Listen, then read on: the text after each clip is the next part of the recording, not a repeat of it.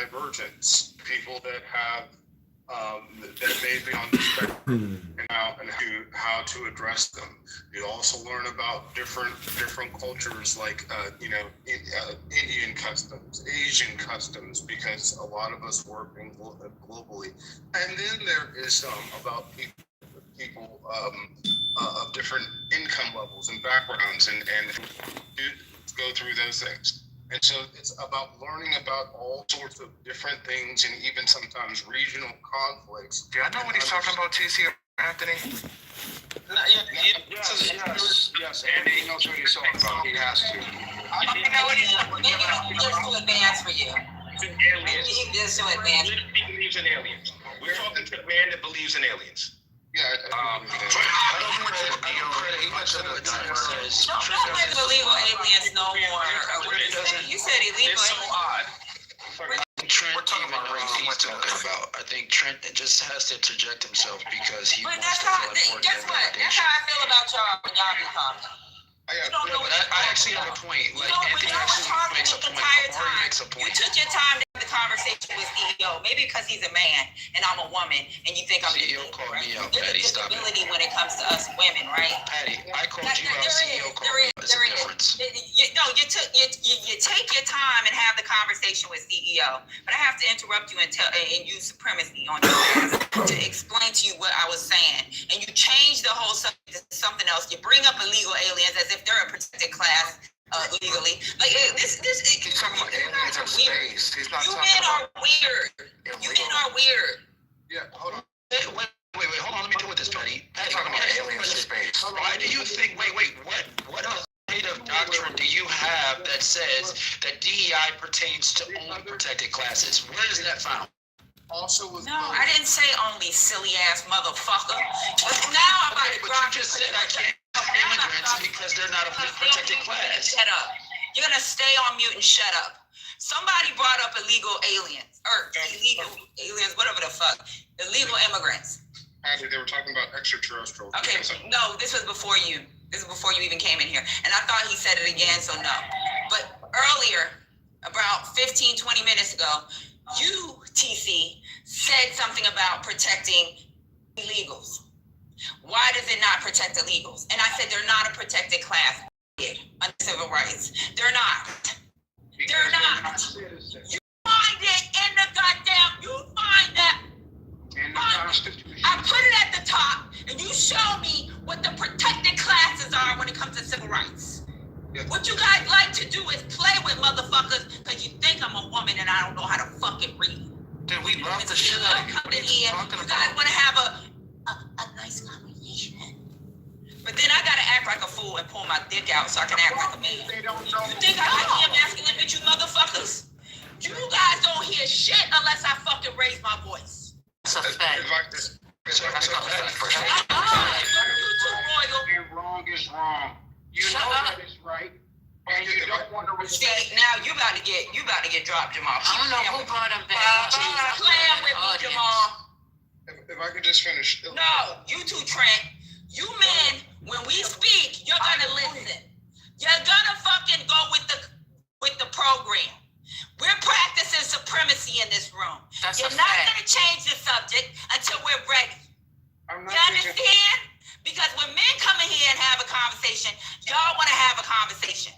But when a woman says something, you come up with all kinds of other fucking situations or scenarios. They ain't got shit to do with the subject and then want to change the subject. I'm not changing. I'm talking about you. Stay on mute, Trent. So that when we have these, just like Lady had to tell you earlier, you're not gonna go there. Feedback, man. Please. Guess what? You kept going back. So either you don't respect women, number one, or you just think we're just stupid and disabled and don't know how to do a motherfucking thing. And you want to put us in a certain area where we're able to fucking navigate. And is that area to just sit up here and stay on mute? So you can fucking spread a bunch of bullshit and lies because you don't know shit at this point. And you got the nerve to fucking come after Trent? Bro, you are the dumbest articulate motherfucker in this room. The only reason why these fucking MAGAs follow you around is because you learned a couple words out of the fucking dictionary. You're dumb. listen to you. You're stupid. Did you get it out? Do you feel better now? I talked to her on this one. Like, have you purified yourself of? Hold on, Jamal, hold on 1 second. That's not going to Hold on 1 help second, you. Jamal. I agree with her. You are Jamal, it sounds like you're talking in one of those tires. I can't hear you. I'm talking to you directly. I think you're a dumb motherfucker on this one. How many people think I'm dumb? Raise your hand if you think TC's dumb. Great. Guess how much TC cares about what you think about me. So hey, TC. It doesn't change the fact. It doesn't change the definition of DEI. It doesn't change the fact that DEI is inherently unfair in practice. I actually pulled the Immigration Reform and Control Act, which actually prohibits employers from discriminating based on citizenship or immigration status. A fact. Okay, You don't have to take my word for it. You can literally pull it up. Immigration Reform and Control Act prohibits employers from discriminating based on citizenship or immigration status. Now, I can be dumb, but I'm certainly not illiterate, okay, and I can read. And this is right here in front of my face. Okay. So what I'm asking you is in practice, 1 second, sir, there's a difference between a prohibition and an affirmative action. A prohibition is what you have in the Civil Rights Act of 1964. Okay, that's a prohibition. You cannot discriminate. We went to college for An affirmative action. Jane, clutch your pearls and hold on for a second, okay? No pearls, bitch. I got no pearls. It said bitch on purpose. Hold that choker down. That's fine. That's constitutional. You clutch your pearls, girl. That's constitutional. You clutch your pearls and tighten your panties. I 100% can get with prohibition. We're not having a problem with prohibitions on discrimination. I agree with you on that. Where we have a problem is when a policy that's not centralized, coded, or any otherwise have a definitive definition for application purposes says you now take affirmative actions to ensure that X, Y, and Z is executed in your organization. Oh, and by the way, those affirmative actions are not tethered to any type of federal law, statutory, or otherwise. That's where the problem, that's where the inherent unfairness comes in, Betty. I'm not over here caping for white people taking advantage of their privilege for decades. They make up a handbook and just break the law. That's what you're saying? Because I'm kind of. No, what I'm saying is we have the Civil Rights Act. I was mentally, I'm not even there. You know, like right now, my ADHD is acting up, so I'm just hearing a lot of fucking Charlie Brown noise in the background. You can't blame your ADHD for your intellectual captivity, Patty. You're not gonna get away with that. And I just dropped you to the go. That was my ADHD acting up again. That's me clapping. Man, that was fun. You got the nerve to talk about it. And he's held captive by white supremacists. That's the fucking nerve. You know, so to answer your You know what? I'm the biracial here. And you a black man from Detroit. What's going on? Hey, if I could be honest, That's crazy. I'm sure I can speak for a lot of men, but when a woman goes ham and just start cussing and stuff like that, I think it turned, like, not in a sexual way, but I think most men be like, damn, that shit is kind of sexy. Anthony, Jay. Don't do that. Daryl, man, don't do that, Daryl. Thank you. I implore you, Daryl. Please don't do that. Yo, Daryl, come on. I'm becoming to you, Daryl. That's beneath you. That's beneath you, bro. It's better than that, Daryl. You ain't got to pander like that, Daryl. You don't have to pander. You ain't got to be in here pandering like that, Daryl. You're better than that, man. Come on, Daryl. Daryl, don't do that, man. Don't do that. All right, first of all, that man not pandering. He's a married man. That's number one. And number two, we're just going to keep on moving. Pandering doesn't mean kicking it, First Lady. I never accused him of kicking it. I said he's pandering. Completely different concept. I don't get it. Okay, I think, you know what? I think I need to get my dictionary synced up with you all a little later, because some of your definitions of how y'all, think of things is different. Like that man he's not booty clapping. If he likes if that's what he likes, then that's what What do you like? What? Anyway, let's keep it moving. What's the conversation? Yeah, so what I was going to say, because to answer the question I was asked about the gentleman who just got thrown down to the groove, he says possibly from Dunning-Kruger effect. This is a situation where you think you know shit, you think you know you're expert at a topic, you don't know really shit about it. And that's what I see constantly. I try personally not, I know a lot of people do try not to do that. Try not to suffer from this effect. It's fucking hard. Trust me, it's hard. But then there's some people who just don't give a fuck. And they just ramble out the mouth, which is why when he tried to describe what diversity, equity, and inclusion is, and I was saying no, because from the first 3 words that came out of his mouth, he was already wrong. Okay? Which is why when CEO brought up the whole thing about people who are, let's say, handicapped, for instance, like, how does that work?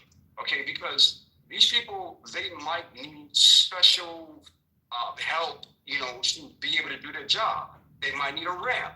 They might need a special desk. That's all a part of DEI initiatives. You're gonna say that's not warranted either? This is the bullshit that continues. And it's like, bruh, just fucking learn. Fucking learn a little bit, because you don't know what the fuck you're saying. And if I can tell from the first 3 words coming out of your mouth that you don't understand what the fuck you're saying, and I'm not a genius, then I'm pretty sure the people who are actually intelligent in this room, they're looking at you like an asshole. So Royal, when you say that like ramps and stuff has to do with DEI, you become a victim of the very same thing you accuse TC of doing. All right, that's literally the ADA. That has jack doopy squat to do with DEI. And for you to say that in the midst of how you were trying to assail TC, it's embarrassing. It's embarrassing. It's embarrassing to say that things like ramps and how they might adjust to desks, might have special chairs for people of certain sizes, various things like that. So you don't have anything to do with DEI. Royal, may I just say something to you real quick? I'm trying to be helpful. So you mixed things together. The ramp part is not a part of DEI, that's ADA, but the desk part would be. So you're mostly right, but the ramp specifically would be ADA, would not be DEA. I responded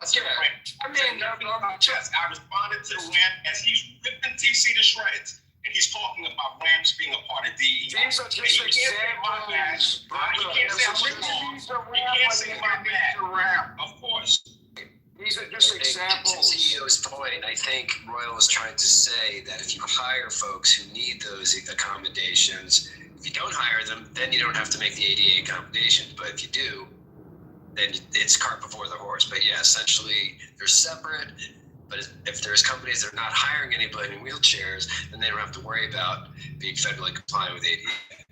But what if you don't hire a person on stage? We got another Now you got a black woman that's in a wheelchair. Jamal, what the fuck? Jamal, stop. That's your girl. Stop it. Stop. No, let him talk. He's on your side. Jamal. All right. He's on your side. This is y'all. Go ahead, Jamal. Go ahead, make your stupid ass submission. He's in the Matrix. Let it die.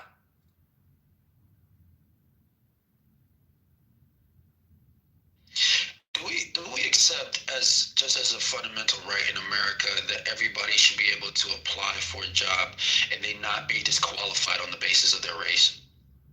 Sure. He's talking like anything, like race, religion, sure. Okay. Creed, sexual, none of that. And so that applies to both black people and white people equally. Sure. And that was around, that law has been around for years, right? That's the Civil Rights Act, yes, since 1964.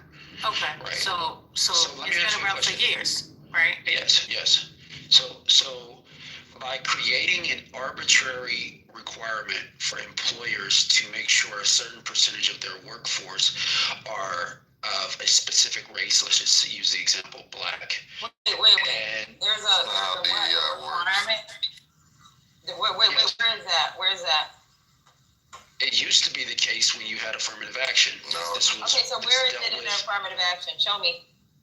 Show me what law, what. No. I talk about practice, and I spoke about practice a minute ago. Okay, so why are you, there were lawsuits. There were lawsuits. This is where you disable minority or these protected. I can give you the case law. No.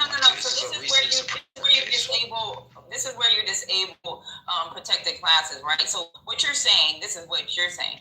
You're saying that they hire certain people to meet. You're not saying quota. What did you say?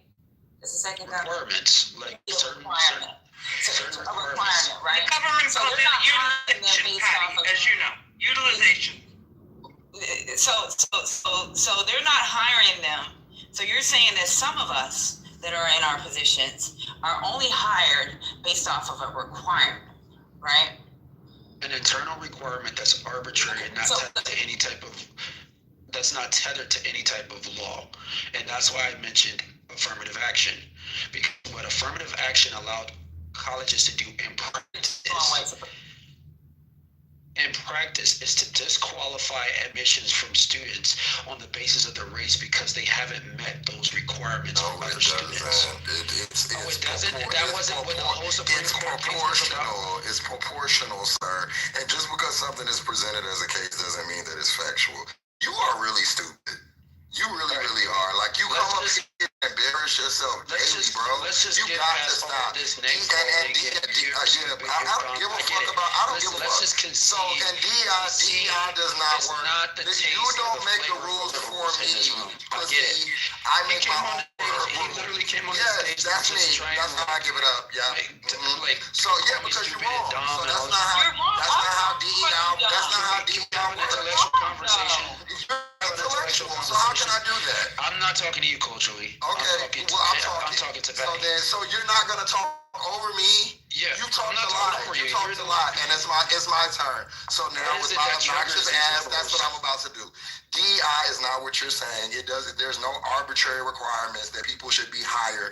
That DEI just requires people to have the job available to them. So in places that the job would not be sent out or things like or advertised, that's what DEI. And it's about inclusion. Do you understand what including means? Representation. That's what DEI is. Affirmative action seeks to address past historical injustices. Also does not have any arbitrary requirements of quotas and things like that. You are dumb.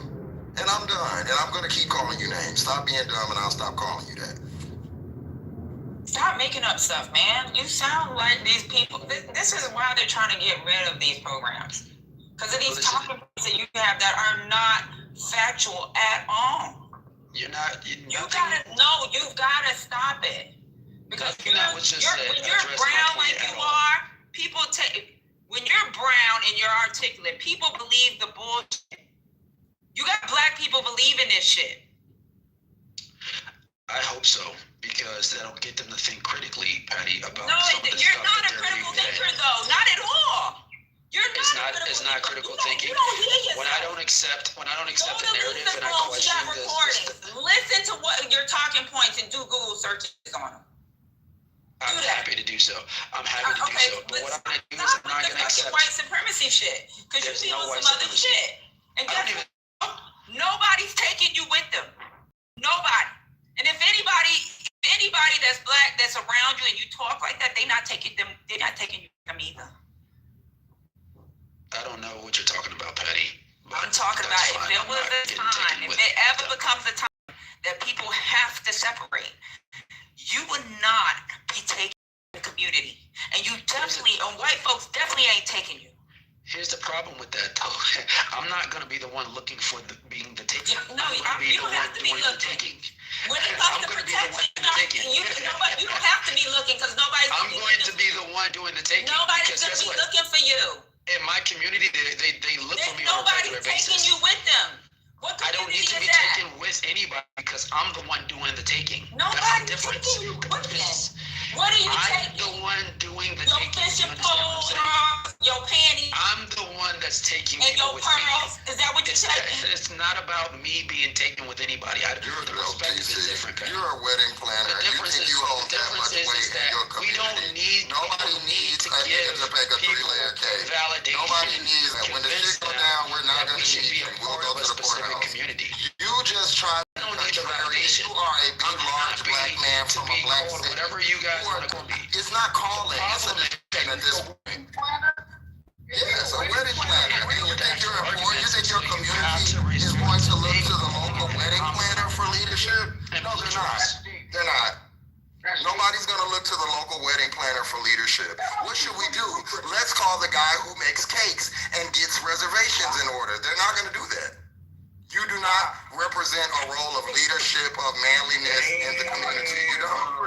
Is that lucrative? That's lucrative, isn't it, TC? That's got to be lucrative. If TC. Did you just learn the word lucrative? Because you said it.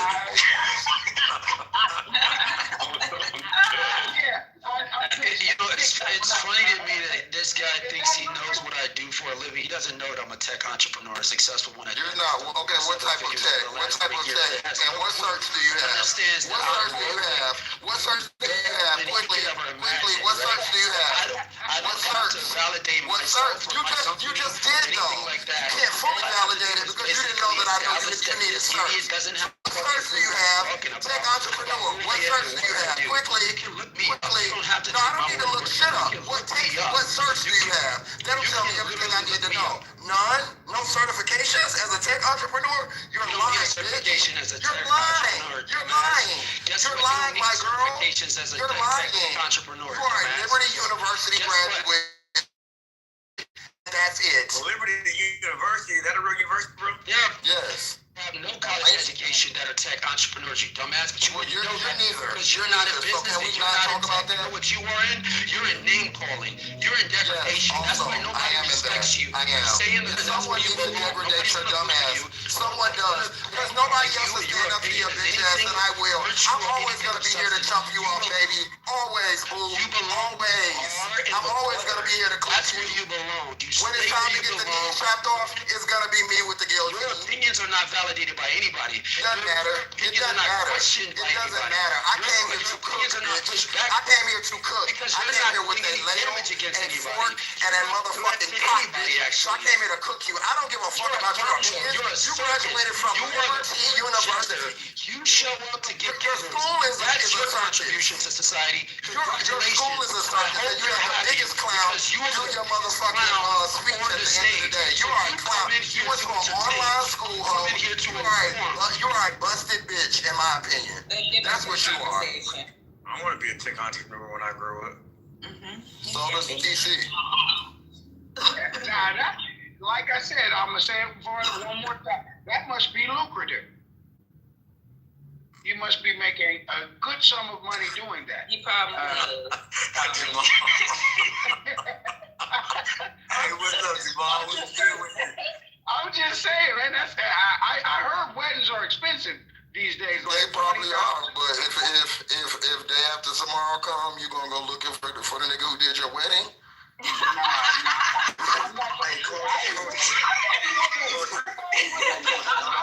don't think might be looking for CEO though, because you got Jamal, one second, Jamal. Oh, Jamal, one second. I'll patch my mic for him. Coach me, bro. All I know is, bro, if I was ever considering going to Liberty University, I'm not going now after you just smash that dude. I'm not going. Liberty. I mean, get your education, however you need to get it, but don't come up here being fancy after you get here, like acting all intellectual and shit. Look. I'm throwing my application in the trash can. I ain't going to Liberty University. I need to be a real school now. Damn. Man. That's funny. Come on, you got the mic, bro. The thing about it is, he was a lawyer. I've been in many rooms with him, and I always thought he was. No, he went to school where that Jerry Falwell guy. Jerry Falwell, y'all know who he is. So Jamal, if you had a case, if you had 10 to 20, would you call TC to get you off? I couldn't do it. All right. That's all my right. box. So y'all don't even trust each other. You know why he talked like that though to you culturally, like that? Because you know he went to Liberty University. That's wasn't that the school that got sued, or they've been by the LGBTQ students because they felt like I don't know. Yeah, that is. I thought it was a online school. I know Trump did the eulogy. Why you guys send me down to the goo and then turn the hand raising off to run away from the fade? No, I actually invited you back up. Let's have a conversation. Let's not do this. Over everybody, TC. You can't do that. Okay? Let's establish some facts. I did go to Liberty. Let's let it calm down, TC. If you're gonna stay up here, you're gonna stay up here. Well, we're gonna let somebody else speak, and we're gonna. You literally allowed everybody to malign my name on the stage while I was in the audience, and I couldn't come up, and that's fairness. Nigga, who cares? Like, I did go to Liberty University. I graduated from Liberty University. I'm not a wedding planner. I've never been a wedding planner. We don't care, TC. I have wedding planner. Nobody's trying to date you here. But I'm not a wedding planner. Okay, I am a venue owner, multiple venues, and I'm a tech entrepreneur. Anybody can look me up. What did you create? What technical did you create? I donate regularly to. We don't care. Why did you tell your philanthropic activities? You should just do them. I've hosted governors. No, you don't do it. I've hosted governors. As a matter of fact, one of my venues was actually. Oh my God! Big Rich. You hosted Big Rich. Stop! Come on! Can we have a stage? Without you? But when you guys were maligning my name, though, I had to be we're quiet. We're done. We're not defend my name, and now I gotta We're gonna talk about the subject, okay? What were we just talking about? I was talking about your university. Yeah, Liberty University. I graduated. Yeah. Trump spoke at my graduation. I know he did. And they've been like they've had some. They had some shit. Cake for that one? Did you do the cake on that one too, TC? Did I do the cake on that one? No, I didn't do the cake. You guys think this is? You guys think this like gets to me? It's funny. You guys understand that this validates the efficacy of my positions in this room, right? You guys understand that? Okay, so obviously I was talking about your university. I wasn't talking about you. You talking about my school, I don't give a damn. But your school created a culture of fear for LGBTQ students. They had to sue. Y'all got rid of some darn, found out the guy was gay, got rid of him. Yeah, they sued. Then y'all had Jerry Falwell. Everybody know what happened with Jerry Falwell and that photo on that damn boat. He outside. Sounds like a prestigious university. Yeah, the discrimination runs a marathon there. Rapid. I just went to. That's probably why he panders. He's been taught well. He's been taught well. Now I'm talking about you. He was an attorney. I always thought he was an attorney. Now that I know that he is just a wedding planner. That adjusts the level of respect that I have. I had a lot of respect for TC as an attorney at law. I thought he was an ad law. So I joke about the wedding planning thing. He has done well for himself. So the thing is, he's not gonna sit up here as a wedding planner trying to fucking change, like make laws that don't exist. Or make up shit. I don't know what he be doing. Sometimes he be talking, I'll just be listening. I'll be like, what the fuck is going on with this dude? He's got a hell of a gift to gab for a wedding planner. Yes, he does. He could be a scammer. So he's probably got a hell of a gift to gab. I don't know. I hear him coming. TC sounds scammy. This is an effect. Like this is just. I mean, you sound like a used car salesman. Anybody with any type of information would not be. Well, he could get some money out of your ass on a wedding. Not from me. Not with these talking points, because then now I'm gonna have to read everything that he charges. Into a dance hall. But I mean, I could see TC being paid for his antics because I'm honestly starting to think that all of these black MAGAs are paid. Y'all have the same script, the same cadence, same tone, and y'all say the same things. Like, it's just effective at it. With who, bro? Like, you arguing against people that's never going to change, and I guess you're not going to change. So I just don't really understand how you feel like you're effective, and if your investors, you know, are happy with the work. Like, have you brought people back to them? Because this isn't working, dog.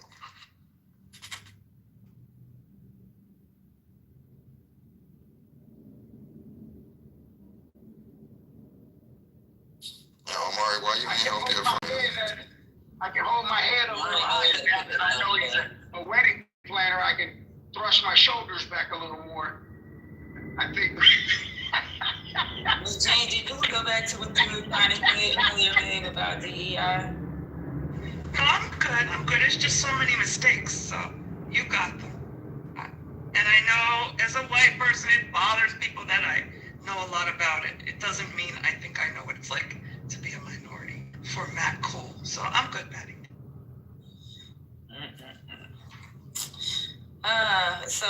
It keeps being brought up in the chat about Quentin. Yes, he did pass last night. So rest in peace to him and prayers for his family. So yeah. Everybody remember Quentin, he used to be a DTN.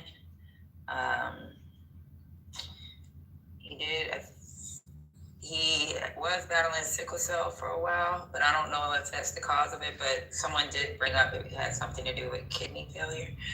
So I guess they'll find out later on. Somebody's supposed to be doing something on the app for him, and we'll let y'all know when they do decide to do it. So,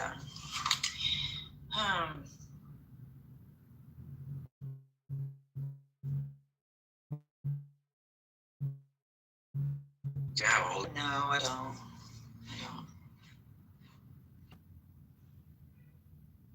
TC had a space last night for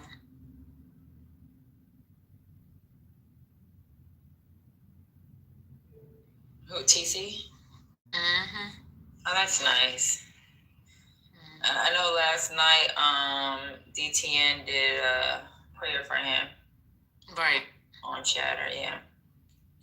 Alex came in and at least announced it. Mm-hmm. But TC came in here last night and told us that he had passed on around about 9 something. So.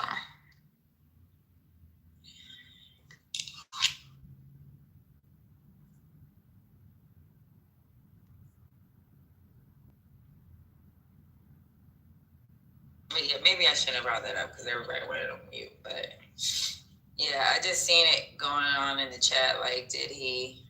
Yeah, but I just wanted to address it. So, no questions. Let's see what's going on with breaking news.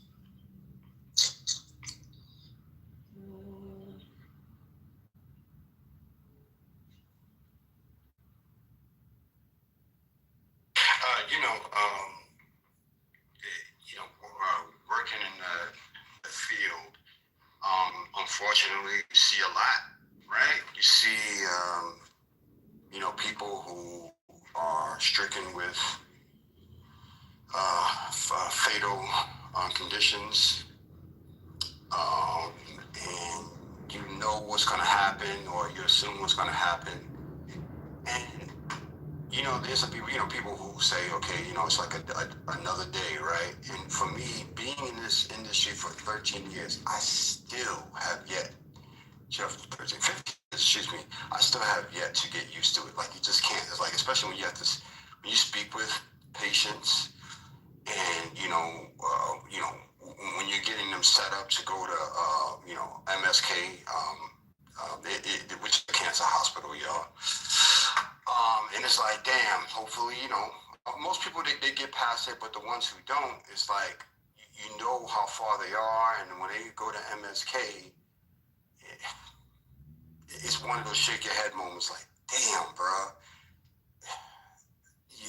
You just, it's so hard to fucking get used to, I'm telling you, because speaking with people, again, you don't know everything about them, you haven't seen them most of your life, I might have seen them like 1 or 2 days, or spoke with them for 1 or 2 days, but that 1 or 2 days is like everything, because you know that this person might be next.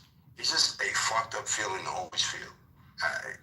So when I hear people who pass away from conditions like Quentin, it's like, goddamn, bruh.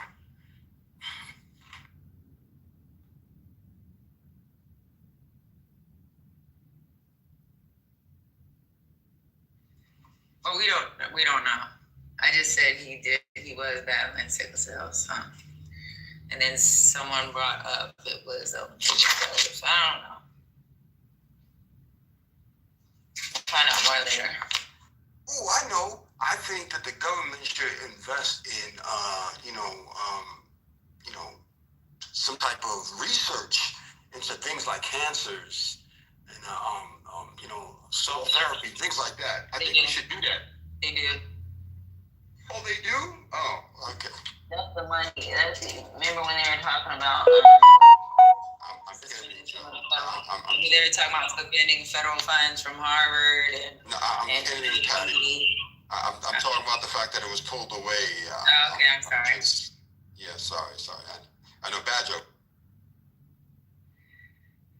Okay, so in the news, Trump threatens to cut off aid to Nigeria, possible military action over claims of killing Christians.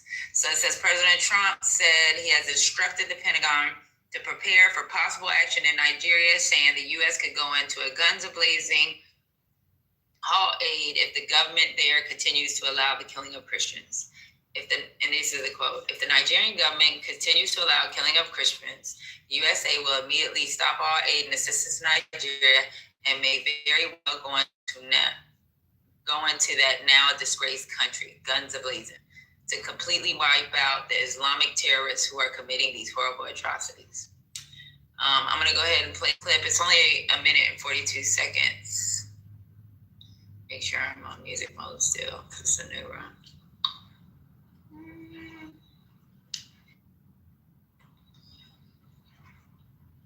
One second, they're a neighbor you like. The next, they're a neighbor you trust. One second, you're worrying about your home. And then, it's PDT. There's a lot less to worry about. Feel secure enough to let others know with trusted neighbor from PDT.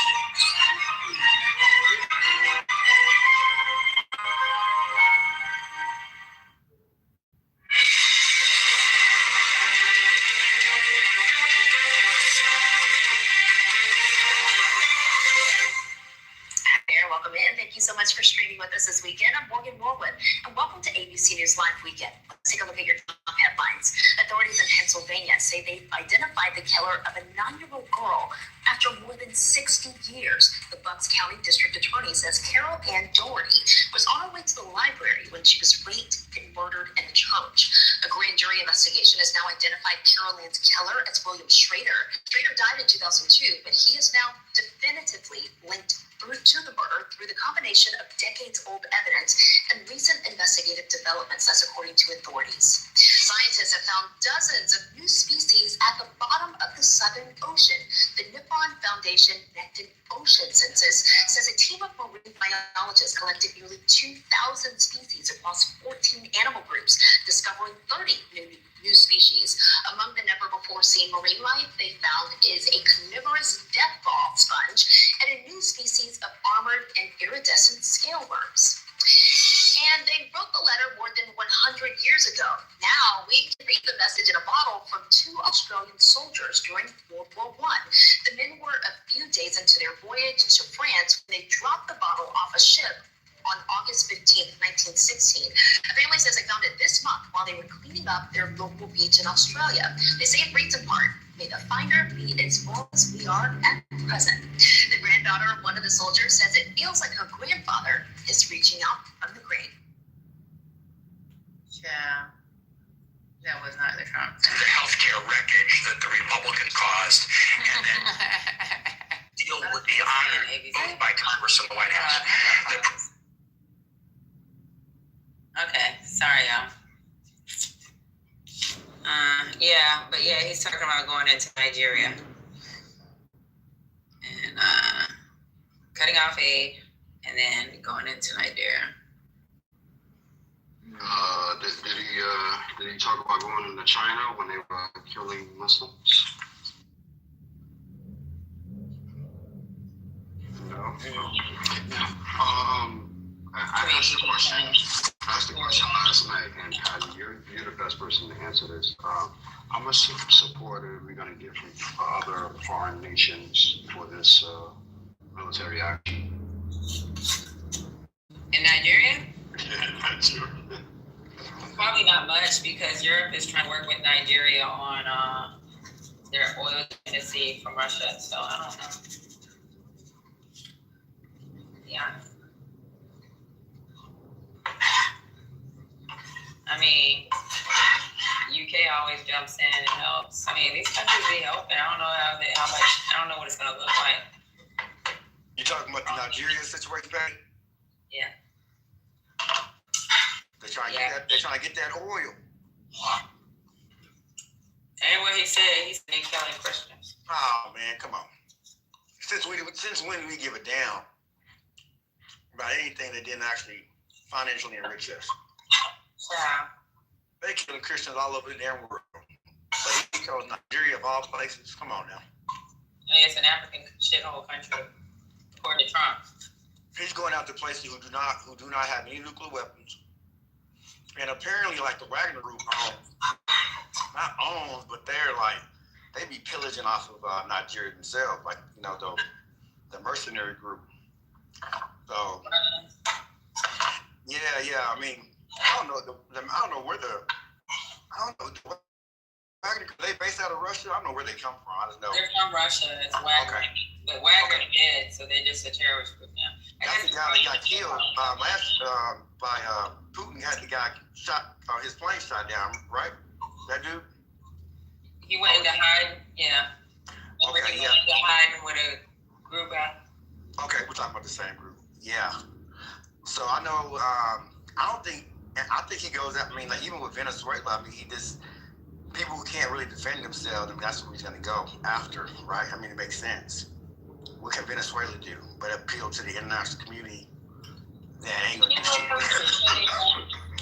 Huh? Venezuela can defend themselves. Come on, Patty. They're going to get their ass mopped. Check this out. People be talking about how small Iraq is, Afghanistan is. We can never stabilize that country. We may have won the war, but we couldn't stabilize it. I mean, I think maybe it's so small. I'm not disagreeing with you. I guess all those people in Russia. I'm making the fact that on how Maduro was just trying to appeal to the American people, telling them, "Hey, please, this is fake. This is not what's going on." And then the Colombian president tried to jump in and say this is about the 36, however many billions of oil reserves that Venezuela has. And so it was really more on those lines that I don't think Venezuela really want that smoke. I hope they don't. With their million-plus militia, with a bunch of old people with pitchforks. No. Yeah, but you know what? There's an old man that shot a famous pilot in Russia out the sky. An old farmer.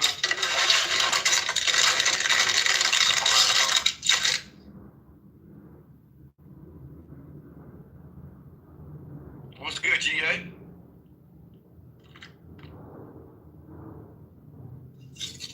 So y'all want to talk about the title Project 2025 White Identity? What's good, though? Of course, we can talk about that. Hey, I was just about to tell you guys how you guys see.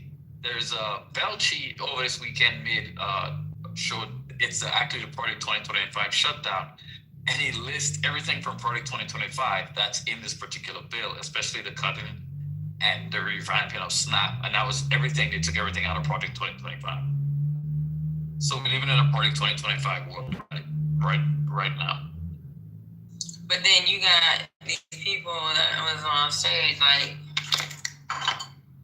Anthony and Omari And TC is trying to say no. That's not it. Well, we don't listen to those people. Them folks. We don't listen to you either, ML, so don't worry. We know them folks what they're about. We know them folks what they're about. Well, that's you cool. know, the coon documentaries. What's your point? Omari. What's your point? You I'm listening to you. What's your point? Omari, it's not about I don't listen to you. It's the fact that you guys always spew and you guys try to double down on stupid shit. And you guys know you guys are playing a game where your black ass will lose in the end. But anyway, go ahead, play that game. How about the game is, how about you tell me what page of Project 25, what you said is, what page is that on? And we can look it up. I gave you examples. It's a PDF. Civil rights. Omari, Getting rid of the Civil Rights Office and Board of Education, Department of Education. No, I'm trying to address what ML came on the stage. Omari, it's a PDF. You could simply go into it and not Google, but search SNAP benefits. You could simply go and search welfare. If you go to the actual website, there is something over there that has a PDF where you can actually click that PDF. That PDF is actually broken down into each specific area. Like it has transportation. It has you can actually go into that PDF. He's never read a body. That's how you know these people really. There's they don't read it. They don't know anything about it. They ask on the right hand side if it's been achieved or if they put it on. Shit, what's going on here? You can't talk 325 if you don't know the simple basics. Just because I can say I can understand where you didn't read it, right?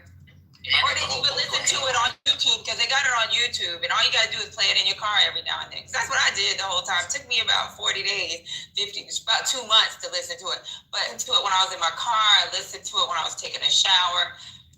There's a whole readout on YouTube of Project 2025. I know a lot of people that got time to listen. But so when it first came out, Project 2025, there was an original version. I don't know what version y'all talking about, so I just want to take a look at what Krishanda, because I know ML, I don't know if you know Krishanda Torres. She had sent the Project 20 a long time ago last year, so let me just take a look at it. Y'all finish our conversation. So what changes have been made to Project? So Matt, cool. Can you tell me what page that on? With the SNAP benefits that we're going to shut the government down purposely and then take away SNAPs. Can you tell me what page that on, Matt? Cool. It didn't say they were going to shut it down purposely. It said they were taking away SNAP benefits. You said Matt. You talking about MC Mari? Yeah. So. Why are you asking Matt Cool? Because he man. No, because he said he's. Okay, so why don't you ask one of us on the table to talk? Because Matt ain't bringing his ass up here. So I asked you. Why you don't ask somebody on stage so we can find it for you? Since you don't know how to research, because it's obvious you don't know how to. I did ask ML, but hey, Omar, you know what I'm doing? I'm going on a nice leisurely stroll around the park right now. You think I got time? I got at 6 a.m. I was up at 6 a.m. every day. I already worked out at 5 a.m. in the morning, and this is my afternoon walk, enjoying the weather. Bro, come on now.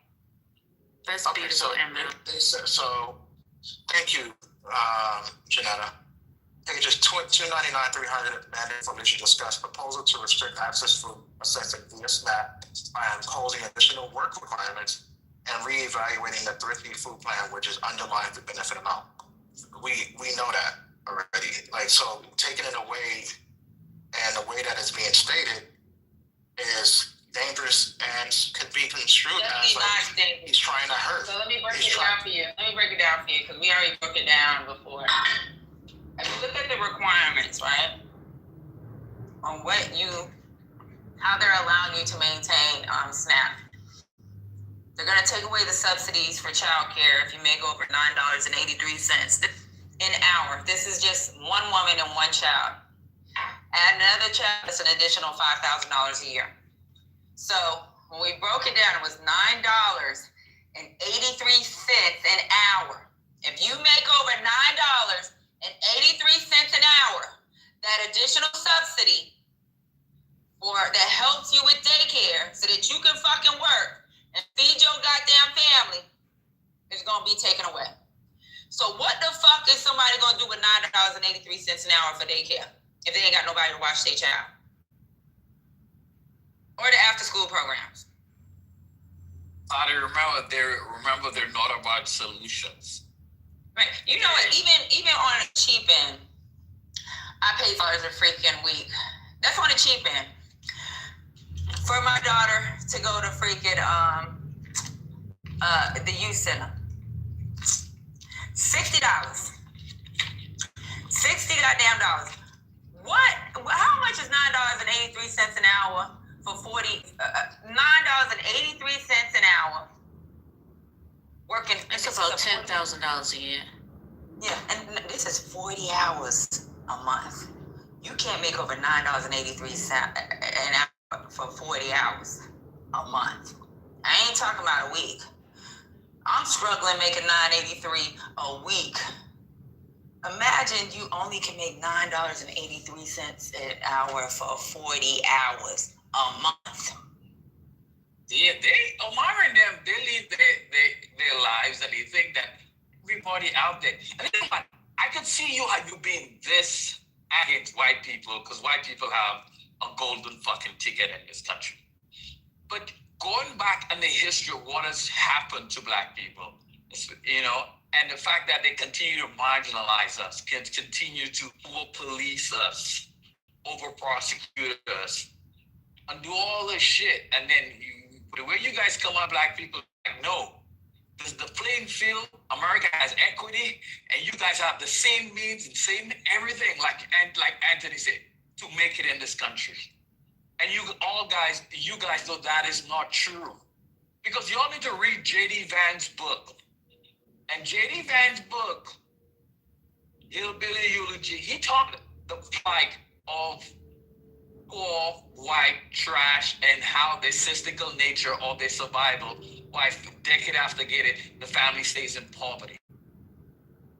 And that's why he hates that side of his family now. That's why he changed his name a couple of times, separate from his dad, which was a deadbeat. But the point here being is that you guys treat black people like that. You guys really do hate yourselves. And you all hate black people, saying that black people are in this because of their own making. And there's no external factors contributing to the black people. That's how you guys think. And it's wild. Sounds like you switched the subject. You were just talking about people in general, but now you went to black people. Was that what we call it? That's how you view black people, Omari. I haven't used the word black in this whole conversation. Omari, we're not talking about that's within our community. And you MAGA adjacent black people. Does he need to say that? I don't think there's or these self-hating black people. That's not y'all self-hating niggas. But y'all can say it. Doesn't make it true. Say it, right? You have the right to say anything. Okay, we don't like black people. We do know that your rhetoric is around the hate of your skin. He hate black people. I've already made that conclusion. I've known Omari for years. Omari will tolerate us because, there's some uppity Negroes like me. They've actually made something of themselves. But all black people, he look at them with disdain. I'd rather hate poor black people than uppity black niggas. But you're an uppity Negro, Omari. You're an uppity Negro. Omari, every picture you posted on the site is with you with a bunch of white people. I've never seen you post a picture of you and another black person. And tell me I'm lying. I got pictures of black people in my phone. No. Tell me I'm lying. Every picture you posted is you and a bunch of white people. Omari, I've known you for what, 5 years now? Not knowing you, but... So this is where you're wrong. We're touching a lot. So there's a picture that there's a picture. Took of me. There's a picture that I had for a long time where they put like a white face on me. They said my ears look funny. Guess who I was around? A bunch of black people. I was at the They put a white face on you because of what you speak. Exactly. Why are you up in there, all those black people, dude? Time out. So I just proved them wrong. You didn't have No, to you defend proved me them. wrong. You said one picture. And Omari, that was my picture forever. Every picture Omari used to post. Say, okay, you know what Omari gets really excited? Hold on. Do you know when Omari gets really excited? Start talking about white women, and Omari tell you how many white women he's dated, and he starts posting pictures of all the white women he's dated. It's kind of so hilarious. I'm serious. Maybe he that is. was so gleeful. That's a lie. Maybe That's a you lie. Yes, Omari, you're lying. I never have. Omari, how do I know never that? have. You posted them. You posted the pictures. Those are people from events of so what you're doing now Exactly. You were showing us how fine they are. You know what you said? You said these are the honeys that are swarming all over me, and you kept on posting pictures of you and white women. Oh, why you gotta lie, bro? Come on, it's Sunday. So if the conversation, it's freaking Sunday. It's the day of the Lord, and you're lying like that. That is wild. So there you go. I believe in Sabbath. Hey, Omari, if you like to somebody, it's okay if you like somebody, bro. Come on, Omari. No, listen. He doesn't like nobody. He actually had some good-looking women in there, but he was bragging on the fact that these are all the honeys that swarm all over him. It's just so I can't. Can I defend myself? So what you see is. Can you lie? Yes, go. No, what you have is you have a No, can situation you lie? Yes, go ahead. People will say, "Oh, you know what? All white people that are Republican maggots don't rock with you. They hate you. They discuss you." And then I will show like, hey, nah, like I can show where we're just having a bunch of black people chilling. Like I'm with, all kind of black people. We're chilling with white people who are Trump supporters. They're not even caring about our race. What we're talking about is mainly, regular topics about how you think Trump is doing. Can he do better? How can we support the administration better? Like, do they have enough people who are America first in their cabinet? You guys are doing this, not us. And I try to prove that. Like I told you, there was a time where they said, "Hey, if you're gonna come into town, you can stay on my couch. You can stay in my extra bedroom." Like they treat us with respect and kindness. So why do you sit, Omari? Why do you sit in Lisa's room or in this room? Because the Trump era is over now. We did what we had to do. So why do you sit in our? So why don't you fill their room up? Because their room usually has like 20 people. I don't think. Yeah, they do have rooms. I mean, every time like I said, Matt Cool can speak to that. I go in the cool, they're not talking about politics. It seems to be talking. While this is in the state, I don't hear conversations about really politics. They still have rooms. So why don't you go to the room? Because this is he goes over there. He literally goes over there and kumbaya with them, and then he comes over here and then he talks. See, even Matt Cool's like, what y'all talking about? Because listen, literally, TC and Anthony literally have rooms so they could strategize, or literally. No, we don't. I have not met with you guys were in a room there a couple of weeks ago, and you guys were in a room together, and your photo room's private. Why you gotta lie like, bro? God dang. Bro, I put that on my life. I've never been in a room along with TC and Anthony, Mike P, or Notorious. We don't have. No, don't add Mike P and not. I was very specific. UTC and Anthony. So don't ask for people to justify your lie. I don't know where they're at right now. You don't have to say anything, but someone could just. But you guys will not. All them gonna neither confirm or deny. They're gonna be like, no, we're never in a room together, strategizing. We were never in a private room together. And you guys don't have reason to lie. Yeah. I have. You lie all the time, Omari. What are you talking about? I got an idea for you, Omari, and we'll make the space for you. Why don't you open your room and you give us the time that you open your room, and we'll close our room so you can have your room. That's fair. And that way you and your homeboys can freaking have a conversation. Yeah, I like that. We like I said, I haven't yet had a chance. To ML's point, you did this for the Black Men's Wellness. Why don't y'all have a room anywhere on Sundays between 3 and 5 o'clock? Because when Lisa opened her room, obviously it's gonna open. So why don't you have a room starting next Sunday between? Wait, what's a good time so we can rest, lady? And That's the thing. I have to. The one thing is very hard. What's going on? That we can close the room next week, Sunday, so he can open his room. I ain't going in there, but just so he can freaking have his room, and there's no politics left on, because he said this only room really with politics going on. Even though I see it all over the freaking Wado's still open, 40 acres and mule. They sound like you. But those are like clickbait titles. Necessary. Those are clickbait titles. They're not really talking. Our title is clickbait. What's going on? Yeah, but the conversation. The thing is, Patty, and first, the thing is, the conversations are not fruitful. And so, why would I go in a room where if I go in there, sit in there, and listen, and the conversations I don't like hanging around with those. Okay, well that's why I said create a fruitful conversation, a room that's full of fruitful conversation with you and your MAGA buddies, and have it led by Black MAGA. You, freaking TC, and Anthony. You three have your. Forget Manfinity. Yeah, Manfinity. Mike called me a lame broad in my back channel. Oh yeah, Mike too.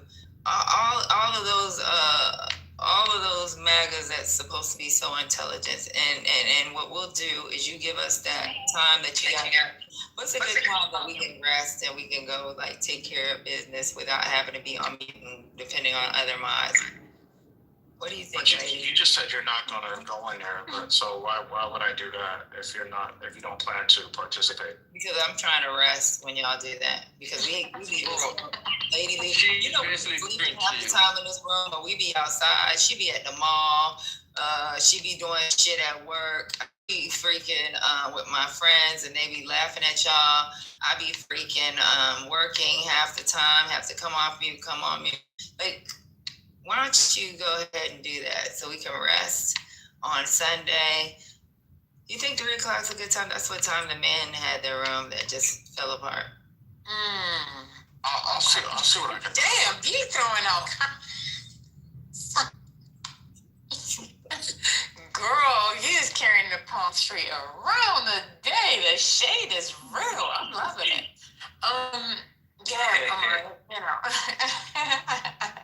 So, I understand where Patty's coming from. But they won't be able to do that until after football season, Patty. So, because Sundays is men football day. So yeah, but if they serious about their politics, they are. They serious about it enough to come in, argue with us, go on mute for a couple hours, come back, fight again, go eat, back, fight again. Where's the lie? Gemini, where's the lie? They even have shifts. Yeah, y'all can have shifts. That's what we do. Well, we don't really have shifts. We just wait, and then sometimes we might hear y'all yelling when we're doing something, and then we'll come off mic. So go ahead, plan that room. Y'all can have shifts. Y'all can talk about football if all I care. 3 to 5. Have your MAGA, Black MAGA. Make a whole house called Black MAGA and see how and get Matt Cool and all them to support y'all. Cause they damn sure come up in here to be trying to support. Phone a friend and the go. Can I ask you a question, Patty? Is it annoying that do you feel like we're annoying? I mean, is there something that? No, I just want to see. I want to see y'all do something successful. Well, for me, I would say I don't think it's productive if you're constantly coming in to argue a point. You've already determined that what you believe is facts. So whatever I say, you're going to see it as alternative facts. Just like when you speak, I hear alternative facts. I hear you taking the truth and finding a way to twist it. So you won't allow for the piercing to pierce. I have planted enough seeds, and it doesn't seem to be growing. Well, I won't say that. I won't say that because I've definitely seen changes, and I appreciate it. I've seen changes from you as well as from Anthony, and sometimes when TC, but not all the time. TC gotta be right. TC gotta be what? He gotta be right. Just like when we were talking about white supremacy, not white supremacy, white nationalism versus black nationalism. And then him and freaking Omari turned it into black supremacy, which has that was Anthony. That was Anthony turned it into See, y'all be putting me in everything. See? And then TC started talking about DEI, and then you bring up quotas and just all kinds of shit that was like, it's like y'all just go into this, like you're going straight, then you make a left. Your talking points this way, and then as soon as somebody freaking try to debunk your talking points, you make a left. And then when somebody debunks that talking point, when you made that left, you go straight up again with a new talking point. Then you go right. It's like a whole zigzag where you could just go straight. Just understand what's being said, and if you want a new talking point, then we go to the next talking point. But and it's never a yes or no first. It's, well, let me explain. No. Yeah. How do you gotta explain? It's yes or no. And a lot of these questions, you can't do that when, if you were in court and the lawyer asks you a yes or no question, you have to answer yes or no. They have to propose it in a certain way that would allow you to expand. And a lot of times we purposely ask you questions so that it can be a yes or no, and you refuse to do that, which causes frustration because you're not being honest with the conversation. That part. Because if you can't say yes to it when you know it's a yes, but you just want to explain, it's because of the fact that you've done some kind of crazy math to get your answer. I would just love to see this segregation. I would love to see it. Black MAGA rooms. I would love to see that because it gives me the autonomy to only hear them when I choose to, like television stations. When I want to watch football, I turn on. When I want to watch college football, I turn on the College Football Network. On soccer, I turn on soccer. I would love to see the segregation. They would have their own space. So when I want to hear them, I could go to their space, hear them, and turn them off. But it's almost like a cancer. They've infected in every space. It's like we need a vaccine to put them in one segment so they could stay there. I really would love that. A vaccine. I'm here professional, but Omari, you might have with black talk about MAGA. segregation. I have more of a problem with black MAGA than I do white MAGA. And you know why? Because I don't understand, but I know with white folks, I know, and this is just, like I keep telling y'all, read Psychology Today, read these psychology magazines. When it comes to white people, a lot of them feel like they may have lost their place in America, right? So I kind of get it where they're like, shit, bring back. They're snowflakes. They're crying. Right, it's like there's 3 black people that work with me now in a sea of 50. This ain't right. Ain't nobody hosing them.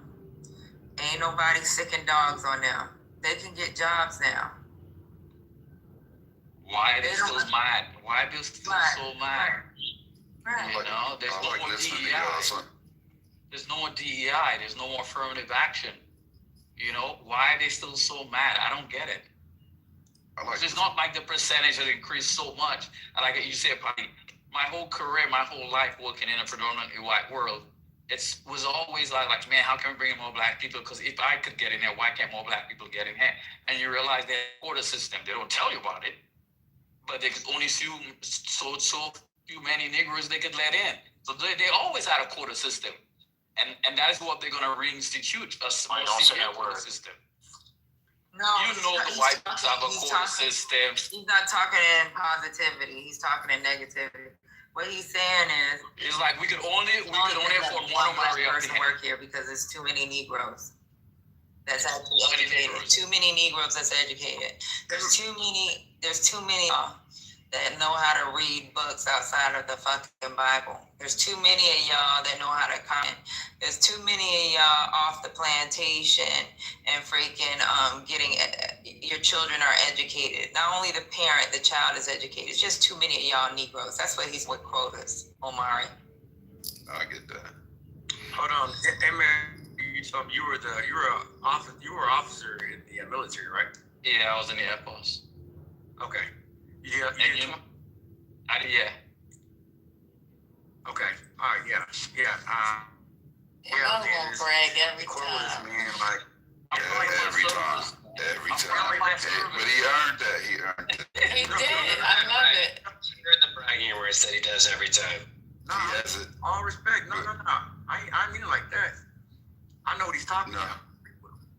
I've been listening to y'all for a while. Like even when I'm not in the room, I'll pull a burner up sometime and just listen to whatever the fuck I'm doing.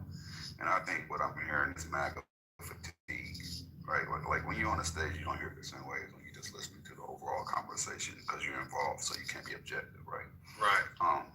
I do think that they come in. There's a self-imposed coon quota that they're fulfilling on their own behalf because MAGA don't give a fuck about them, right? And while they're doing that, they like to come in here and try to spread the rhetoric. But what I think is what I know honestly, they don't come in here to have a legitimate conversation and build on any level, right? They come in here to rob, greed, devalue whatever movement that you're pushing or whatever intelligence you're disseminating, right?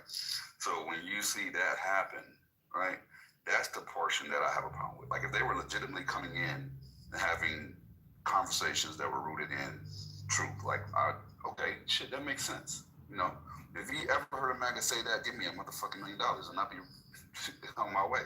But they're not doing that, right? They're coming in, even if you corner them with facts, they'll spin, redirect, and then ask a question about Biden or some stupid shit. And then off we go to a whole nother la-la land down a rabbit hole. So I think that's what the frustration is with y'all, because I know the intelligence of the mods in this room and overall audience that involves themselves in both rooms, honestly, which is why I like to be here. But I think they're playing on y'all top, to put it simply, and they don't give a fuck, to put it simply. And that's why you can't have a true conversation, and that's why you have fatigue. Right on, I agree with you. Yep. Derail, deflect, and that's all. Add nuance where they feel like every response they have to add an exception or they have to explain it away. But the manner in which they're explaining it away, all the yes or no answer is to say that, hey, I know this is saying it, but it's not really what it is, but this is that. It's like, and then you're like, you're actually making no fucking sense, but you're trying to explain away something that shouldn't be explained away. It should just be a yes or no.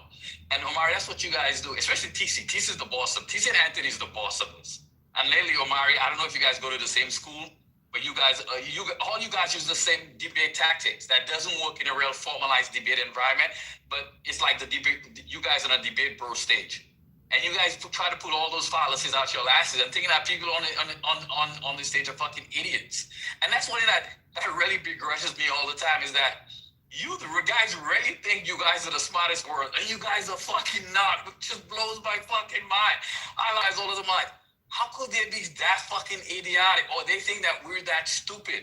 Try to play in our face like that. And that's what you guys do all the fucking time. But Emil, my point to that is this. Wouldn't it be conducive if they are convinced that they're the smartest people in the room? Would it make sense that they all go into a room by themselves?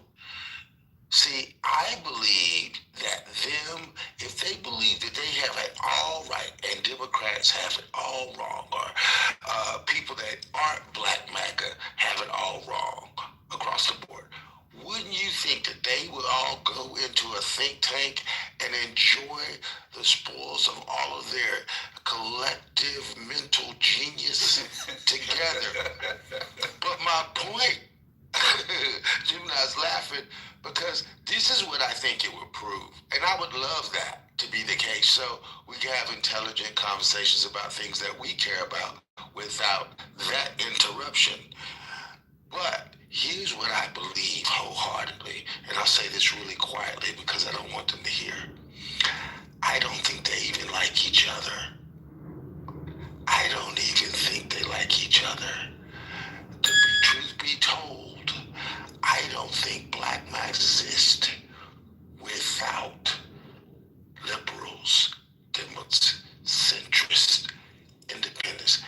They don't even exist because they would have zero to do because they don't like each other enough to spend time with each other.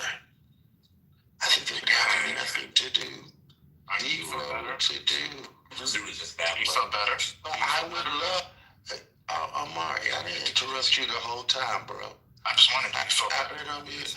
No one is talking to you, bro. Let me pull out my notebook so you No one is talking to you. Omari, what you're doing now is disrupting. Can you show some impulsive control, bro? Okay, go on mute. Notes in silent, Omari, thanks. I really would absolutely love, I would even facilitate them having their own space and room in the house just to prove that theory. I would love it because I would think if I think that me and my people are all right, that's what think tanks are. Think tanks are people that believe that they have an upper hand on everything and they go off to themselves and develop strategies among that thought process. That's what think tanks are. You would think that they would do that, but that's not what I see. Am I the only person that's missing that? I'll wait to respond to later. I want to hear from Omari, please, not the other. Yeah, GA, Gemini, ML, I get it, right? You may have fatigue. Why? Because we have beaten you to a pulp. Literally. You have been destroyed. Your lives have been crushed, as they should be, and therefore you want that 100% propaganda.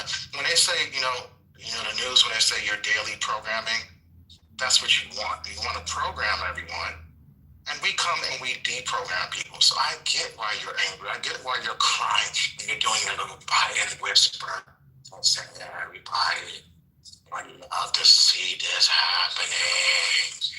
Well, that's fine. I also want to, be a millionaire like you. I want to be all these great things that you guys are. I want to be the smartest. I come here to learn. Actually, I don't come here to argue.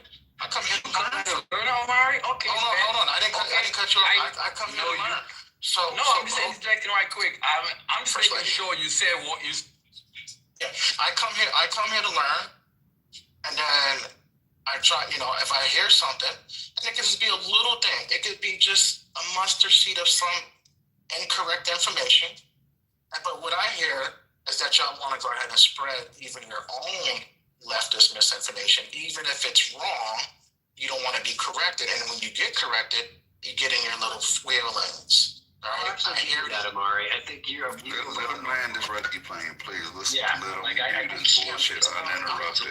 He's more. I'm in my Qatar plane, 400 million worth, right? I just landed it on your little Burbank airport. Okay, you landed good. That's all I need to know. You landed because one thing I've noticed is when I'm a factual person, right? And if I'm inaccurate on the facts, I don't have a problem with saying that, right? But for the most part, I don't speak and I don't know. I'll wait and research and then speak.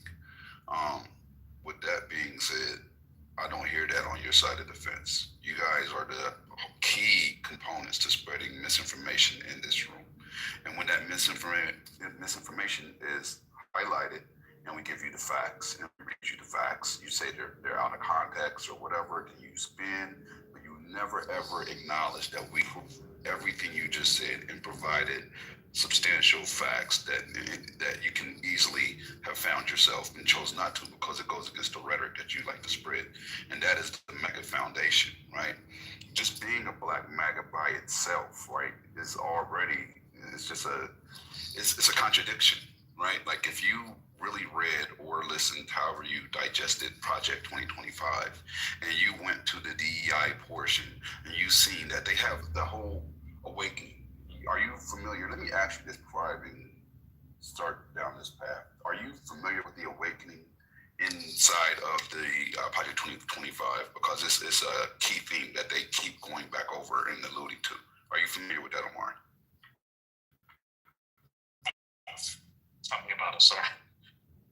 Then you're not familiar with 2025 at all. That's a key component. It's the Great Awakening. Then there's different segments of that awakening, right?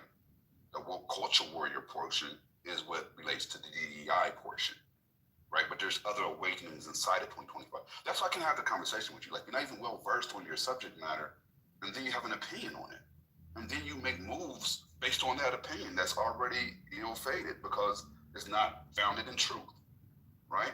So when they talked about the DEI portion, they talked about being woke, right? Woke culture warriors, meaning they want to reinstate white culture. Like what Patty was alluding to earlier was 1,000% accurate.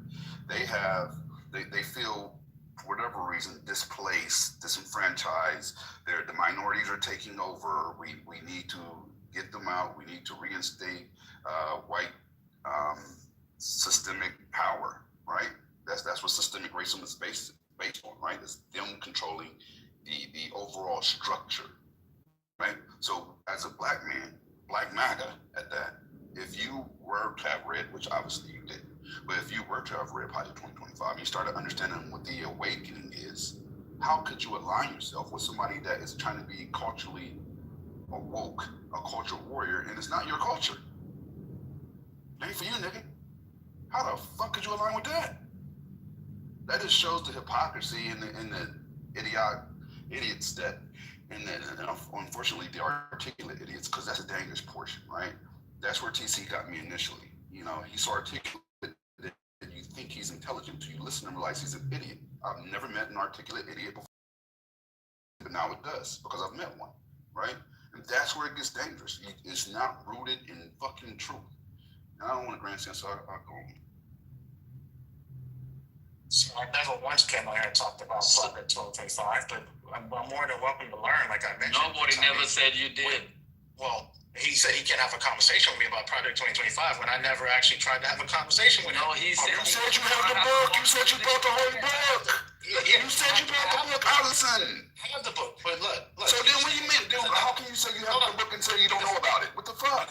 Because you must have a different version that talks about this this replacement of minorities. You saw that? He's telling you that you have a different version, and we all know there's only one version, but he's telling you yours can't be the same as mine. So what you're saying, it's not in mine. The fact that he's never read his, but he's going to tell you. No, I mean, I talked to all the chapters in the 420 chat. I mean, so I want to know, can you show me on your version where you have that replacement theory?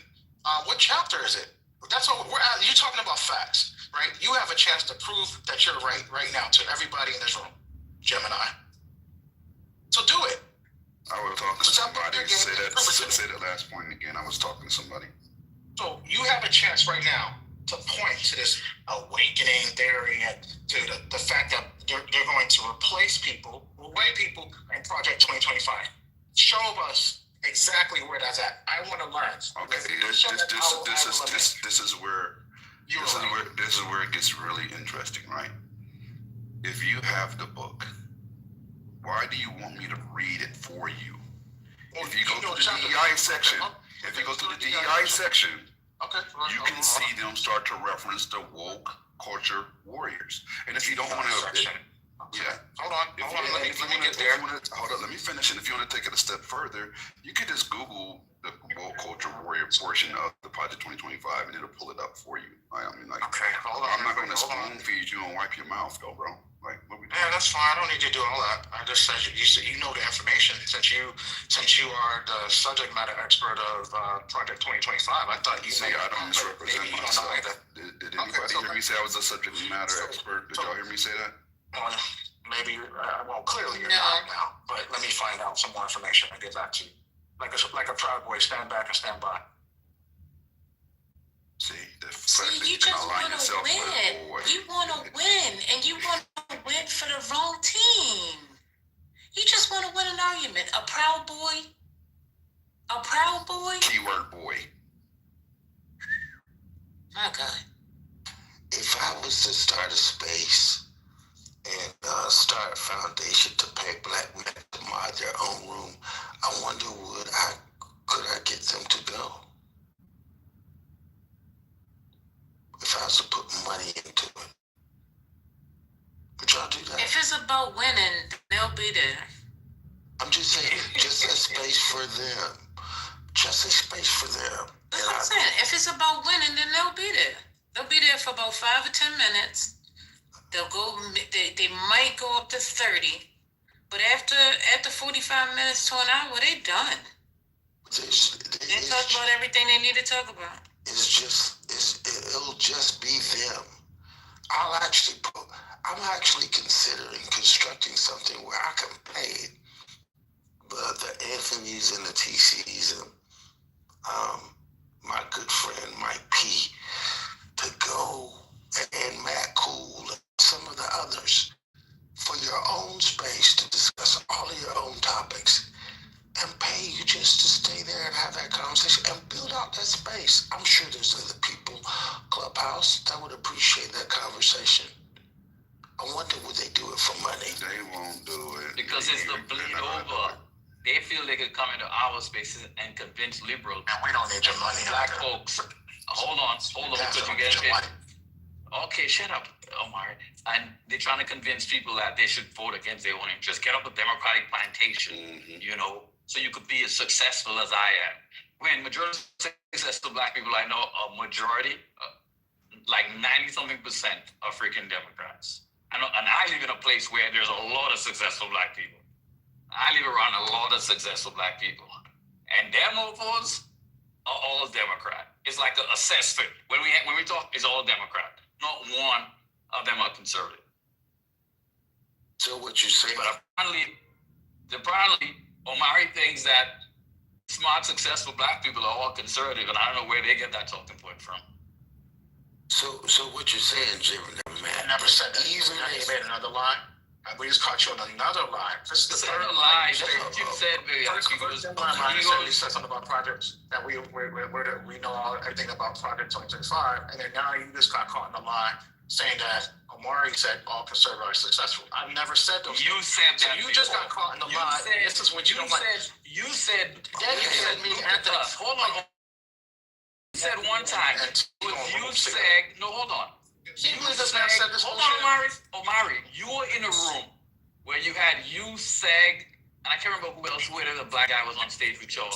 And you guys says that, look at you guys are independent, you guys don't have reach for a wall or a handout. That all successful conservatives on your side are successful people. I know in my neighborhood. 2021, 2022? Yes, that's what are you talking about? I remember that shit. 3 years back. I remember exactly. It's still you remember something I don't remember. I've been around here for 3 years. Because why do you think I would forget? You know I'm not going to remember. You know why do you think I would forget? You call me propaganda? Because we go back that far, Omari. We go back that far. All right, this is what Roger talked about. Omari, you like TC. You can bring up a point that no one can ever dispute. Omari, you could go. Omari, you like TC. You were like, if you don't have a tape of me saying it, I never said it. Or you did. Okay, so you know what, ML? Here, we can play this down. I remember when you said you were once conservative in a room, and that you would support. And I remember you said you would support more Trump supporters. No, I never said Trump supporters. I said when I was in you would support Trump supporters if they weren't as racist. So you would do that. So there you go. You know, Bruce used to come in our rooms too. River, all of them. They used to all be. And when we call them out, you see how easy I claim that? You see how easy I claim that? What they say is they're studying us. They're studying. When we start the difference between me and you, we're just I can acquiesce. Omari, you were trying to be one of us. Who, me? Oh, y'all were trying to be one of us. So stop the game. Y'all were trying to be MAGA. We didn't accept you. I said I left the Republican Party. Hold on, Omari. I said I left the Republican Party a long time ago. And I've never voted Republican after. I used to be registered Republican. Clap with us. And I never. Oh, y'all. Including Moose. And you know that. Yes. And I remember most. I never booty clap for drunk in my life. When he was Aaron, all y'all did was booty clap. So now out of the blue, y'all want to because y'all got this wedding. Now it's Sunday. You're drinking a little too much, Amari, but now you have a space for you. Omari, who's lying now?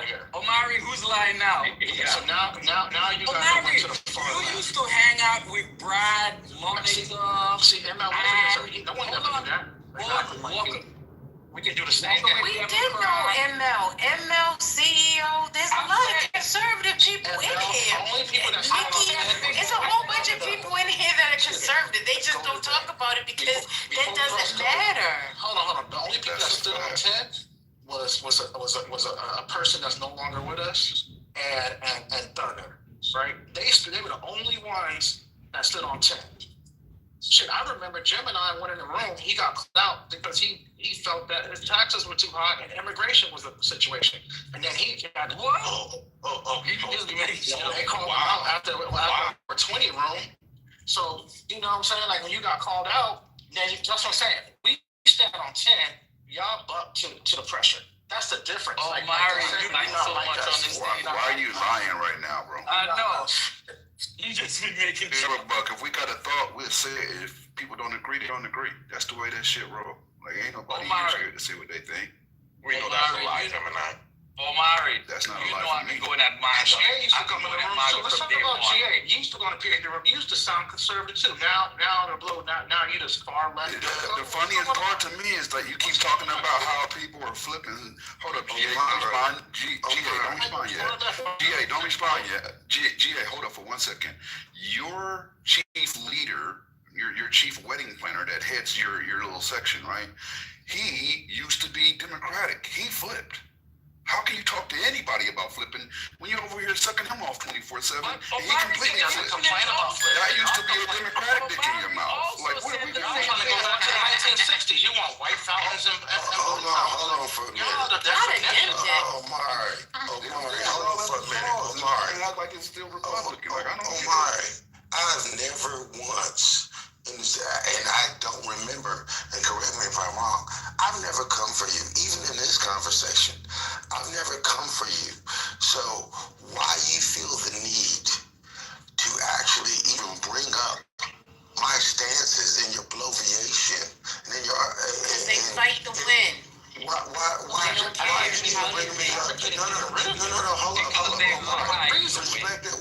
Wait a minute. Let me talk to Omari for a minute. Omari, I don't come for you, man. I never have. My stances have never changed. I've never challenged yours. I may disagree with you, but I've never come for you. So why are you in this buffet of smacking people in the neck and accusing people of things? You need to leave me out of it, bro. Because I've never done anything to you or come for you. I disagree with you wholeheartedly, but I've never attacked you in any way, shape, or form that I can recall. And let me say emphatically, if I have attacked you personally, I apologize. That's not how I move. You haven't. No. Gemini, hear me clearly. Hear me. If I've ever attacked you personally, I'm going to apologize because that's who I am. I disagree with your philosophy, and I disagree with how you're going. But if I have, I apologize. Now, I would appreciate if you don't come for me the way I haven't come for you. Can you do that? We can do that. Look, I am a common sense individual. But what you're not hearing and what you forgot is, for the last 40 minutes, you've been advocating to basically do the whole Dark Knight thing, which you want us to walk onto the ice, and then you want us to either fall or drown, or what type of punishment do you want? And that's, you're including me in that. You don't have to say my name, but you're including me into that type of scenario. And I get it. You want us gone. That's fine. Look, I hear you loud and clear. I didn't realize we were that much of a problem to y'all. I thought it was all good, but I clearly understand now that you guys feel like we are disingenuous. disingenuous. No, because because all we ask is that when we hear something that we disagree with, and I'm not speaking for Anthony, I'm not speaking for TC, I'm gonna speak for Omari. When Omari hears something that I post the facts, I post the articles, I post the things, I'll post them in your chat, and I'll post them in the 420 chat so that they can actually they can be there, right? So people can see where it's coming from, the publication. That's all. I'm not doing anything that's outside the norm. Omari, that's not true. Hold up, ML, hold up for 1 second. Omari, I have a really good memory, right? I don't forget shit. We were in the 420. That's me. You and I and others, and we were having a little powwow, and things got a little loose, a little lax. People may have had a sip or two, let their hair down, and y'all started twerking. When y'all started twerking, you started saying some shit that made a lot of sense. And Lisa was clutching her pearls. If she was here, she'd remember. You said, we don't come in here to really have a conversation. We come here to troll y'all. Why do you let us troll y'all? We don't even mean the shit we're saying. You said those words, right? Those were your words. So after you say those words, you cannot retract those words and say, I'm here to learn, right? Because only one of those things can be, let me finish. Only one of those things can be true, right? Nobody's semi-pregnant. She's pregnant or she's not. You're trying to ride both sides of the fence. Oh, I'm here to have a genuine conversation. I'm here to learn. But in the same breath, you're saying, I'm here to troll y'all. I don't understand how you guys let us trigger you. We know what buttons to push to get you guys off the mic. We know how to trigger you guys. We don't mean half the shit we're saying. We just know what to say. That's what you said. So when somebody says that, I think maybe they have some integrity, and I'm going to take that to be factual because I don't say shit that I don't believe to be factual. I say it because I believe it to be a fact. Now, if I'm wrong, I'll concede, but I still have that element of authenticity attached to what I say, right? And I would assume that you do too, right? So since you said those words, you can't retract them, I hear. Let me find the message to Lisa. Omari, because Omari, man, you gotta hold on, I was going. I let Gemini go. So let me go. Right quick. Hold on. I did cut off email. So, Omari, you know what I find so egregious about you guys that when you just say, can I read? Hold on. Now you could go after me. You ain't special. You don't get to pick the priority order. So you know what I find so egregious? When you guys, buddy, you said you only care about your opinion and you attribute everything you say to facts and you provide sources, which is bullshit. But every time TC or Anthony do something, no matter how egregious something they say, you booty clap right there. You like the head cheerleading, booty clapping motherfucker, like making them chicks smack. That's what you do, bro, every time. So don't say that you're your own man. No, you literally a part of the cohort. That's your people. That's your ilk. And you booty clap for them. You agree everything they say. And they've never been wrong in your eyes. So don't come here and say now you're an individual. No, bro. You're part of a group. And that's not true either. But hold on. So again, on September 27th, Gemini, that was the date, because I knew you always bring this up, and I have to correct you again for the 100th time, because I kept that information and I know the date. I actually, after that, because you and your team wouldn't let me complete my sentence, we come in here to have fun, is what I said. We come here to have fun, right? It's fun, not troll. And so y'all didn't let me finish what I had, so I had to send Lisa a fucking whole novella to explain to her. Since I can't get what I have to say, I'm just going to tell you, and I'm going to leave that at that. And so I told her, we appreciate. You mean you cleaned it up?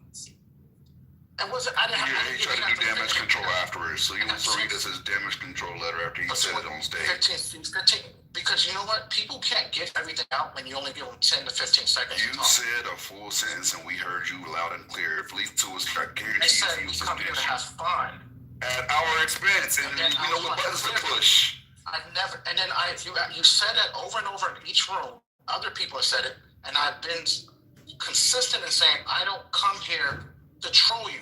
Stop saying it. That's literally what you said that day. You said it that day. Lisa was shocked when she heard it. I wasn't. That was September 20th. Today, November 2nd, 2025. Omari is saying with 100%, I do not, NOT, bolded, font 18, all red, highlighted yellows do not come in here to troll nobody.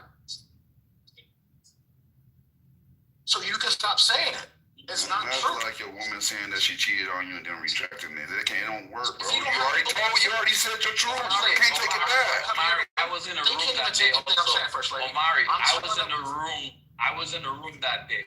And you did First lady. You see what I'm saying? Like, this is why we can't and troll us. Because I'm telling them something from the heart. And so why am I wasting my time genuine conversation?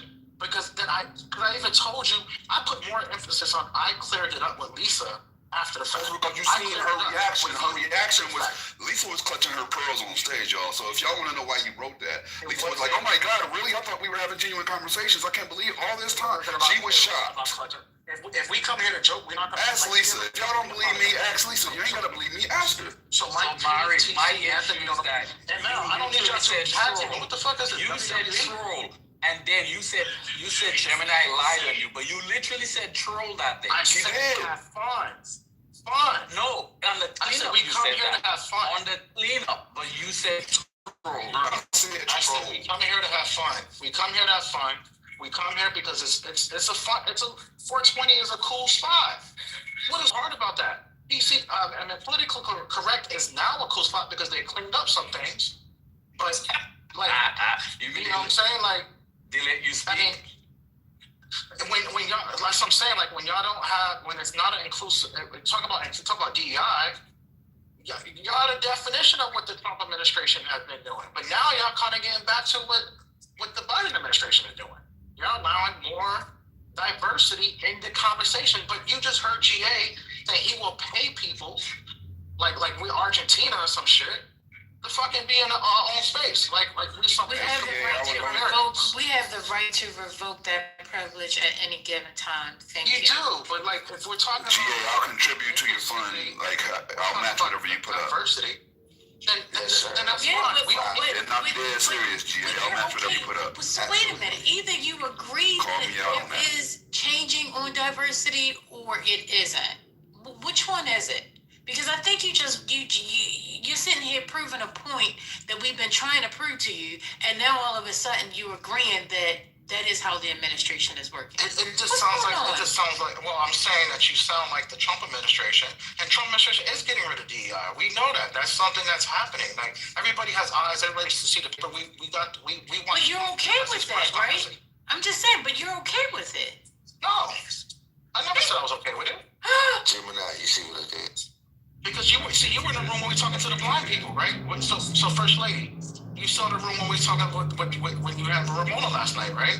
We were saying, no, it's not cool that they're getting rid of programs, especially with the Department of Education. So I put, if you look at the chat, I put, and you still gonna vote for him again.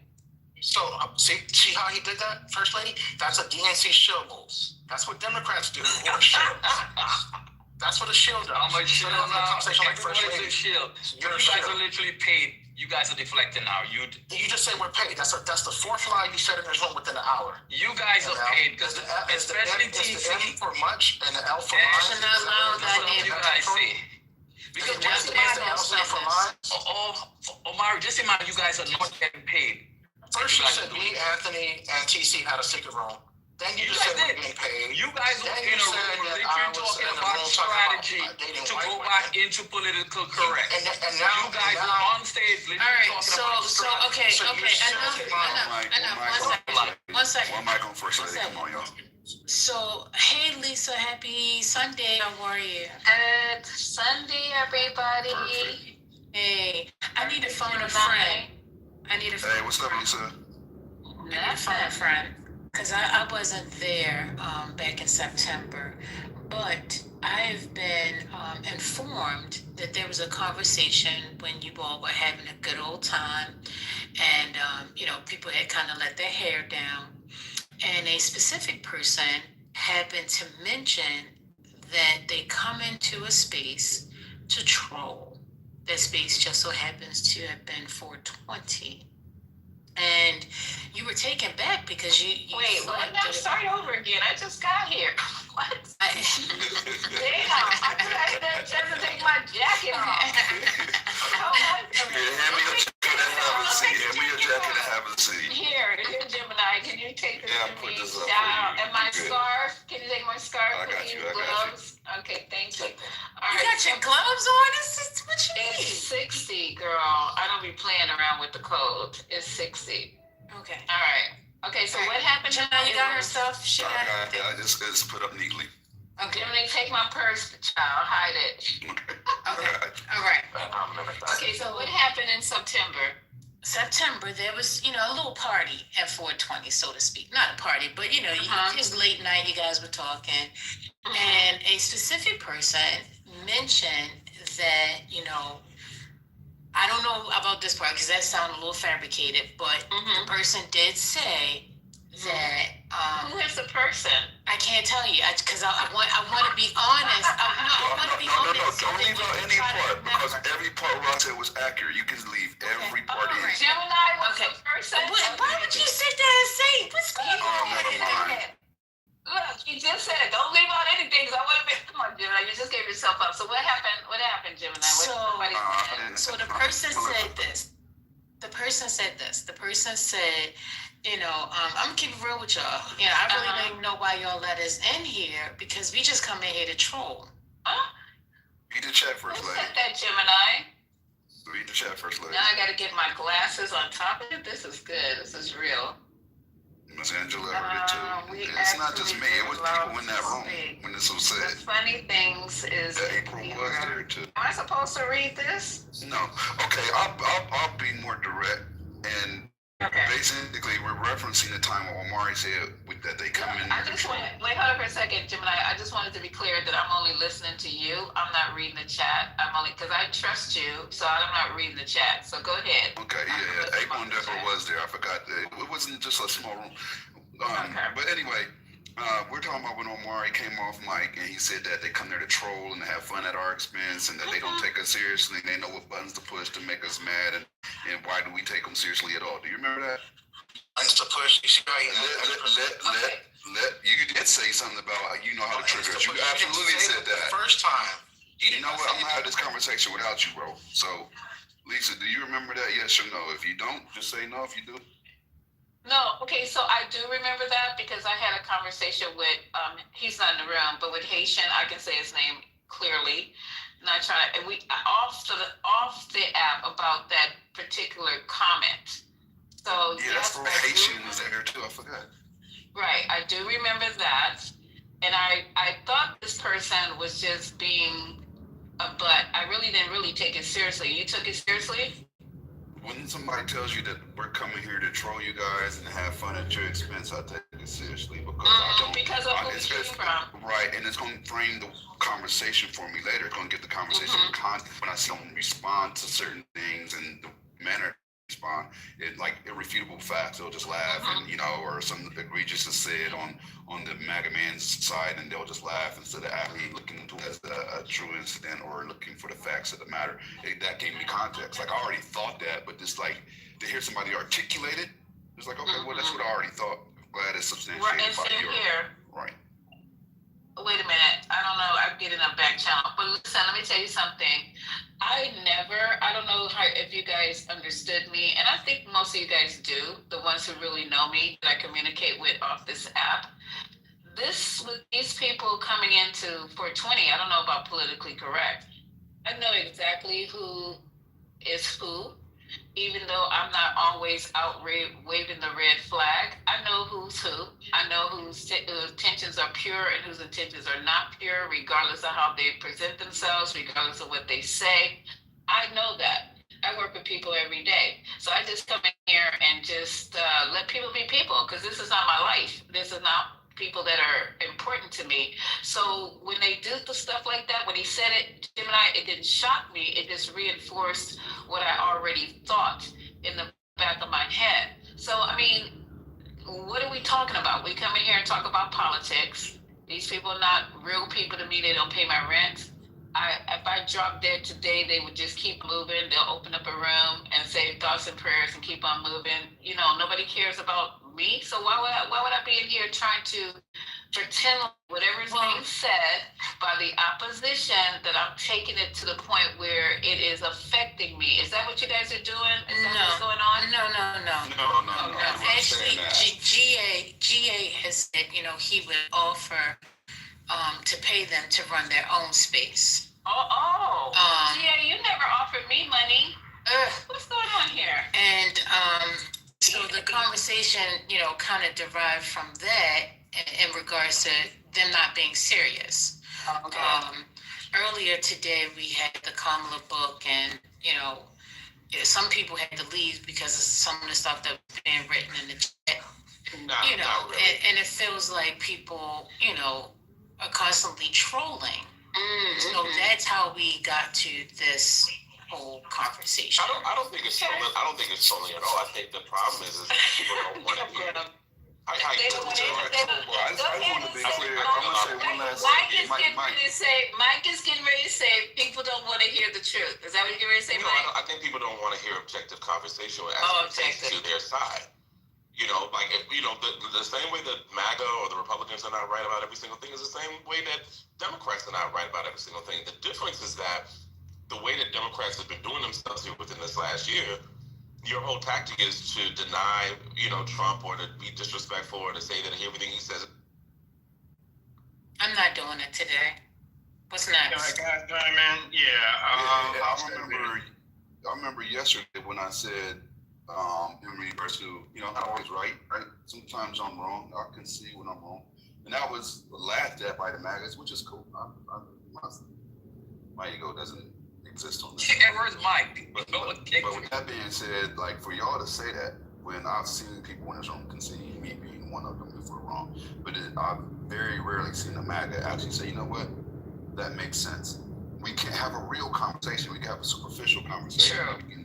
We can have an animated conversation, but nothing with true substance, because you come in with an agenda and you're not open to hearing any facts from the other side, right?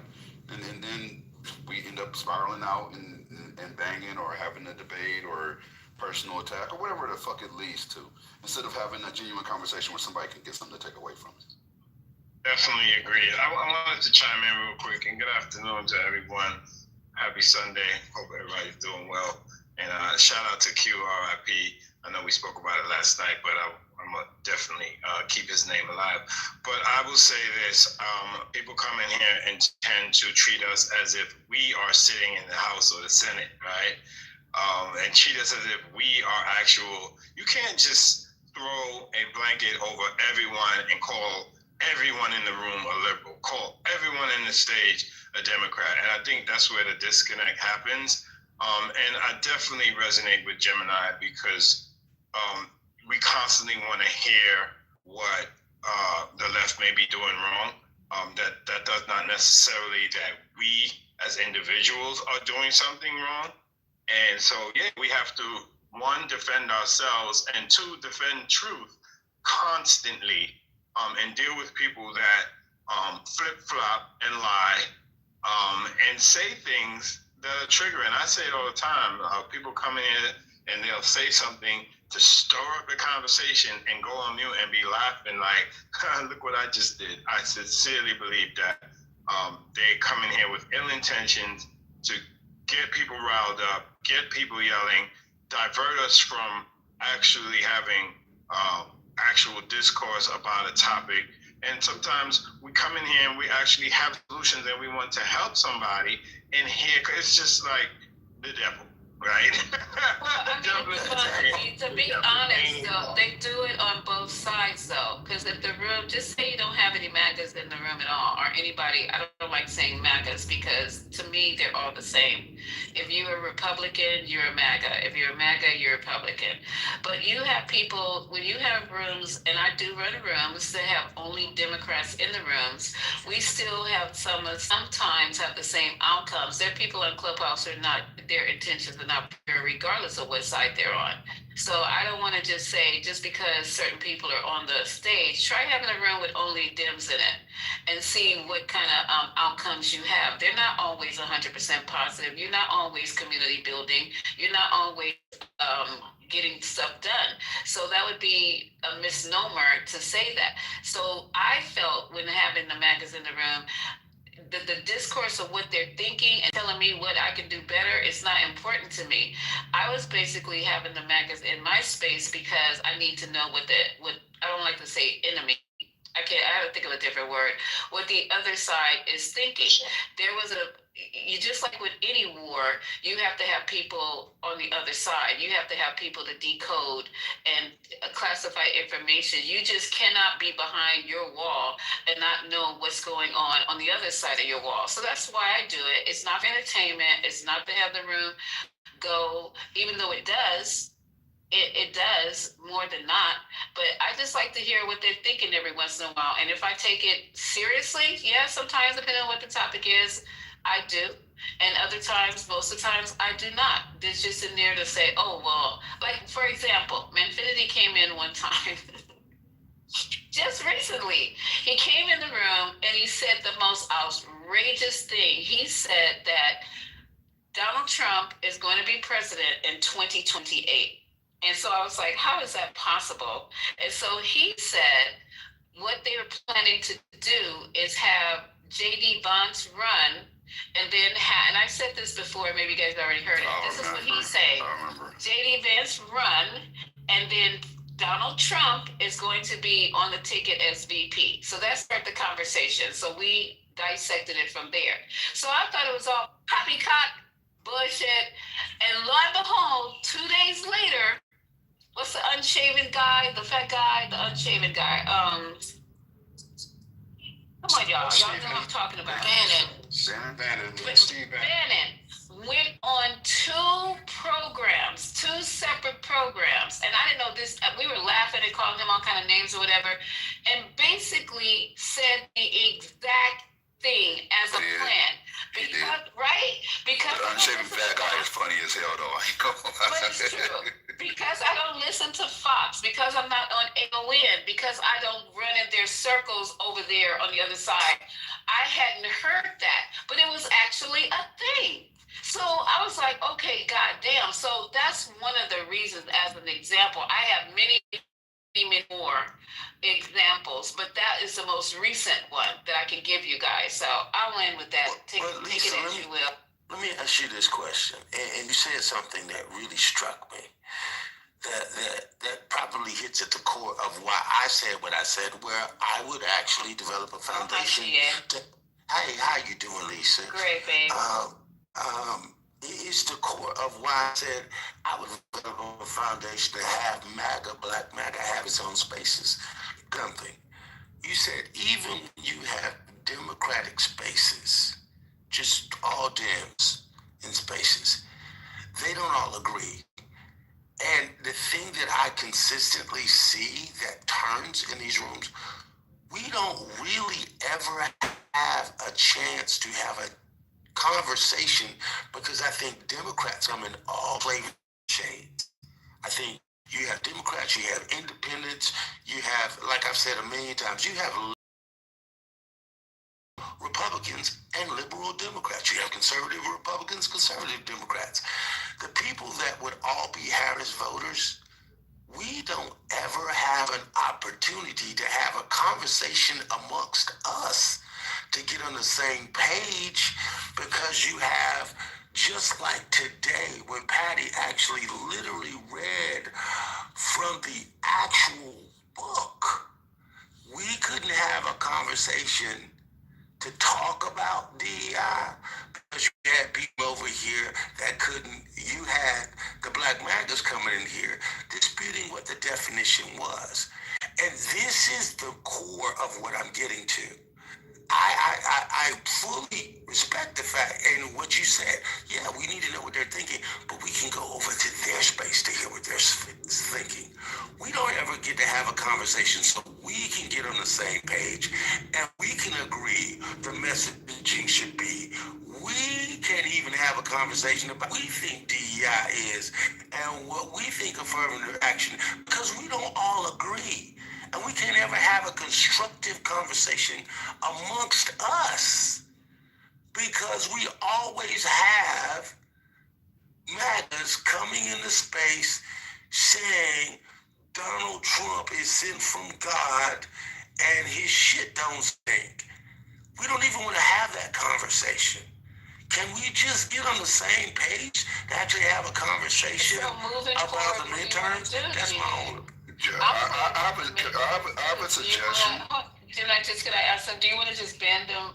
I don't know, for my space, I have to think about it, but do you just not want them on stage? They can be in the space, but they don't have to be on stage, because we were talking about the midterms in my Facebook group, and I'm afraid, but we're not talking about it on Clubhouse.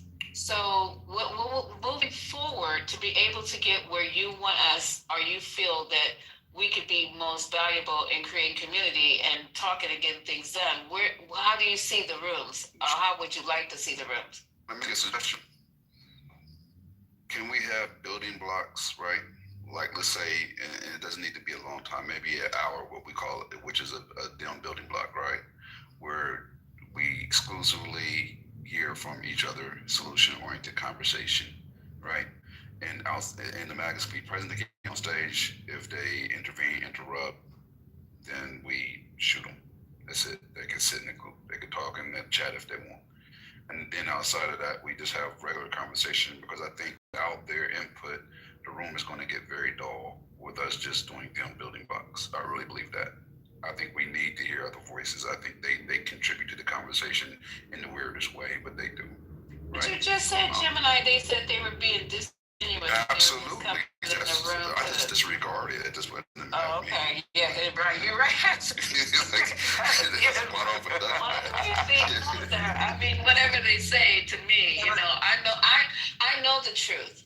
I know the facts. And then somebody will say to me, oh, well, you got people in the room who hear this, and then they will be influenced to maybe go. I said, now, wait a minute now.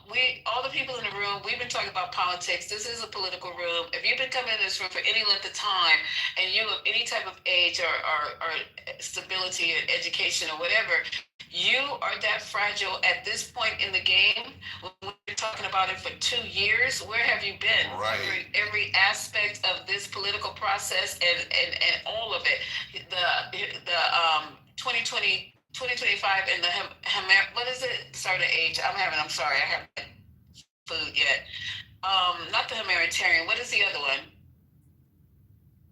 Come on, y'all. Why y'all sitting at okay, well, anyway, the two organizations that are now running the White House, if you don't understand what's going on right now, and you let somebody name Infinity, the Heritage Foundation. Thank you, baby.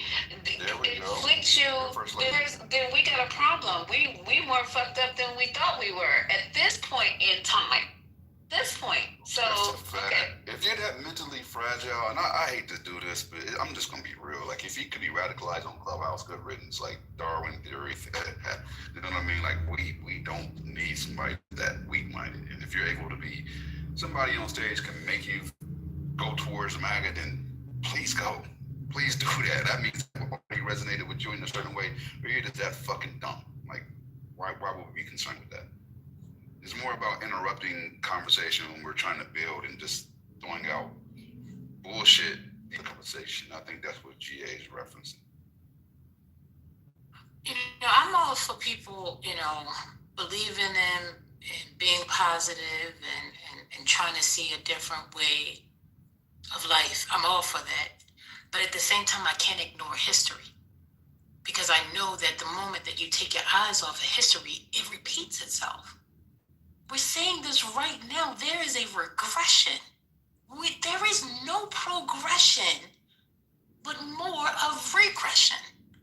And when we're talking to the opposite side, you guys see progression because there are certain areas that you wanted to see eliminated. But even with looking at it through the vision that you provide, you don't even have the answers to the questions. You know why you don't have the answers to the questions? Because because they're not giving you that. They know the answers, but they can't tell you the full answers right now because it has to be unfolded. Just like how Project 2025 was unfolded for months. Oh, you guys are crazy. You guys are crazy. You guys are crazy. You guys are crazy. That's not happening. That's not a thing. That's not a thing. And now that we have a thing, you still want to make alternative facts about the thing. Alternative facts.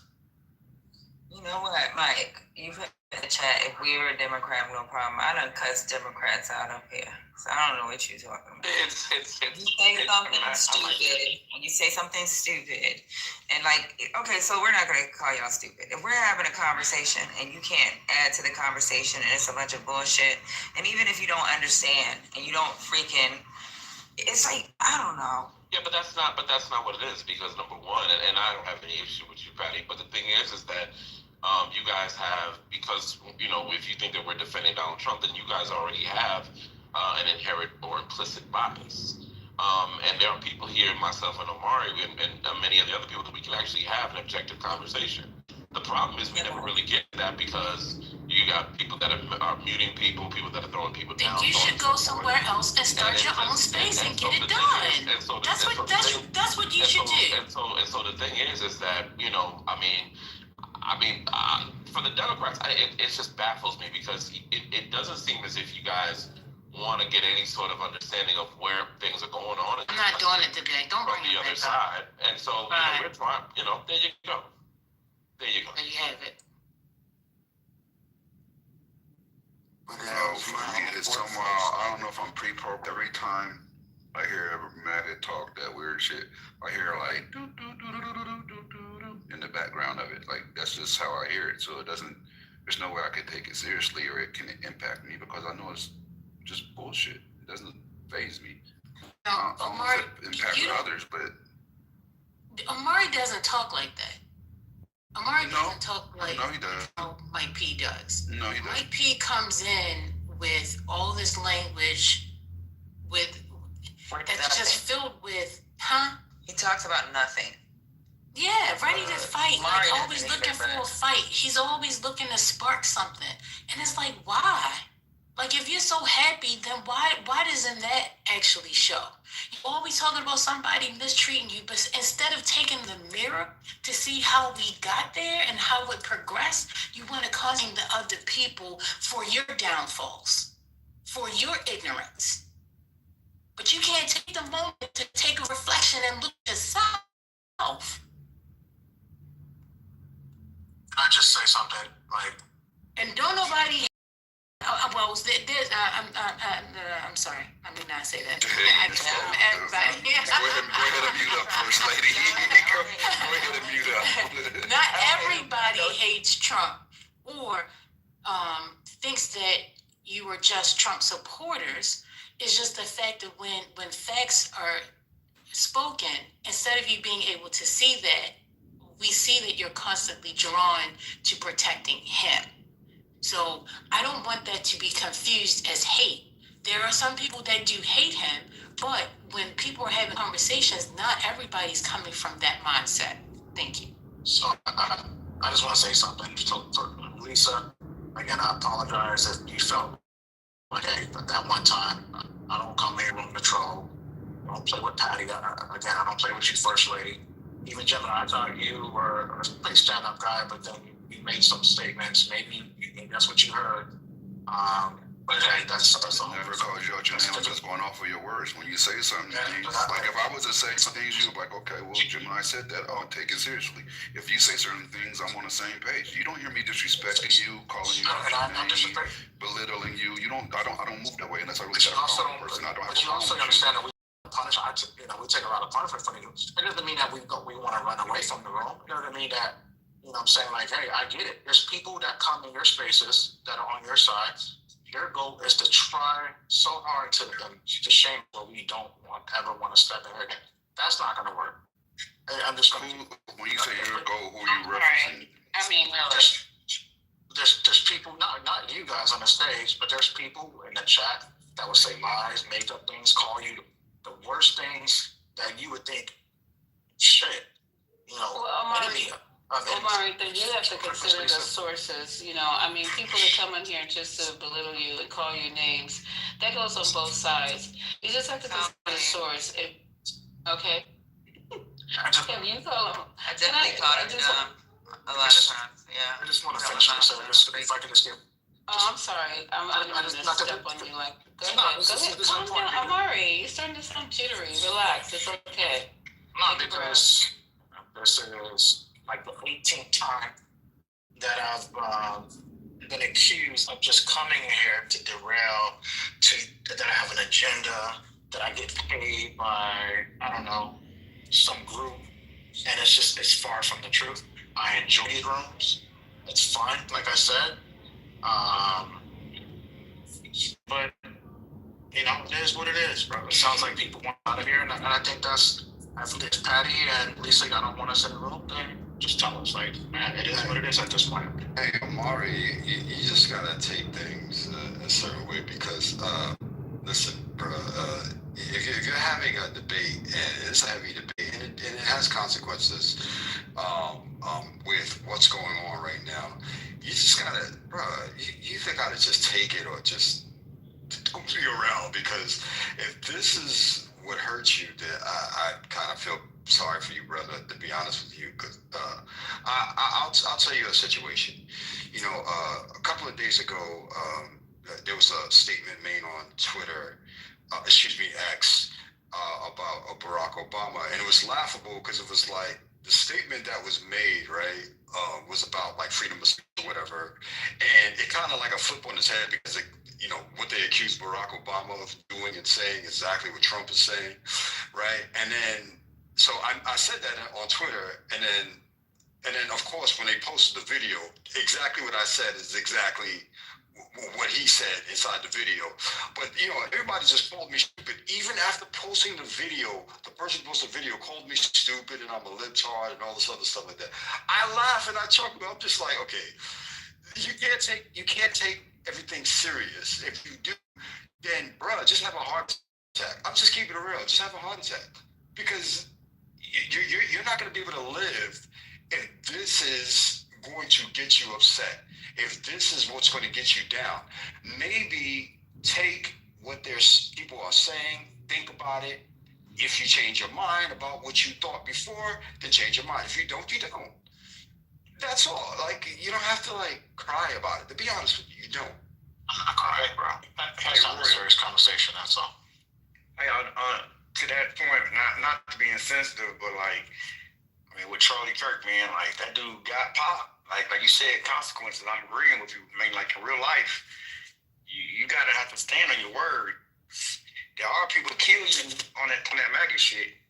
You come into the hood with that, man, and I think somebody made a comment earlier that if it went down, man, you ain't coming with us. So you just gotta be willing to stand 10 toes down on what you're talking about, because it's real out here. People don't be playing that shit. You come in there as a black person talking that Donald Trump shit. When I'm from, you get your ass killed with that stuff, just like Daryl, where Charlie Kirk. Where you from? Don't say killed. Where you from, Daryl? Dallas, Texas. Okay. I'm going to be more out of the land where I'm at. I'm in LA, right? Okay, right on. I can tell you right now, Omari is out here. He know good and well he can't walk around in a MAGA hat. Ask him. Ask him what happened if he walk around LA in a MAGA hat. He get his ass knocked clean the fuck out immediately. All right, let me just put some truth to the matter. So last night, Amari, you know, we were having a conversation about January 6th. We really were having a conversation about January 6th. Deborah made a comment about it, and then we started talking about it. But you tried to compare, you know, one event to the next. Then we had another person that came on stage to try to prove a point. We found out, you know, those facts were alternative, and it was twisted, and it was rooted in something that was completely different. And I'm trying to give you an example or a pointed example as to where the frustration comes from. Do you remember that conversation last night? Oh, yeah, I remember clearly. And, you know, you weren't able to receive that. You still want to compare that event to the summer of Summer of Love. Yeah, the year before. Marshall's that's when Marshall was talking. I remember that. He just popped in on. Yeah. So, and so today you would still argue the same point. So it doesn't go anywhere. The conversation, because you're not receiving any additional information that actually challenges what you're saying. You still hold to what you believe. So for me, I'm just like, well, what's the use of us having a conversation if we never going to be able to see eye to eye? That's very but can I just rewind a little bit? So in that same conversation, I said it was absolutely wrong what happened on January 6th, and everybody deserved what they got, right? The only thing I was trying to point out is there were people that I knew how they framed January 6th for them, and I was just trying to give you that other side of it. And I think that was missed in the conversation. Was you only hear what what everybody was saying, but there are people on a completely different planet who were saying January 6th to them was different. Their worldview of January 6th. That's all. I wasn't trying to believe out for anybody, so I hope that helped. I'm not saying, did I say anything about clapping at the booty? No, but what I'm saying is, like, I was in agreement with you that's the in problem. that situation. We were on the same page. Right, but you bring it up. Side of it. Right, but you brought it up to say, hey, listen, I thought that, or like you were making their argument, right? You said, well, I believe that perhaps because nobody really paid attention to what happened over here, they were going to make sure that they got this done, and they're going to kind of like, look the other way and say it was just a visit to the Capitol. And it's like, huh? Like, why would you even compare that? Why would you even make that an argument? If in fact you really understand how, crazy that was on January 6th. That's what I'm talking about. It's like you argue a point and then people go down that rabbit hole when in fact it's just like, why are you comparing the two in the first place? Other than to just, make it about an argument. And then going back to what GA is saying, nothing comes out of that. It's nothing productive. That's fair. We can go. That's a good call out. I'll say that's fair. And I did take us down that rabbit hole, and maybe that was a point that I needed to be stated at that time. So fair enough. I'll take that. Do we ever need devil advocates? I just wonder. Another question. Do we ever? I guess my counter would be, what's wrong with devil? Yeah, with the devil advocate when you're in a audio space like Clubhouse. Yeah, I don't think it's a problem with devil's advocate. Okay. It's just a question. Okay. All right, I got you. I welcome other opinions. I welcome other perceptions. I mean, I've talked to you all and I've heard some different things, and I'm like, okay. And I can take it. I've agreed. I'm like, okay, you know what? All right, let's say I agree here. And then I come back with another question. But when the other side here is just constant argument. For CEO to get frustrated with TC earlier today when, we were talking about DEI, he's giving him the actual definition. Patty's giving him the definition. And constantly, he's like, well, what about this? And what about this? What about this? And then CEO said, please, listen, I just want to have a conversation with you as if we were sitting at a table and just having lunch. And it still becomes like this whole debate. Not every conversation has to be a debate. And I think that's where people get frustrated, because it's just like, oh my God, we just can't have a conversation without having a debate. Does that make sense? Like you can not agree with me, but we put it into like this debate type of situation. We can have a conversation about what we disagree about. Can I ask you a question? Has there been time, or anyone on the stage, this question could be to anyone, has there been a time where you agreed with Anthony or TC where where they have made a statement and you kind of said, you know what, I can see that, and you've actually given them their flowers? He and Anthony have agreed on a couple of things in different spaces, not in this room. We've agreed on a couple of things. I get along with Anthony. I talk to Anthony on the phone. I've agreed with Anthony. I've agreed with you. Maybe I'm not the person you should be asking the question. I can't say that I've ever agreed with DC about anything. I can't say that honestly.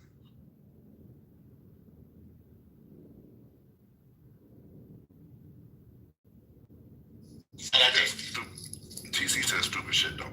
Come on, we gotta be real. How much booty clap? He said Erica Kirk is more qualified to be the president than Kamala. He said the vice president isn't elected. He just says random stupid shit. And then once he gets caught and backed into the corner, then he starts pivoting, and then, okay, I said this. It's like, no, that's not what you said, but okay, go with it. But then the very next day you can go back to I guess that's the frustrating part. That's why ML taped him when he said exactly. That's the only way to pin him.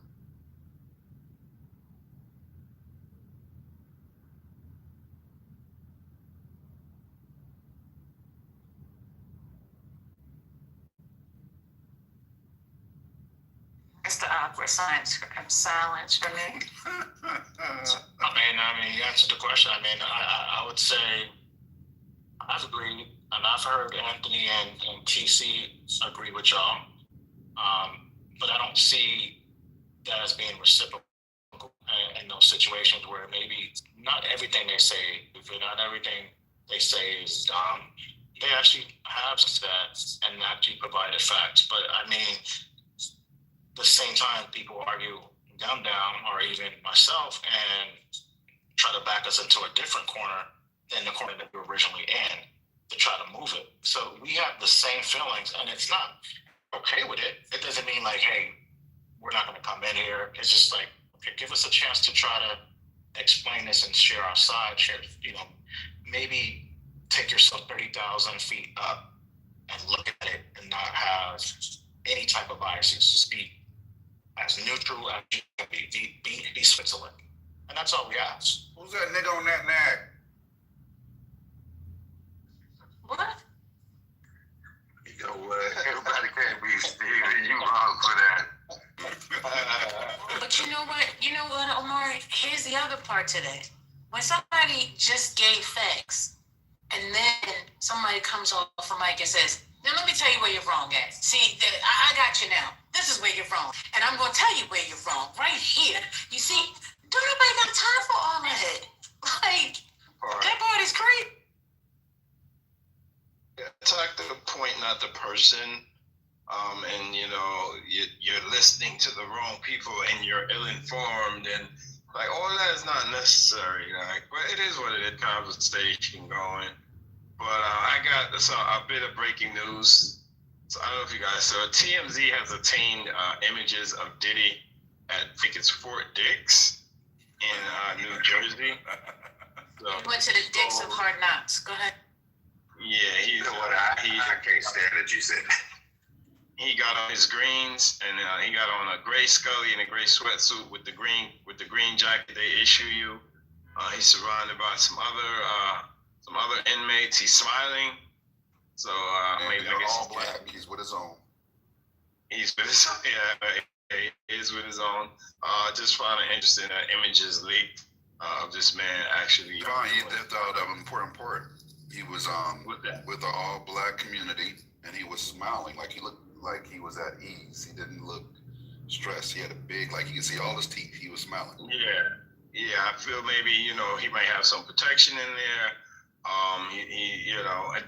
They may, I don't know. Our community is weird. Some aspects of it, all communities, America in general. This fascination with, guys that did time, and I was in the feds, but he was in the feds for all the wrong reasons. So I'll just land with that.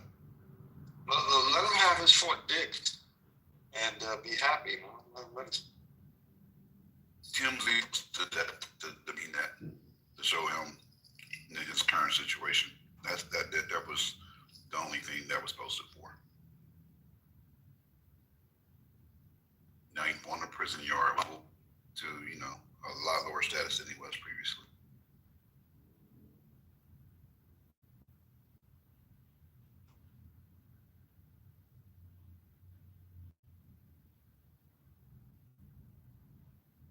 What up, bro?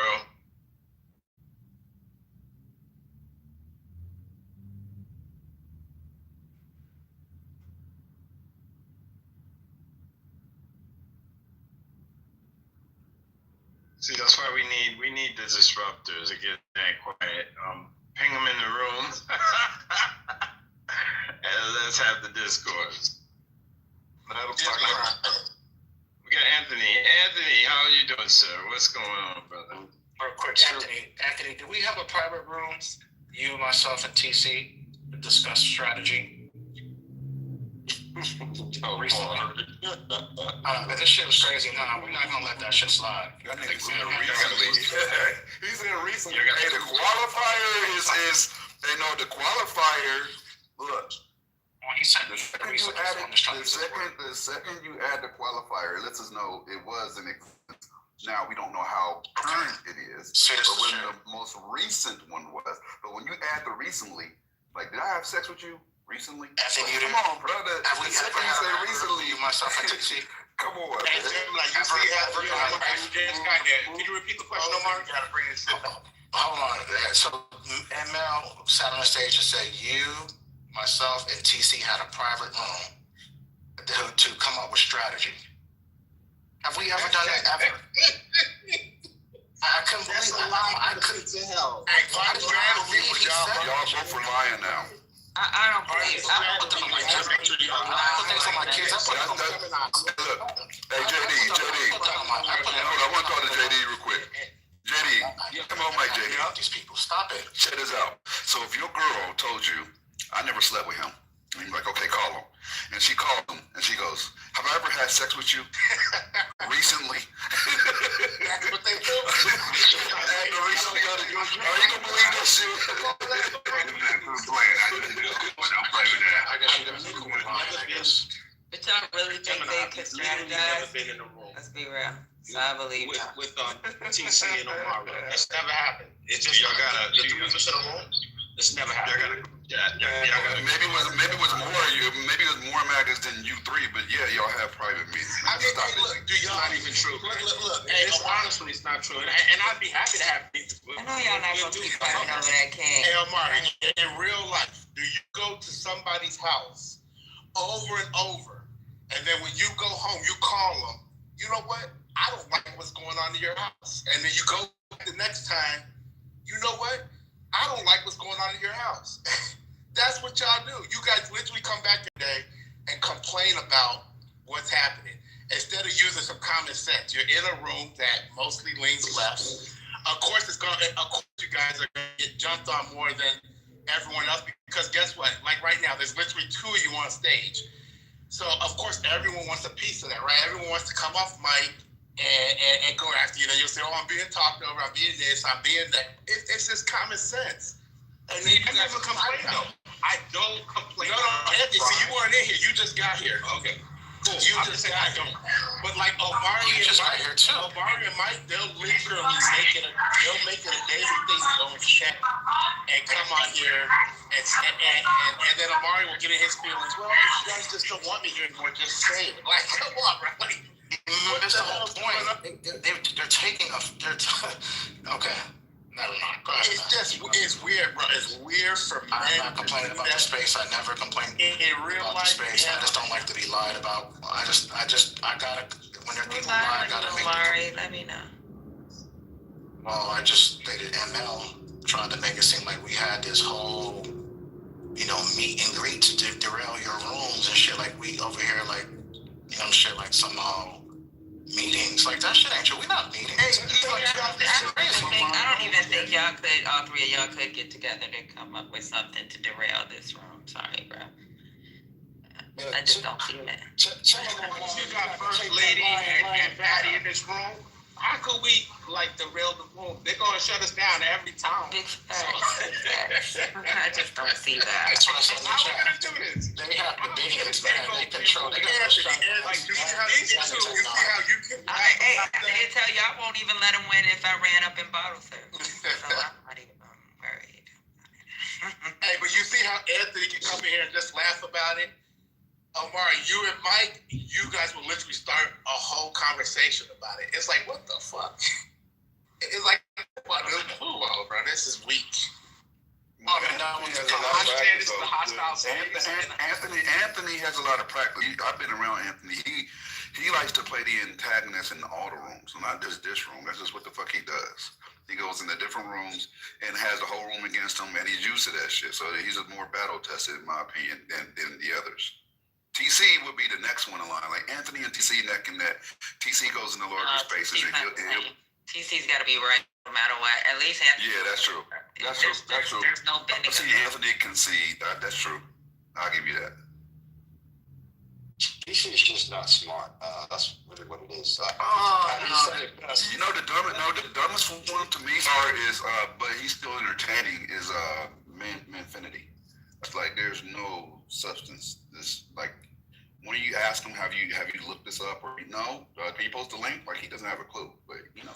Hey, I will tell you, Manfinity will cry harder than Omari. Manfinity will literally go on Lisa's back channel. Lisa, you see what they're doing to me right now? He goes on stage. He don't even do it in the back channel sometimes. He just do it live, JD.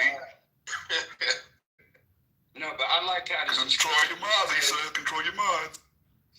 Patty said he's a articulate dummy, something like that nature. When I almost fell on articulate idiot. That's the word for the TC. That's my word I've coined for TC. He is an articulate idiot.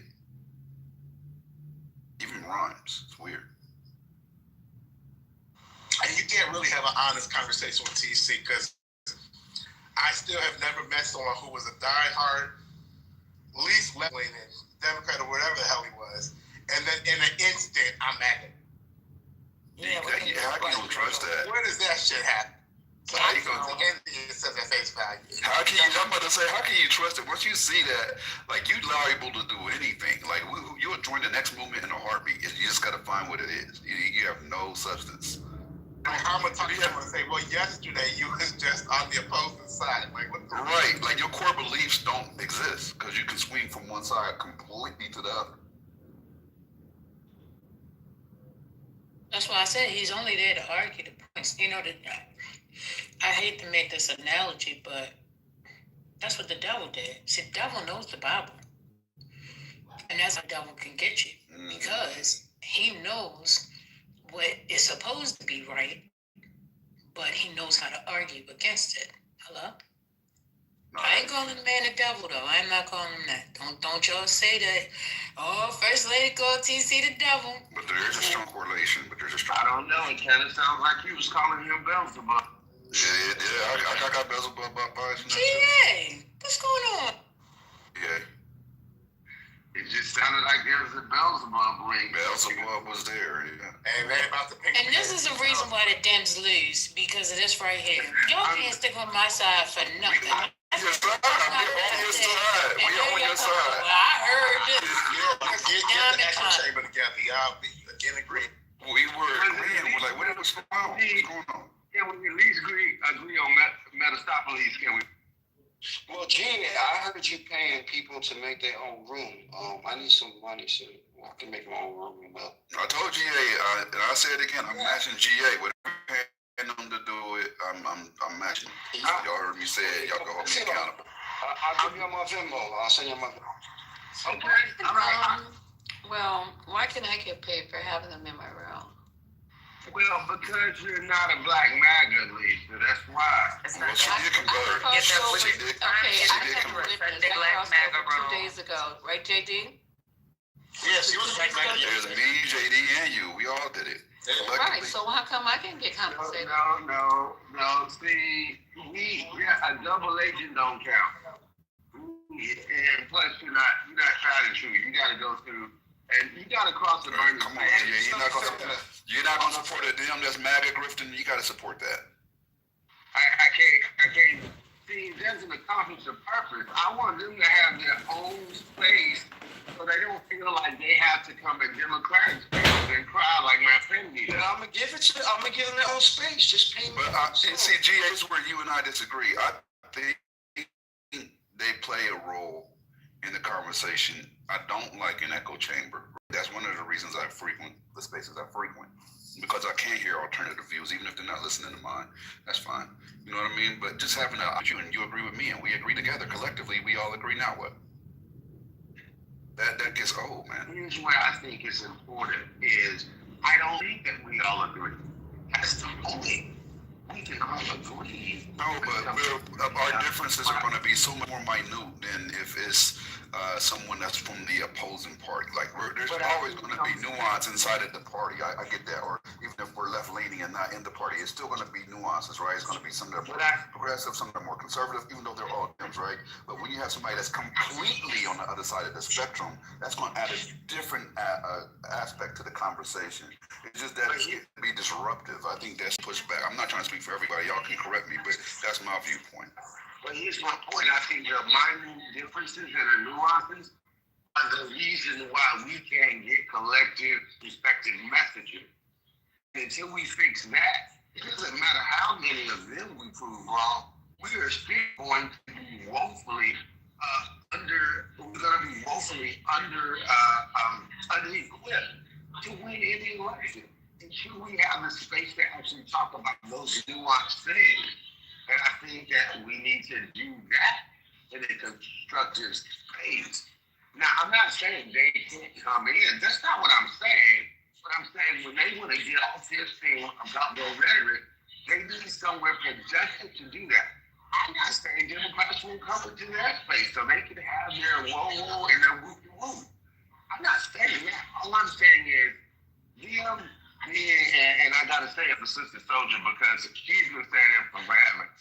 The irony of actually co-finding DEI to be included into spaces that aren't theirs is hilarious to me. And I'm saying, hey, go have your own space so you can talk about all things that are important.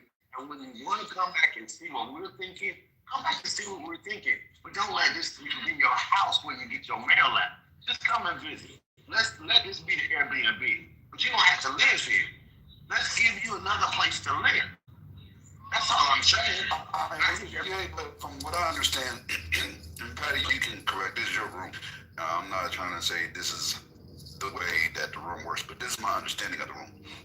I think that different viewpoints are welcome as long as they're not disruptive, and that's the purpose of the space. I don't think it's strictly a democratic space. I think it's open to different viewpoints. That's what makes it pop. I think if it's strictly just Democrats, that's all we want to hear. I don't think it would be as successful as it is now, personally. I agree. Gia, you want to give your money to MAGA when there's all these people about to go hungry? And the ones. Patty, is that accurate or inaccurate? I'm interested in hearing your viewpoint. It's your room. Okay.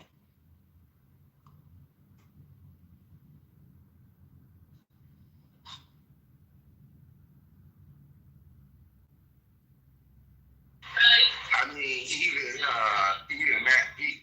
Mike Pence is a Democratic person. I'm not saying that it's only Democratic, but I hear your point, Gemini. I just think that just like anything. And I hear yours. I don't want you to think you already know I fuck with you, Jay. I'm not saying I don't hear your point. Yeah, that's why I said just at the dim building block, right?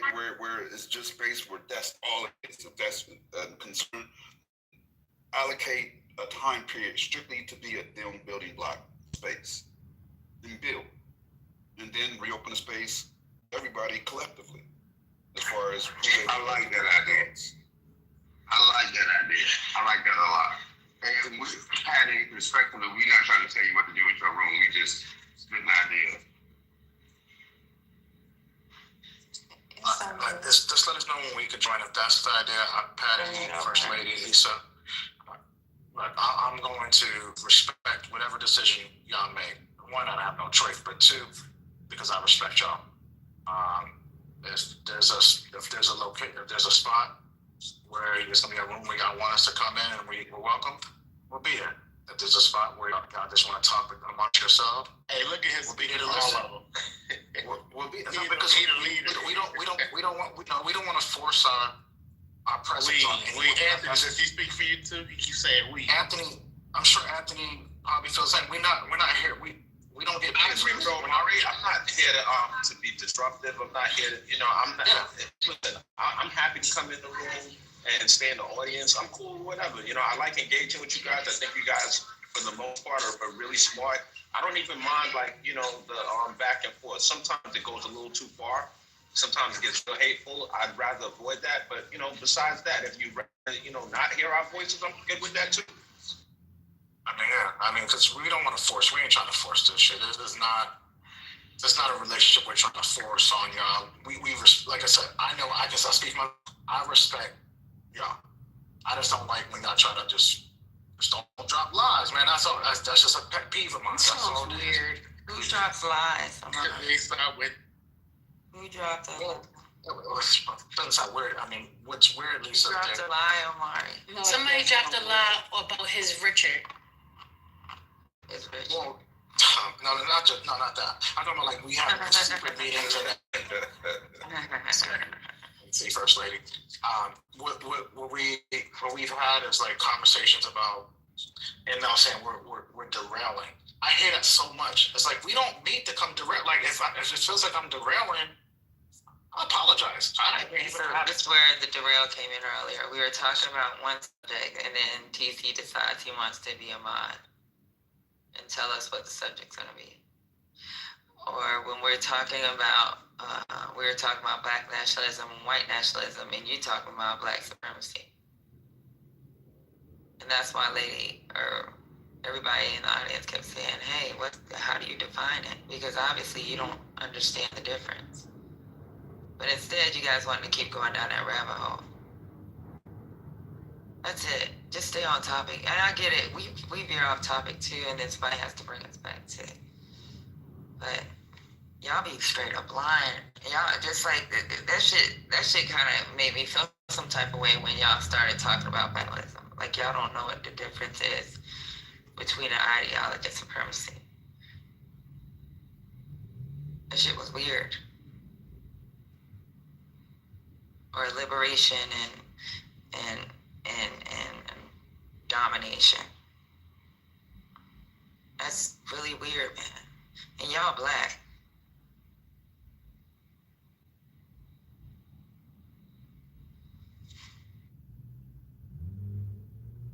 And for the record, this space is shared between Patty, myself, and Reformed.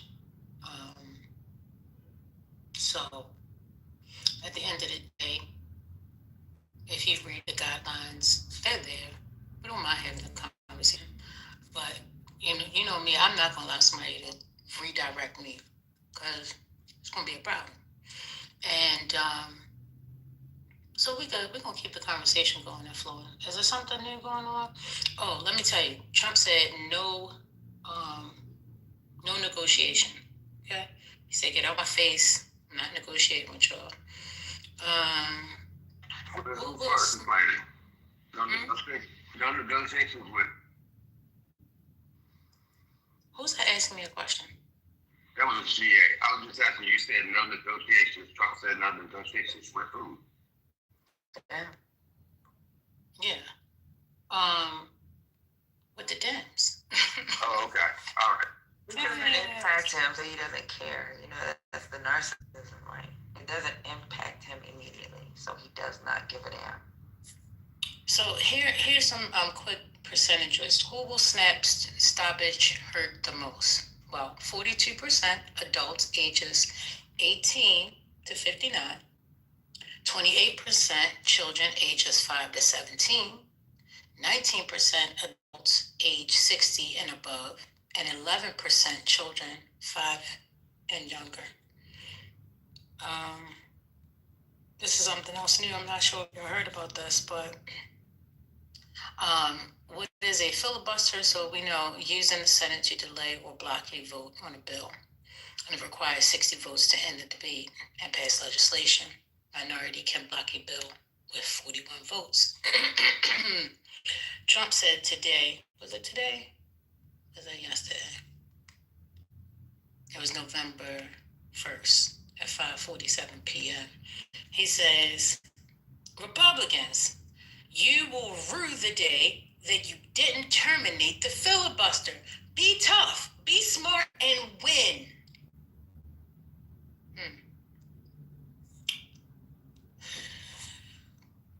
Y'all okay with that? I don't know what to say.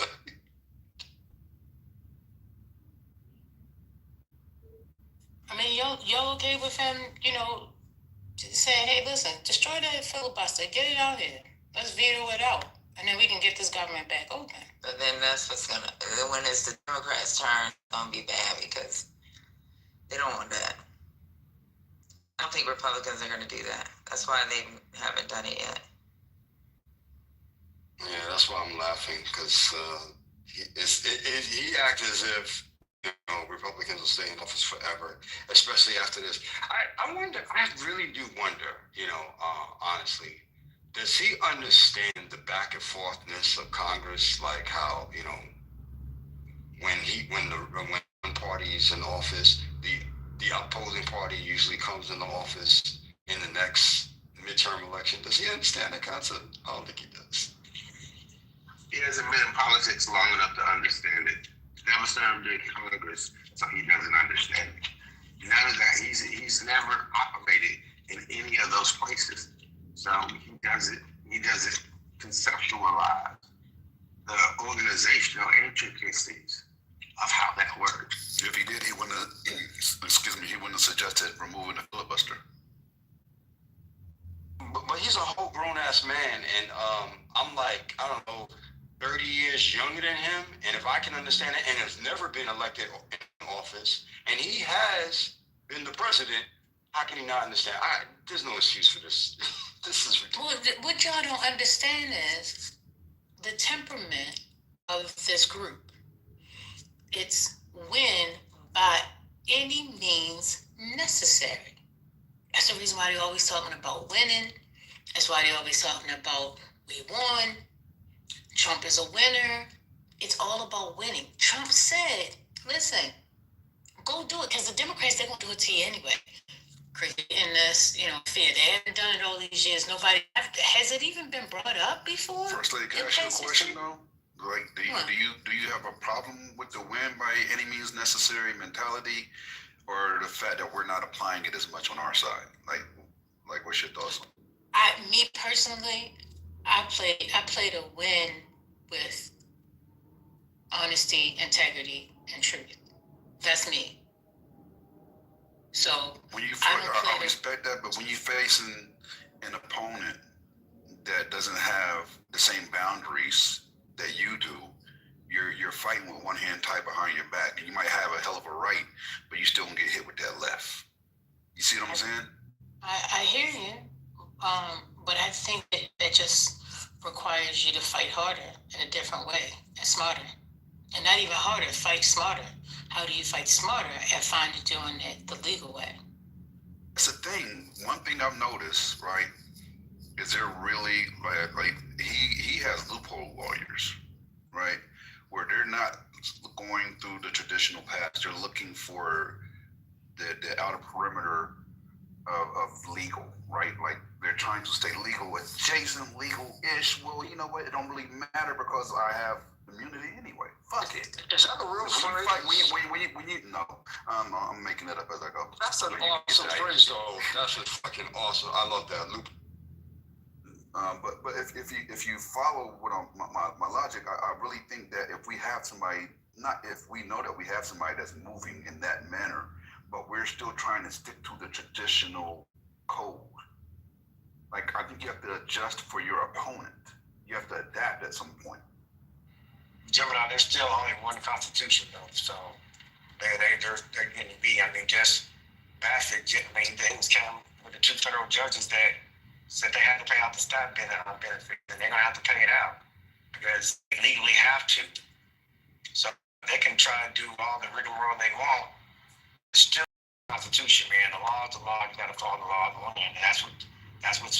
You don't follow what I'm saying, then. Like, there's only a couple of states that are going to get the money right now for SNAP. Which ones? I look it up. That's because they actually sued. Why wouldn't every state sue then if they see it working for others? They're probably waiting for their there are other states that sued. There's more than there's like 19 states that have sued. Okay, I didn't know that. Yeah, let me get it for you. Probably every single state sued if they win. Yeah, that should be like if a couple win, that should be the precedent, right? Yeah, they filed an emergency state of emergency. Funds are for. That was kind of weird when that woman came up here and said it's illegal. No, it's not illegal. The contingency funds are there for emergency purposes. All they got to do is go to the OMB. Now, when the funding runs out, then they're going to have to go through Congress. So I get it on the Congress piece, but you talking about the 64B? So let me just point out something. Somebody said in the chat.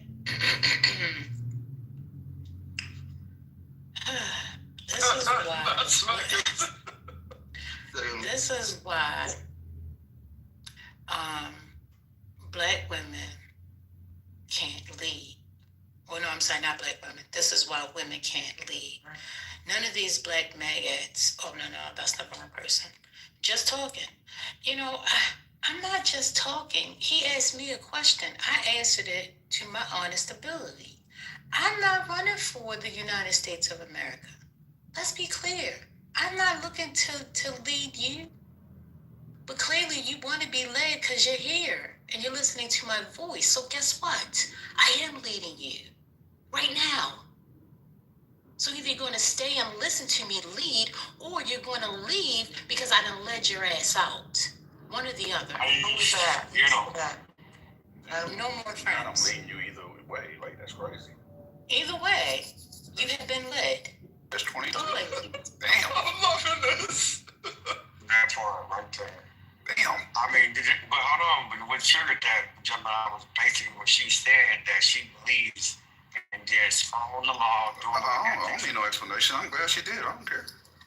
Right, that's what I'm saying. But then when I said the same thing, somebody, No, I don't think you understand. If she shoot, I'm shooting. I'm just asking questions afterwards. Like, are we shooting them? I don't care. She shoot somebody, I'm shooting them too. Right, so my thing is, like, bro, to your point, because you said I didn't understand, but I was like, I think I was following because you talked about the loophole lawyers, right? Like, because he had advisors that came back and told him, hey, this is how we go to war with Venezuela, or how we initiate or agitate Venezuela. He had lawyers that told him, hey, this is how we can do this, right? So, but it's still illegal. They're pushing. Your lawyer that does trademarks on speed dial right now. You need to get that motherfucker on.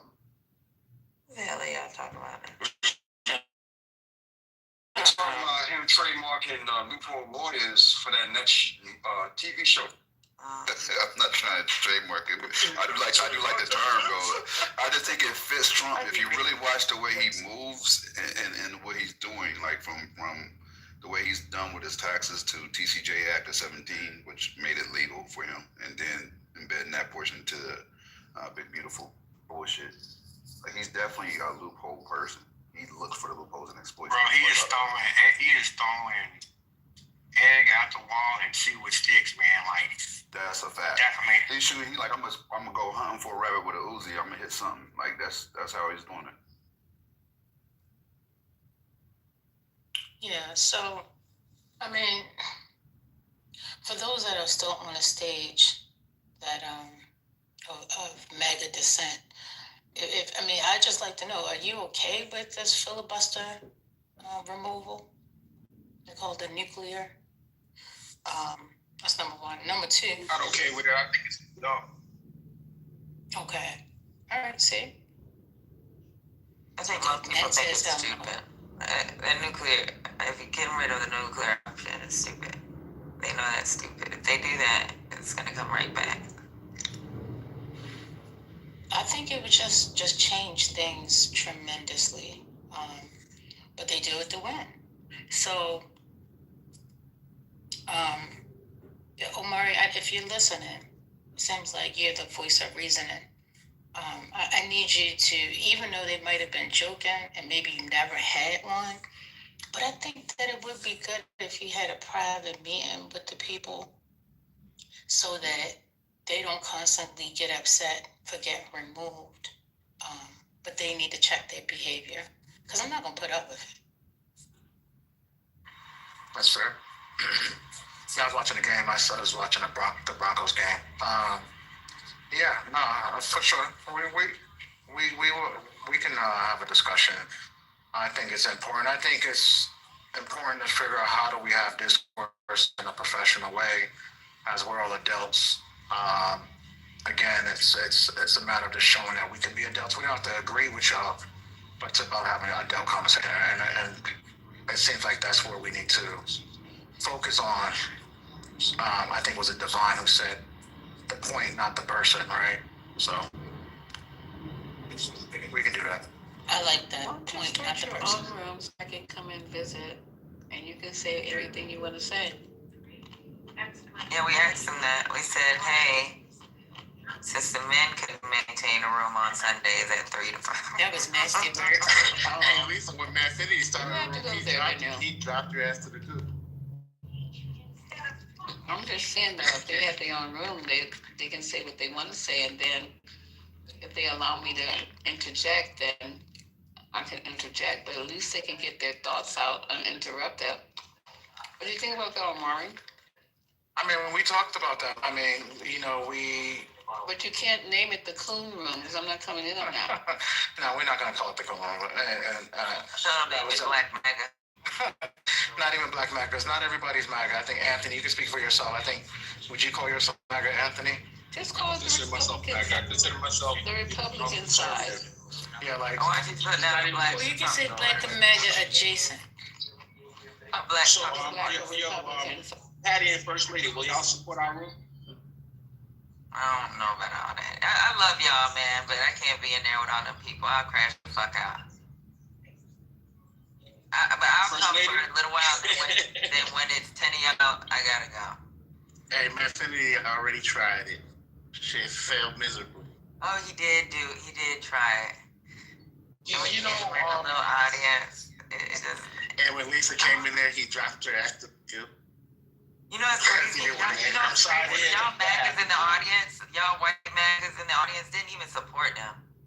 You know, they have more support from freaking people in this room and in Lisa's room than white MAGA. Y'all wasn't even near. Fucking Manfinity be fucking twerking like a motherfucker. He on the pole up and down, no powder. He go right behind each one of these MAGAs. Don't give a fuck what germs on the pole, and he be jumping up and down for y'all. And guess what? Y'all didn't even show up. He be in there talking to himself sometimes. What's going on? No powder is great. So, listen, y'all. They ain't really gonna support y'all, Anthony. They not. I think you're right, Patty, but, I hope you guys do support us, but we take this off of Clubhouse and, we form a little situation outside of Clubhouse. And, I think you guys would be surprised to see how well this thing goes outside of Clubhouse. I think we're actually going to have a really strong alliance off the app that's going to actually generate some money. All right. So I'll let you guys know once we launch it. It's going to be interesting. Something off Clubhouse. You're talking about making money. Yeah, I know. I'm saying, launching like a multi-platform pod, shorts, the whole nine, everything. And then just hit it up from a bunch of different angles, but the alliance will have been formed on Clubhouse. This will be, based on relationships that got established on Clubhouse.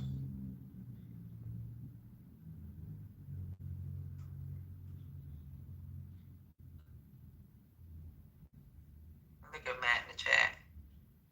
I would still like to see a Black MAGA room on Clubhouse.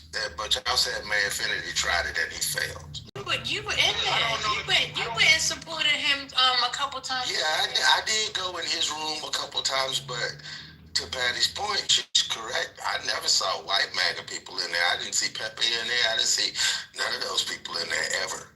Yeah, you But don't see Joe, like Joe, you don't see Matt. I never saw Joe in there. MC Cool. None of them were ever in there that I remember. Didn't come. None of them. They just expect Black Maggie to show up to their room. So Matt Cool would go in there. He might not have stayed long, but he would show his face a little bit. And Anthony. Mm-hmm. He didn't go on stage and have a conversation. And I don't recall seeing. I don't know if Beaver went in there. Honestly, I don't remember none of them being in there. I remember us being in there and then some new MAGAs around him. Remember he had that one retarded dude freaking You ain't right. Lisa. You ain't right. The one that kicked you down to the goo and then he allowed that motherfucker to. Oh, that crazy mug. That crazy. Yeah, that's the one I was talking about. That's the one I was talking about. That's the one. He is he was in the service. Dominique, that's his name. Yeah, White MAGA didn't come around like that. Cause they know Dominique crazy as a mug. But they'd be like, he's having a room, pop up in there. It'd be 4 people. And then one of us, was it Mel or you? I think it might have been Mel, was like, man, Finny got a room open. And when nobody in there, and then Lisa went in, and then everybody started coming in. And then he had the nerve to kick her down to the goo. She even gave the boy a bean in her spaces. And he treated her, how he said he didn't want to be treated. I'm crying because Eduardo called Pepe Mix MAGA. I didn't know that was a phrase. He's not MAGA. He spells MAGA talking points, but I don't know that he's MAGA. I don't know if he voted for Trump either. I don't know. You know what? I don't know what nobody is because I just don't know.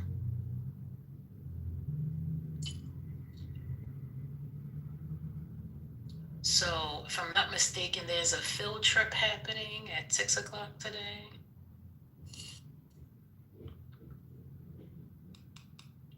Wanna know? 6 p.m. Eastern Standard Time. I think I'm gonna write an op-ed around that time. All right, Newsom pushes measures to red roll. Y'all, at 7 o'clock, did anyone say what time the room's gonna be? 6. What you talking about? For Quinn, I guess Jonathan and Nelson are gonna have a room for Quentin. Oh no, that was yesterday. No, they're gonna have one today. Oh, one today, right? You were supposed to tell us. I don't know. Yeah, so his mom's supposed to come on the app at 7 o'clock today.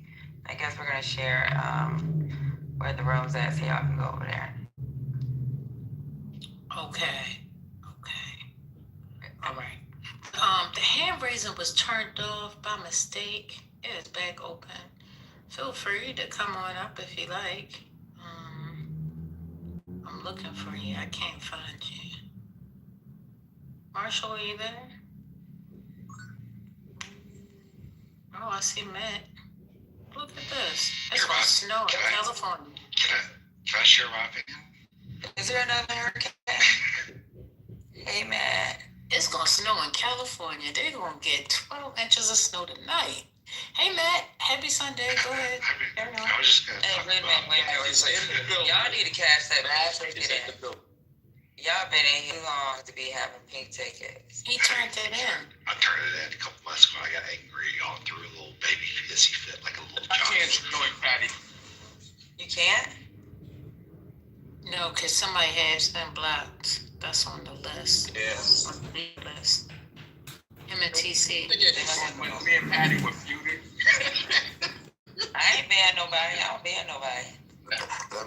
When he was feuding from then I couldn't join the house. I don't know what happened. But, Let me unblock Anthony. What you do about it? I'm just kidding. just kidding. Gee, I know you my brother, Kevin. But go ahead, Matt. Sorry. I hear no evil. I see no evil. I just pay attention, listen, it's telling you. Have a good Sunday. Matt, say what you was gonna say.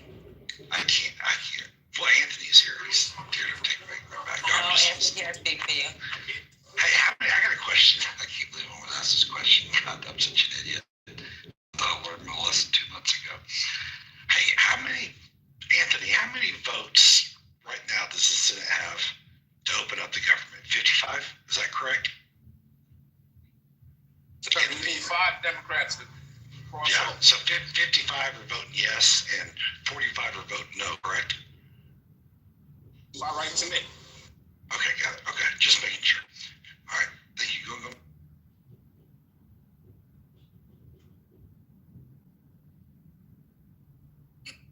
Good afternoon, everybody. No, Mr. Orlando. What's Good going afternoon, on? Orlando. Listen, what's going on? I got on this morning about 3 or 4 o'clock in the morning. I thought I was at the after hour joint.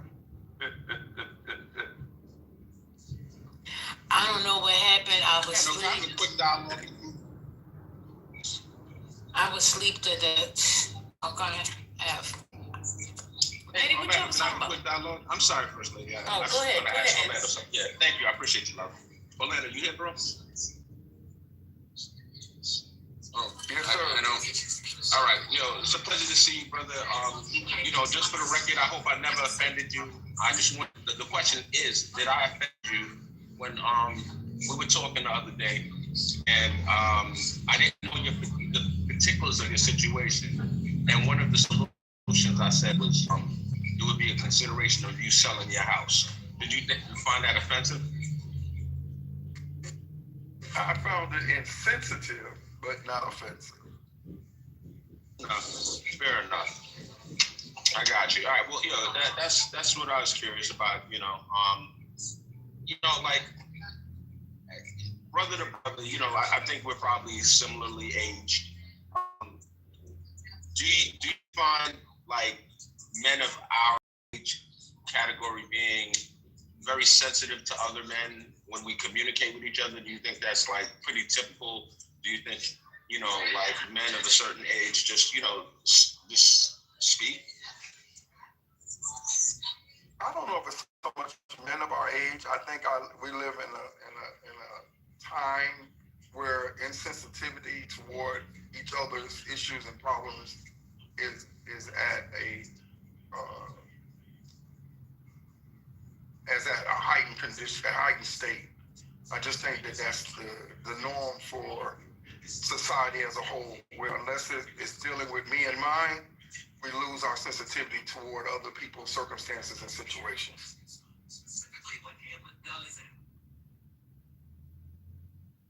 Man, when I heard more about your story, definitely it kind of changed my outlook. But, it's one of those things where my mind is always on solutions rather than problems. I think we focus too much on the problems, bro. Like, incessantly talking about problems doesn't really help anything from my playbook. I like to try to, come up with a way of fixing the issue. And, part of me, if that came across as crass or insensitive or whatever, but, I wish you nothing but the best this life has to offer. Appreciate it, no problem. And at the end of the day, if we all can learn how to be better people, be better individuals, and learn how to be more sensitive to other people and other people's conditions, that's all we can ask of each other. Maybe we'll end up being in a better place and a better world.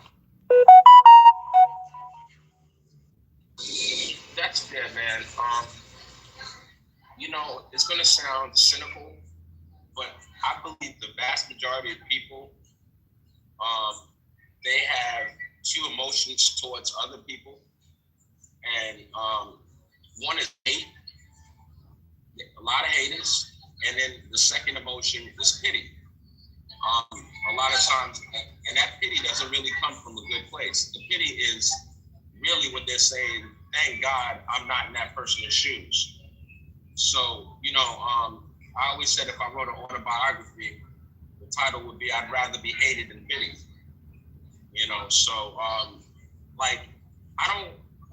For me, I prefer people to give it me, straight up, no chaser. Like, that's me. But I'm not pretending that that's everyone. I don't mind, like, raw, straight up, just, say what you got to say. That doesn't bother me. But I understand, for some people's point of view, it's insensitive. And they have absolutely a right to feel that way. I'm not saying that my way is the only right way. I'm just saying, for me, that's typically how I communicate. But I get where you're coming from. And I used to be the same way, but life has a way of humbling us. Life has a way of humbling us to the point where we become more sensitive to others because of life circumstances that deal with us. I used to, when you're a leader, you tend to be more aggressive in your stances.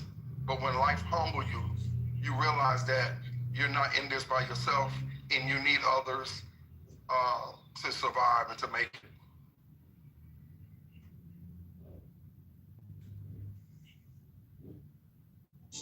I understand where you're coming from. I don't know, like, I guess. Thank you. I appreciate you. Yeah. I guess what you're saying is that through the humbling process, you kind of change your perspective in the way you communicate ideas, and that's a fair statement.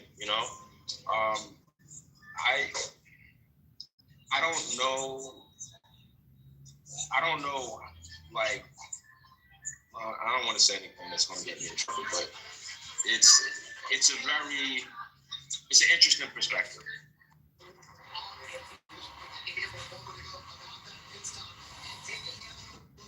It's an interesting perspective to say, I used to be one way, but then life humbled me, and now I'm able to see things differently. That's interesting. Yeah, First Lady, like, I don't, like, I have my core beliefs, and I could go through a difficult circumstance, but what's gonna see me through is my core beliefs. I'm not going to go from being a conservative person because and believing that self-sufficiency is key to life, like and then expecting like people to consider my circumstances. It would be great if people consider my circumstances, but I think the problem is when there's an expectation. Like, I operate from the belief that no one's coming to save you. You have to save yourself. Well, wait, I thought his answer to your question was in regards to what you originally asked him about whether you thought it was disrespectful or not. And his answer to your question was the fact that he used to be like that and he was humbled. So he's no longer like that. Now, what you're talking about is something completely different that I don't think that he said. Now, I could be wrong. I could have missed something. Yeah, my perception of it was that we were talking about the communication style. When he said he used to be like that, we were referring specifically to the communication style. Exactly. Yeah. Mm-hmm. So what I'm saying is that I would not fundamentally change my communication style because of difficult times, because it's like it goes to the heart of my belief system. The self-sufficiency has to do with my communication style. If I, like, for me to be more sensitive, right, in my communication style, it would, like, I don't think that my feeling sorry for someone is, helps them. Like, I don't think that it improves their circumstances. Right. I think me giving them, like, some real like game or like some options on how they can change their circumstance, that improves their life. Not Are you getting a happy ending? What's going on? No, I'm at a bar. Oh, okay. But you know, but you know what happens, First Lady, is, and I understand where you're coming from.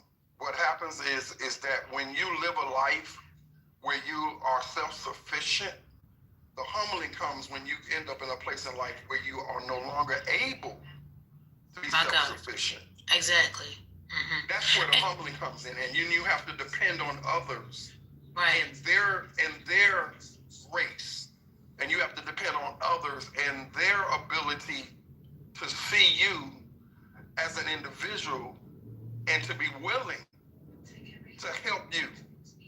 You are no longer self-sufficient. That's where the humbling comes in. Right. So, Anthony, before you respond, you know, during the pandemic, I had a lot of time to reflect on who I used to be. And I said 2014, 2015, 2016, I used to be a trainer. And like my classroom, it started at 8 o'clock. If you didn't make it to my classroom, like I had a strict, guideline. At 8:01, I'm closing my door. If you're here, you're here. If you're not, you're not. No excuses. I don't want to hear it. And, I think I was like that because I was the type person, I had to get my son up, I had to get him ready for school, I had to get my daughter ready for school. I've always had to drop them off to daycare, pick them up from school, and everything had to be on time. I didn't have a chance to make excuses. So if I don't have the excuses, you're not getting the excuses. But during the pandemic, I don't know why God revealed this to me and showed me at this point in time. And I began to start to weep. Because the grace that God has given me throughout life, for me not to find a way to even be able to find a way to communicate it to the people in regards to just having just some type of kind of grace. You know what I mean? Like, because with my class, if in fact you missed a day, then you had to wait until the next training class started all over again before you could come back to class. So I was really hard ass. I'm like, I don't care. I don't want to hear no excuses. Nope, I don't care. I don't care. I don't care. And that was so mean. That was so nasty. Yeah, it was a rule, but it wasn't a rule that I couldn't find a way to bend, like seriously 1 minute. But because I was so staunch and saying, listen, if I can do it, then everybody else can do it. But not understanding that, there are things that happen in life sometimes. And maybe they couldn't get there. Maybe it really was traffic. Maybe, their gas ran out. I don't know, whatever it is. But I look back at that, I'm just saying, the older I get, the wiser I become. Because I can actually look back at some of my, how I actually interacted with people and say, I want to do better. I want to change. And I don't think that your advice was necessarily the problem. Part of the problem is that he doesn't know you from Adam and Eve. This man don't know you. You don't even know him. You don't know his full background, right, at the time. So to make such a suggestion and not knowing all of those different things that he has going on. And even right now, when you came back and you said, well, I think that's an odd way, blah, blah, blah, blah, blah. But then when he comes back and he says, I'm saying this because I was humbled, because I'm at a point where I can't be self-sufficient. I have to depend on somebody. But in your mind, you couldn't think about it that way. But I hope that hearing him say that also opens your mind to be like, you know what I mean? Just a little bit. First Lady, in light of what you said, right, from Anthony Edwards' perspective, I like the original First Lady. I like the one that held people to a standard. She closed her door at 8:01. You're late, you're out. I think that that's part of your standard for your class. And, people, excuses, they help no one. I can't be late to work. I'm never late to work. That's just, I have a standard set for myself. I'm not going to be late. This is unacceptable. You know, I can make it, like I say, blame traffic, I can blame whatever, but this is not, you know, like the standard that I hold myself to. And I think that, you know, you have kids and you have responsibilities, and if you can make it there on time, anybody can make it there on time. I don't think just giving grace to people is like necessarily the best way to handle situations. Like, and I think it becomes like this slippery slope. Now, like in terms of my ultimate overarching advice, you know, to me, if I can't afford something, I'm not going to love a physical item more than I love myself. I'm not going to go down into the muck because I'm trying to hold on to this physical item. I'm going to look at my situation, make an honest assessment, and I'm going to pivot if needed be. And I don't think that's unreasonable. I was suggesting to pivot. If we keep insurance rates keep going up, we keep on having crazy hurricanes in Florida. You know, like honestly, I'm not mad at somebody that says, you know what, I'm gonna sell right now. There's this guy, I believe his YouTube channel is called Reventure. He talks about Florida incessantly. And there's people that have taken hits, hundreds of thousands of dollars selling their house in Florida. And you know, it's like it's heart-wrenching. Do I think they wanted to take the hit? No. But you know, you gotta know when to hold them, when to fold them, when to walk away, and when to run. Anthony, can I answer your question? Wait a minute, before you ask him a question, I just want to remind him about grace. So the next time that they start talking over you, next time they cut you off, don't ask me for grace. Don't call First Lady. Don't do it. The next time that you come off mic and you overtalk somebody and they shoot you out the space, don't ask for grace. Because a lot of times people ask for grace and don't even recognize they're asking for grace. And they're granted grace without having the gratitude and the being grateful for the grace that has been bestowed upon you. See, that's the difference with me now and versus the person that I used to be. I didn't understand how much grace and mercy I was actually living on until God had to humble me yet again to show me that if it was not for me, you wouldn't be where you are. So because of that, I'm going to treat his people with kindness. I'm going to be kind to them, and I'm going to give them the same grace that God has given me. I'm sorry, Orlando, go ahead. Anthony, I want you to think about something. One of the greatest motivators that I believe, and I could be wrong, that drives you is fear. Fear of losing everything. Fear of not having anything. And because of that fear, it causes you to overcompensate to the point where you have no excuse, you have an attitude of no excuses for yourself and for no one else. And that's not always a great thing. Because like I say, I've been there and done that. And because of life has humbled me. It has fine-tuned me to be more compassionate, not just for myself, but for others. To show compassion to others when they are at their low point. To understand that they may be in the circumstances that they never wanted to be in. But can I show compassion? Can I show empathy? You know, one thing about it, people will never follow you and people will never take you at your word. They know you care. If they don't care, they don't hear what you have to say. But they got to know you care. We live in a time right now where we wonder who really care about me, who care about my family, who care about what I'm going through. Orlando, you know, I hear everything you're saying, brother, right? So, first and foremost, I have failed more than I've succeeded in life, all right?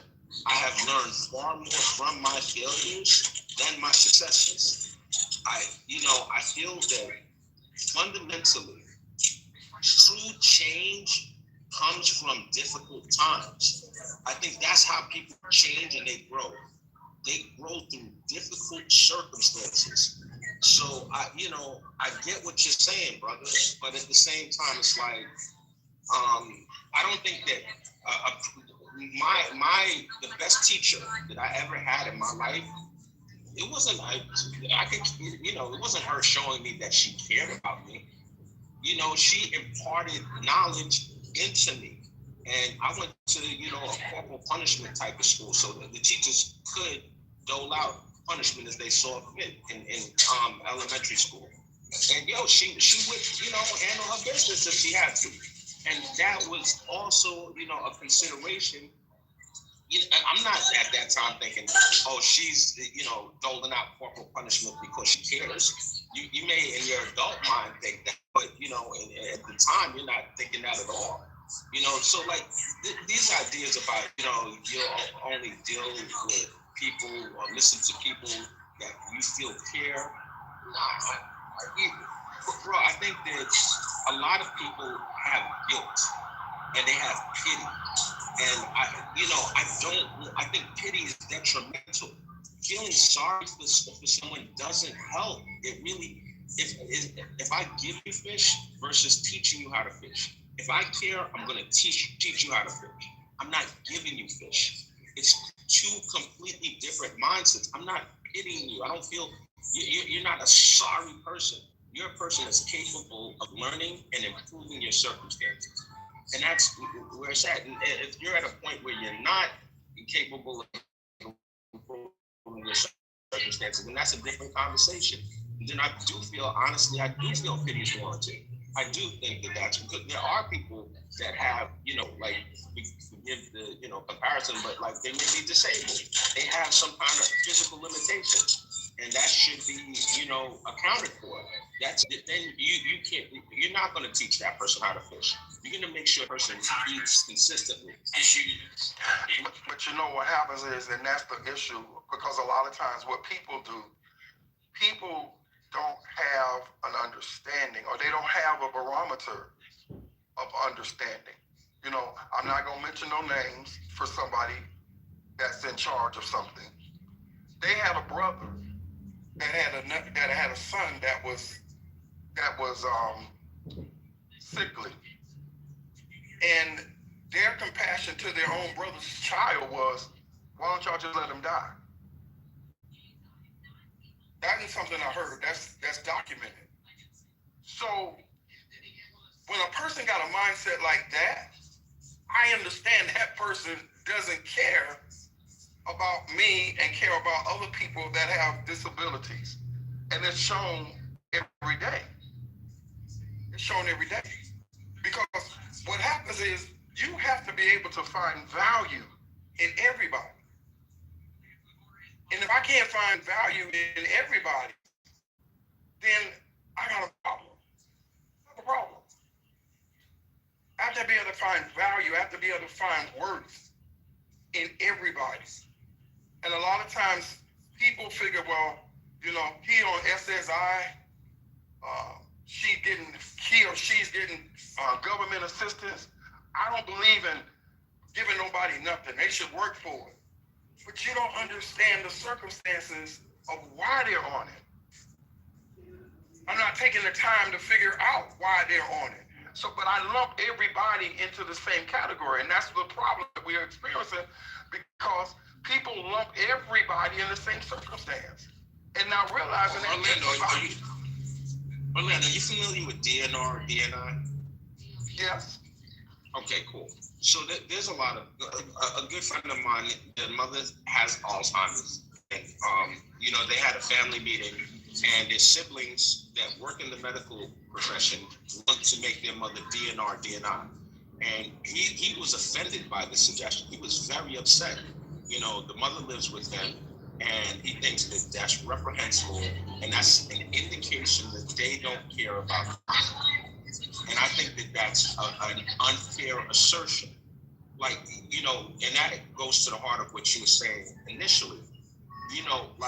There's a lot of medical professionals who themselves are DNR, DNI, because they've been in the room and watched, a medical emergency and what happens, and when, you know, trying to run a code and trying to, you know, resuscitate somebody, and they know what that is. And they say, you know what, I wouldn't want that for me. I don't want that for mom. I don't want that for dad. It doesn't make them a bad person. You know, like before I got into the medical field, my aunt put herself up as DNR, DNI, and I was devastated. I couldn't believe she would do that. But, you know, afterwards, it made sense to me. I started to get it.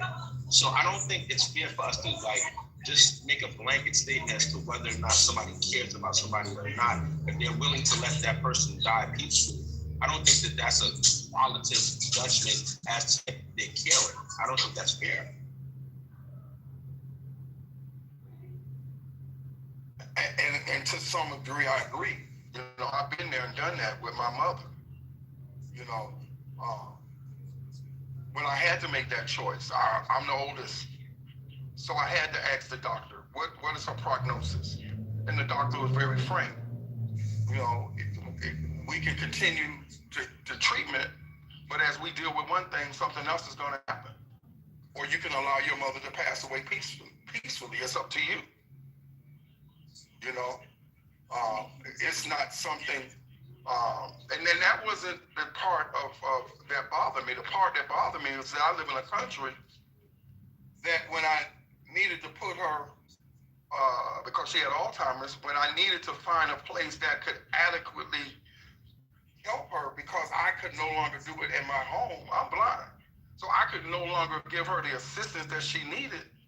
They told me that as long as she got money in the bank, as long as she had property, you have to sell everything she has, pay for it out of your own pocket. When she has nothing, then Medicaid and Medicare will pick up and we'll take it from there. And my exact words to them was, so you're telling me my mother needs to be broke before all the years that she paid into Medicaid and Medicare through her employment, she can't get any assistance until she has been proven to be broke. And they tell me, yeah, that's basically what we're telling you. That's basically what we're telling you. Yeah, who wrote that policy?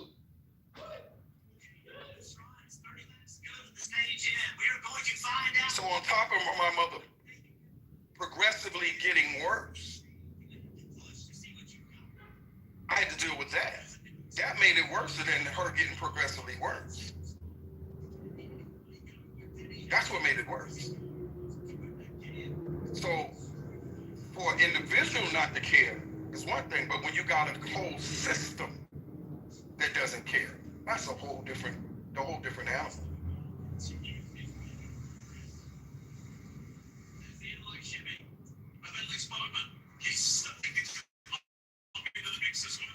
It's a whole different animal.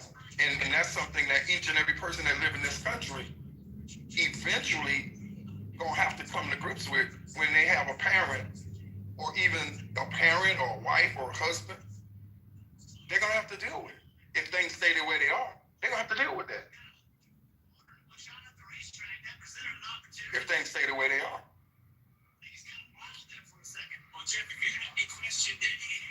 Fastest one of the race at 157, 1 lap ago, a 27.60,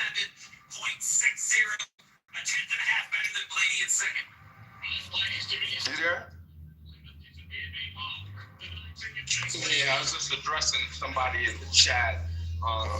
You know, it was interesting because, like, when I mentioned the whole disabled thing, I said disabled people should get support.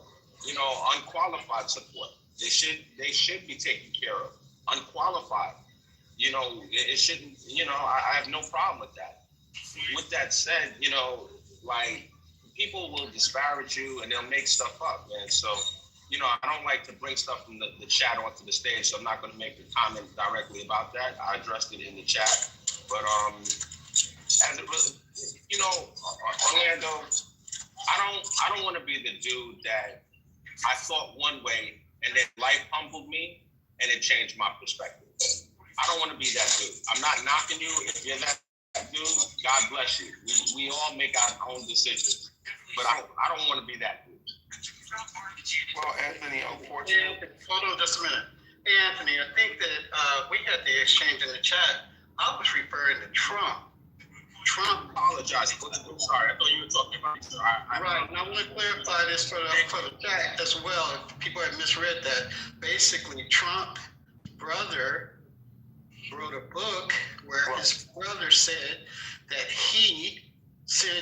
Trump told him to leave his son Exactly. die. Yes.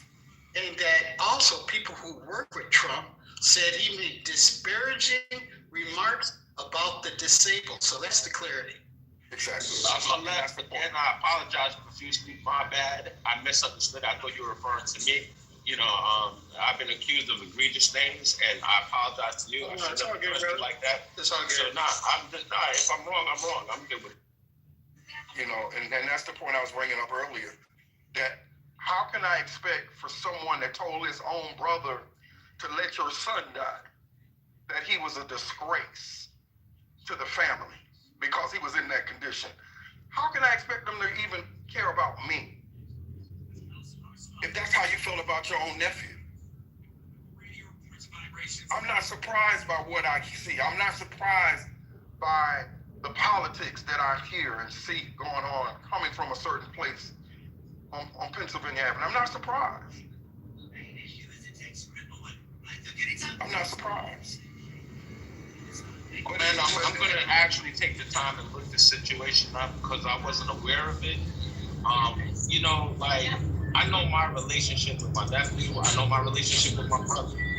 And I know that anything I say to my brother related to my nephew in any circumstance is going to be from the heart. It's how I would approach a situation with my son. I wouldn't treat my nephew any differently. As long as if my brother, God forbid, wasn't around, and my nephew, niece, whatever needed care, they're going to get the best of the best as though my brother was still around, and he knows that. And I know vice versa the same. So without having context for this particular situation, I don't know if Trump would have said the same thing about his own kids. I don't know. Like, I really don't know.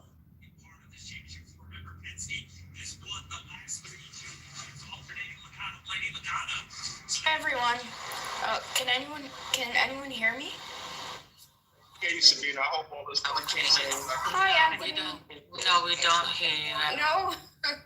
No, I have to ask because my mic doesn't work. One second. It can be distorted, but thank you so much for joining us this evening. Thank you for the exchange, fellas. Now, this is what I'm talking about, having a conversation. But don't agree on the topics. Anthony was able to articulate, even though it may not have been palatable for others, it was done without cussing and fussing. Okay, so I appreciate that and I acknowledge that, so thank you. But some people might say I'm giving grace. Anyway, no, I'm just kidding. Sabina, how are you, sis? How you feeling? I'm fine. How are you? Always give grace, by the way. Always. Thank you, I appreciate that. You're welcome. Yeah, I just wanted to ask, I do believe that Project 2025 and the whole MAGA is white identity politics. And I mean, I understand where they're coming from, but I don't know if the document that was going around, was it debunked? Was that proven to be true, or was it falsified? Like, there was an actual document called Project 2025. Yeah, it's true. Was it? Oh, it's true. Oh my goodness. Okay, yeah. So this is the thing. This is why I believe DEI was actually something that was actually successful, because imitation is the biggest form of flattery, right? And so if they want to imitate, DEI and what the left is doing, and then apply it to themselves, that means that DEI is actually, something that they want to emulate, but they just want to make sure that they're included. And I never understood why they felt excluded, because every time I was in DEI circles, they made it clear that white working class people were also disenfranchised, just like Black people were, right? Or Black working class, middle, whatever, right? Racially and so on, and women as well. For example, white women don't ever hesitate to include themselves. White men, for whatever reason, even if they're poor, I don't know if it's their pride or their own arrogance.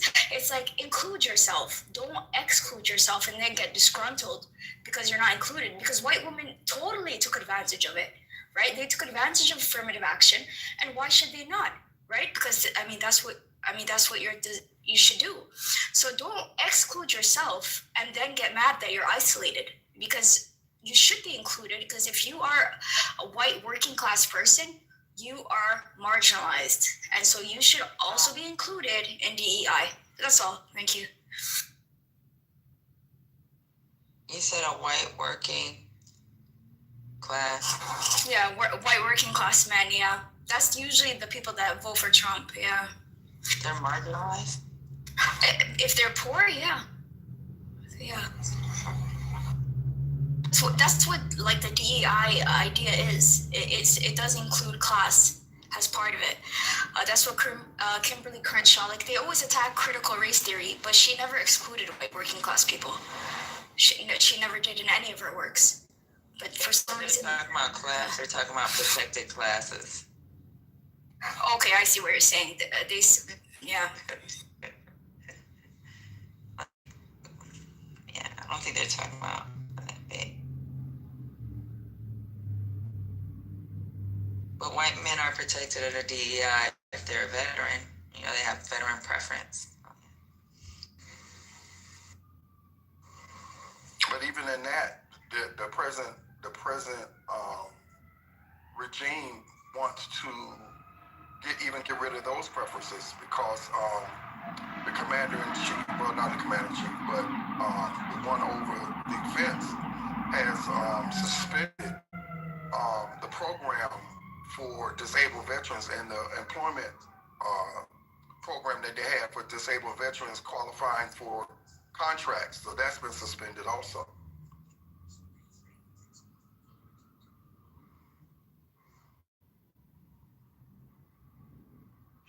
Series Championship Day here on NBC, presented by Bruce Tree, continues. Beautiful day here in the desert. Will it be the perfect day for Denny Hamlin? He has led 100 and...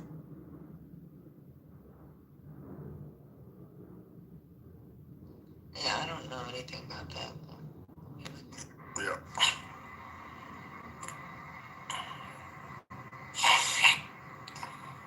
Is it Now, what's that noise?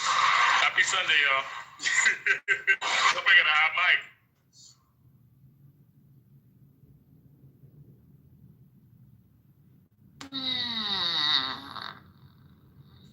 All right, is that it? That's all y'all got? We have... Just saying that he's talking about Happy Sunday. I haven't really seen anything that's suspending VA contract. Who's this, Lisa's not even here. Who's this Pro Ben Roy person? Been sitting on stage all day, ain't said a word. I got my eye on you, sir. What's going on? Wait a minute, Ultra, I'm handling business. Probiotics, are you there? Probiotics, are you there? I don't think he's there. I think he's trying to listen and learn. It says learning English on one of his pictures. Okay. Proven. Yeah, he just up here. How we know? He could be a spy. Yeah, I just All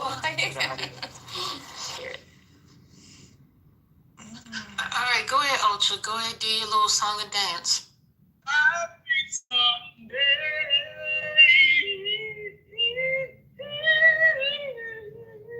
Happy Sunday, y'all. Shabba. Ain't that about a monkey? Hey, Jamal. Hey, everybody. It took me forever to get up here. I was like, why is hand raising turned off? I ain't do it. Somebody probably didn't Did want y'all to. talk?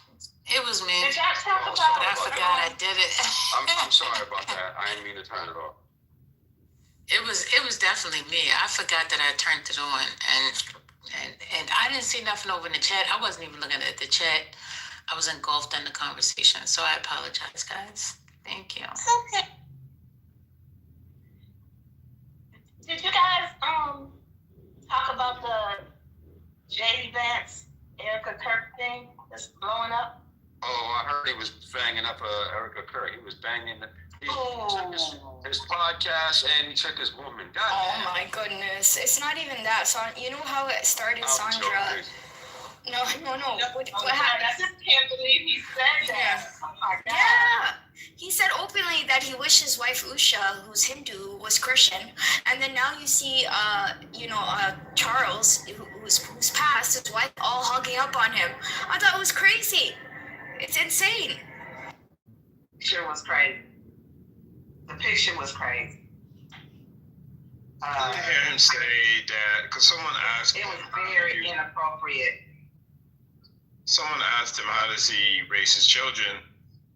He said that his wife does go to church with him, and he said that he hopes that the word would move her. I never heard him say he wished his wife was Christian.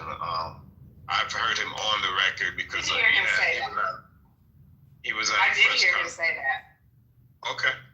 I don't think he meant it to come out that way, but yeah. Yeah, he didn't mean it to come out that way, but he actually did say that. I've seen the videotape like three or four times.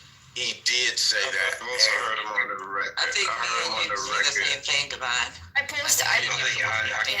When you talking about raising kids. I posted it in the chat. Yeah, he didn't mean it in it. Sorry. Yeah, I was still talking. I mean, I hear it. I hear what y'all are saying, but I'm just trying to say he has also said otherwise. That she goes to church with him. Their kids go to Catholic school. So yeah, I just I'll let.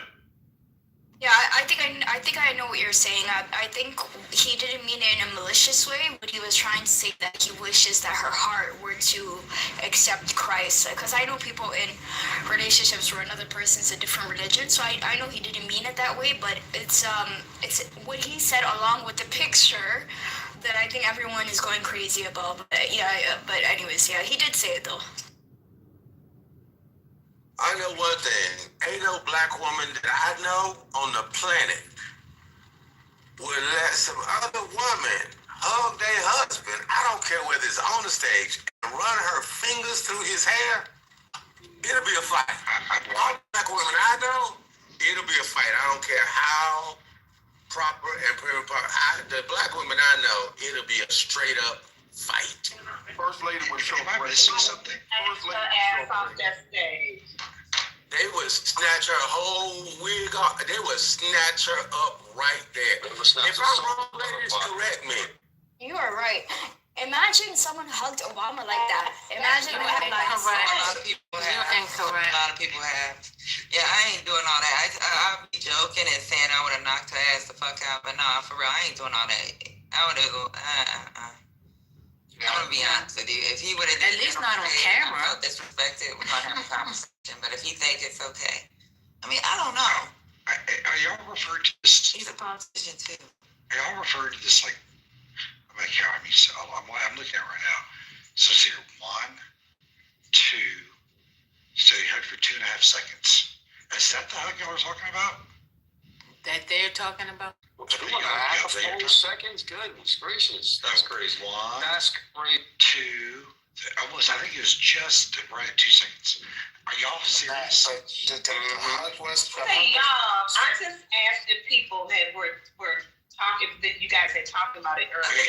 Don't say y'all, because I don't hear it. Have you seen a picture of the Got it. Yeah, it was just a 2-second hug. I know. So they said that, the guy, she put her hands in his hair and all this stuff. And I kept telling them, I think that, she's, still mourning her husband. And, She does have her hands in his hair. Yeah, and I seen it. I watched it. The thing for me is, in other communities, this is how they touch. They're touchy-feely type of people. So it may look different from another community, how somebody else embraces another, man's husband kind of thing. So my wife agreed it was too much. It was a lot, right? But she also indicated that I believe she's on probably all kind of Xanax, all kind of things, and that she's mourning, and that maybe she's using J.D. Vance because he reminds her of her husband. And she's just going through that. Like right now, she's mourning. She's not herself. Yeah, I'm not saying that they're gonna get together or anything like that. I've never alluded that, and I know that's the talking point on Twitter and all of that stuff. I would never say that because I don't know that lady and I don't know JD Vance and I know his marriage. All I know is this. The 2 points that I made, I said, I am speaking for myself. If you would stop interrupting me. I literally think 2 things. One, that's the reason why I said the black woman I know, that would be not okay with. I didn't say anything else. The black woman I know, they ain't gonna let no other woman run her fingers through no man's hair. And when I say snatch her, hold on for a second, Matt. When I say snatch her up, I didn't mean physically snatch her up. It'll be a whole situation that maybe it'll be a conversation, anything like that. I didn't say that they was gonna throw out and fight, but it'll be a whole conversation. Now the other point that I said is this. When he said what he said, I'll say it again. I don't think he meant it to come out that way. I don't think he did.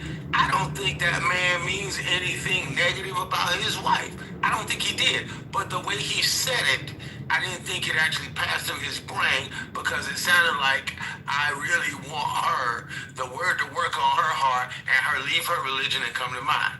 That's what I heard. No, I'm not trying to clean it up. I'm trying to help y'all listen through actually like normal people ears and not through those weird left wing kind of right wing or bat wing or whatever wing it is y'all listen through.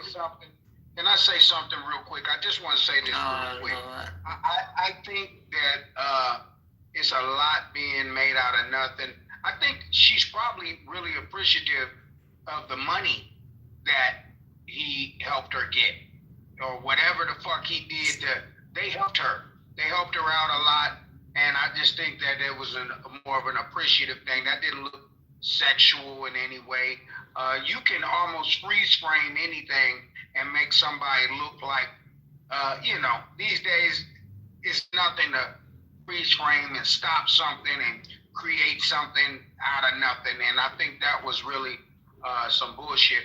As far as him being with his wife, I don't think that was a good fit from the beginning. And he was lucky to be getting some Indian pussy. And I think I think he was lucky. And he's not a handsome man. He's an unattractive white motherfucker. And so he was very lucky to get something. But Jamal, your wife gonna let some other one put her hair in your hair? Jamal. I think that was just Jamal, is your wife gonna let another woman do that? I think it was a normal. Y'all not right. What? I don't think it was too much. I don't Jamal, think that was. is your wife gonna let another woman get away with that? And I say nothing to you? It was too much. I didn't ask you that. I asked you, is your wife going to let another woman rub her hands up your neck? It may have been a conversation at home between the two of us. Okay, she gonna say something, right? Yeah, it might be something said. He might have to deal with something at home with his wife, but I don't think it was. I think it was no intent involved in it. I think people are just. I didn't say it was an intent. I just said your wife ain't gonna let that go down like that. I think that there would probably be a conversation between the two of us. I believe there would be because she would, especially because he's moving in all types of different directions, and he might not even want the woman that he's with now because she's black. Even though she's Indian, she's black, and so he's with a black woman. I don't give a damn if she's Indian or whatever. And so that, she's darker than most of the sisters on this stage, and so she's a black woman, as far as I'm concerned. And so, and as far as they're concerned, she's black. What is happening? I mean, it is. I mean, she rub her fingers through his hair. She touched the back of his head. She's brown. Okay. Brown, but she's definitely You had a hard time calling Kamala black, but you gonna call Usha black. That's right. insane. My God. That's hilarious. To be black is crazy. God damn, she got an aspect name. Oh my God. Oh, She's darker than Kamala. Divine, are you trying to say something? What's going on? Every time or sometime. Erica Kirk did not rub her hands through his hair. She touched it. I just looked at it. She touched the back of his head. They hugged, and she walked away. And like calling it. Okay. It was nothing. It's a nothing. Where were his hands? Where were his hands? On the hips. On the hips. His hands were on her waist. That's close to that. It wasn't. That's not a regular hug. That's not a regular hug. Really? To me, it wasn't No, I even. don't give a shit. I don't care. I don't care. I'm just going crazy over all the Why are you comments. defending it? We talking about what I'm not defending it. He shouldn't have had his hands No, on you her saying waist. that you don't care, but you. No, I don't care. I know, but we're I just think it's having a funny as hell. conversation. Okay, yeah, well, we're not saying that you care. We're having a conversation. That's all. That's it. Yeah, any blog or media source that's saying it's more than it looks like. His hands were on his sides for like a millisecond. She patted the back of his head. Get your hand off of her man. Divine, I'm gonna ask you. Divine, I'm gonna ask you the same. Divine, I'm gonna ask you the same question. I'm gonna ask you the same question. You married, bro? Yes, I am, sir. You married to a black woman? Sure am. A Black Panamanian. Okay, a black Pan. That's even better. That's even better. This is my question, Divine. This is my question, Divine. If your woman saw a picture, a still photo of a woman, got her fingers in your hair, like she had her fingers in his hair, not the video, but the still picture, is your woman not gonna have a conversation with you? Okay, first of all, I'm not hugging another woman like that. You get a side hug. Why not? It's nothing burger. Hold on, you asked me a question. They're not gonna have an opportunity. I'm gonna keep it a buck. They're not gonna have an opportunity to get an image of me looking like that hugging a woman. She gets a side hug like she's one of my students, and it's like they're barely touching, right? Like shoulder to shoulder. You know, I'm gonna push. If she's trying to get up on me, I'm gonna push her hips back because you're not gonna disrespect my wife. Because my wife is not really gonna get mad at her. She's gonna get mad at me. Why are you so comfortable with this lady getting so close to you? See, I know how to move. I know how to. You heard? Okay, so what? That's what I've been waiting to That's hear. my point. That is what I've been waiting to hear. What if you're a politician, though? Right. Like, there's different strokes for different folks. If your husband a politician, you're gonna expect him to hug, kiss babies, all this other extra shit, pat people on their back. That's why I said I was joking. When I said that earlier, I was joking. Like, honestly, I don't know. Patty, not different strokes. So the rules are word. It's a different. I mean, again, y'all keep saying, "Do you got a black wife?" You know, all these qualifiers. We're talking about a white woman and a brown woman. But honestly, I don't even think it's that for me. I think it's his job. Like, The job is one factor, yes. I work with a bunch of dudes, right? So if you see a bunch of dudes calling, it's usually about work. It's nothing else. It's just about work. But if I had a job, let's say, working the makeup center at Sephora, a bunch of dudes call my phone, that's a whole different story. You know what I'm saying? So, we gotta look at his job.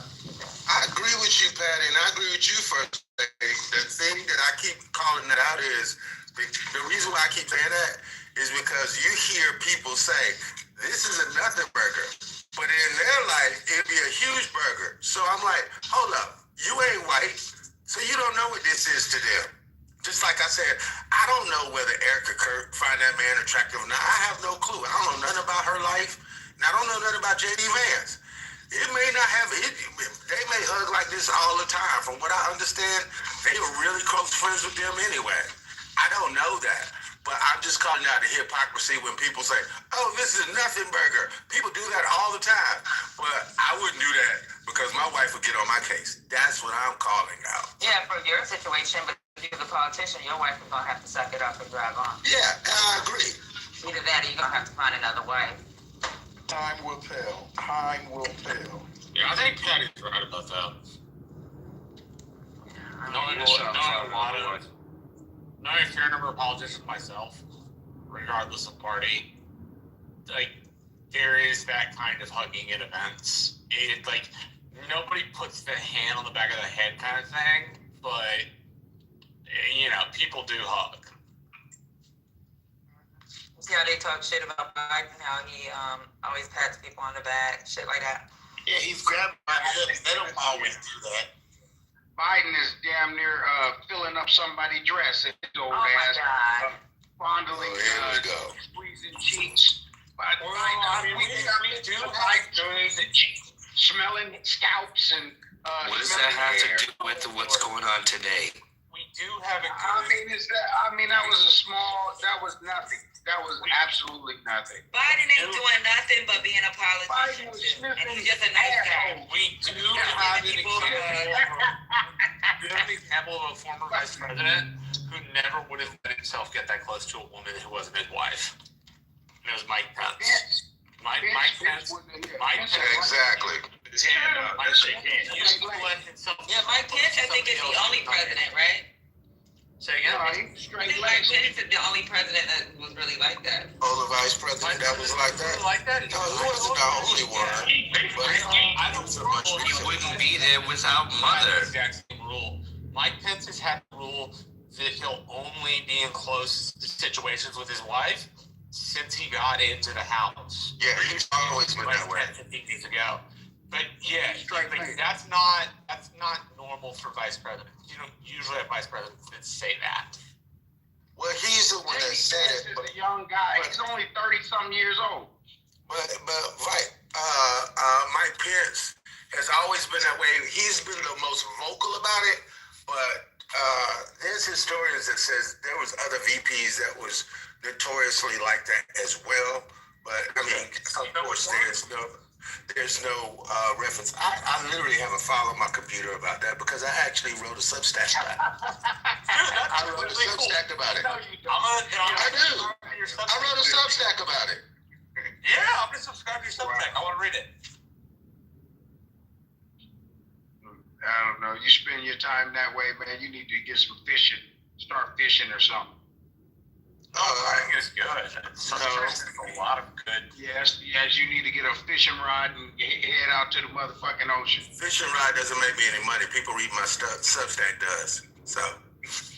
I've been on Substack for the last 4 weeks, and that's why I haven't been in the road so much because I've been on Substack. Yeah, it's all the distraction. They want us to forget about it. What's Substack? What's that? Break it down for me. What's that? Substack is essentially like an app where you can go where people write short to semi-long form articles, and they're about every subject you could possibly think of. Like, I subscribe to this one, but I also wrote a Substack about troops in Chicago, or National Guard of Chicago. And they pay for the articles? I'll subscribe to a Substack in which they were writing about massacres during the Civil War, like the massacre of Fort Pillow. And so it's a widely varied site. Don't get me wrong, it's ilk just like every other app has, right? All apps have their ilk, but it's a really good app for people who the write article that you write. Is that what you can have free subscriptions and you can have paid subscriptions. It's how you set up your Substack. So I have some that are free and I have some that are paid. So the paid articles are different to those subscribers than the free one. Interesting. Okay. All right. Jamal, you act like you just met me. You know I make money whatever I'm doing. As far as that, I won't speak to that. I can't speak to your money. I'm concentrating on my own. If that's what you're doing, that's what you're doing. I know you got some time to be fishing. No, I don't. Yes, you do. No, no, I don't. Go get you some worms. No, I don't. If you find me the way to make some money at it, I'll do it.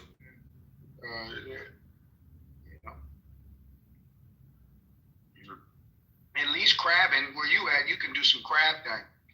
Get you some lobster tails, all that. Just don't. No, I'm good on that. Man, look, see, look. Never mind, forget it.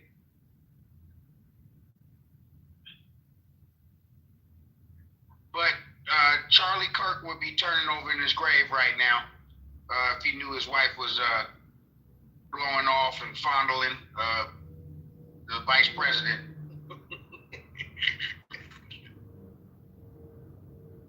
Well, he's looking up and seeing everything that she's doing. He's looking. Yeah, he's been in the ground too much, good 2 months. You know what? I caught that, Romeo. That was funny. That was funny. I'm not gonna hold you.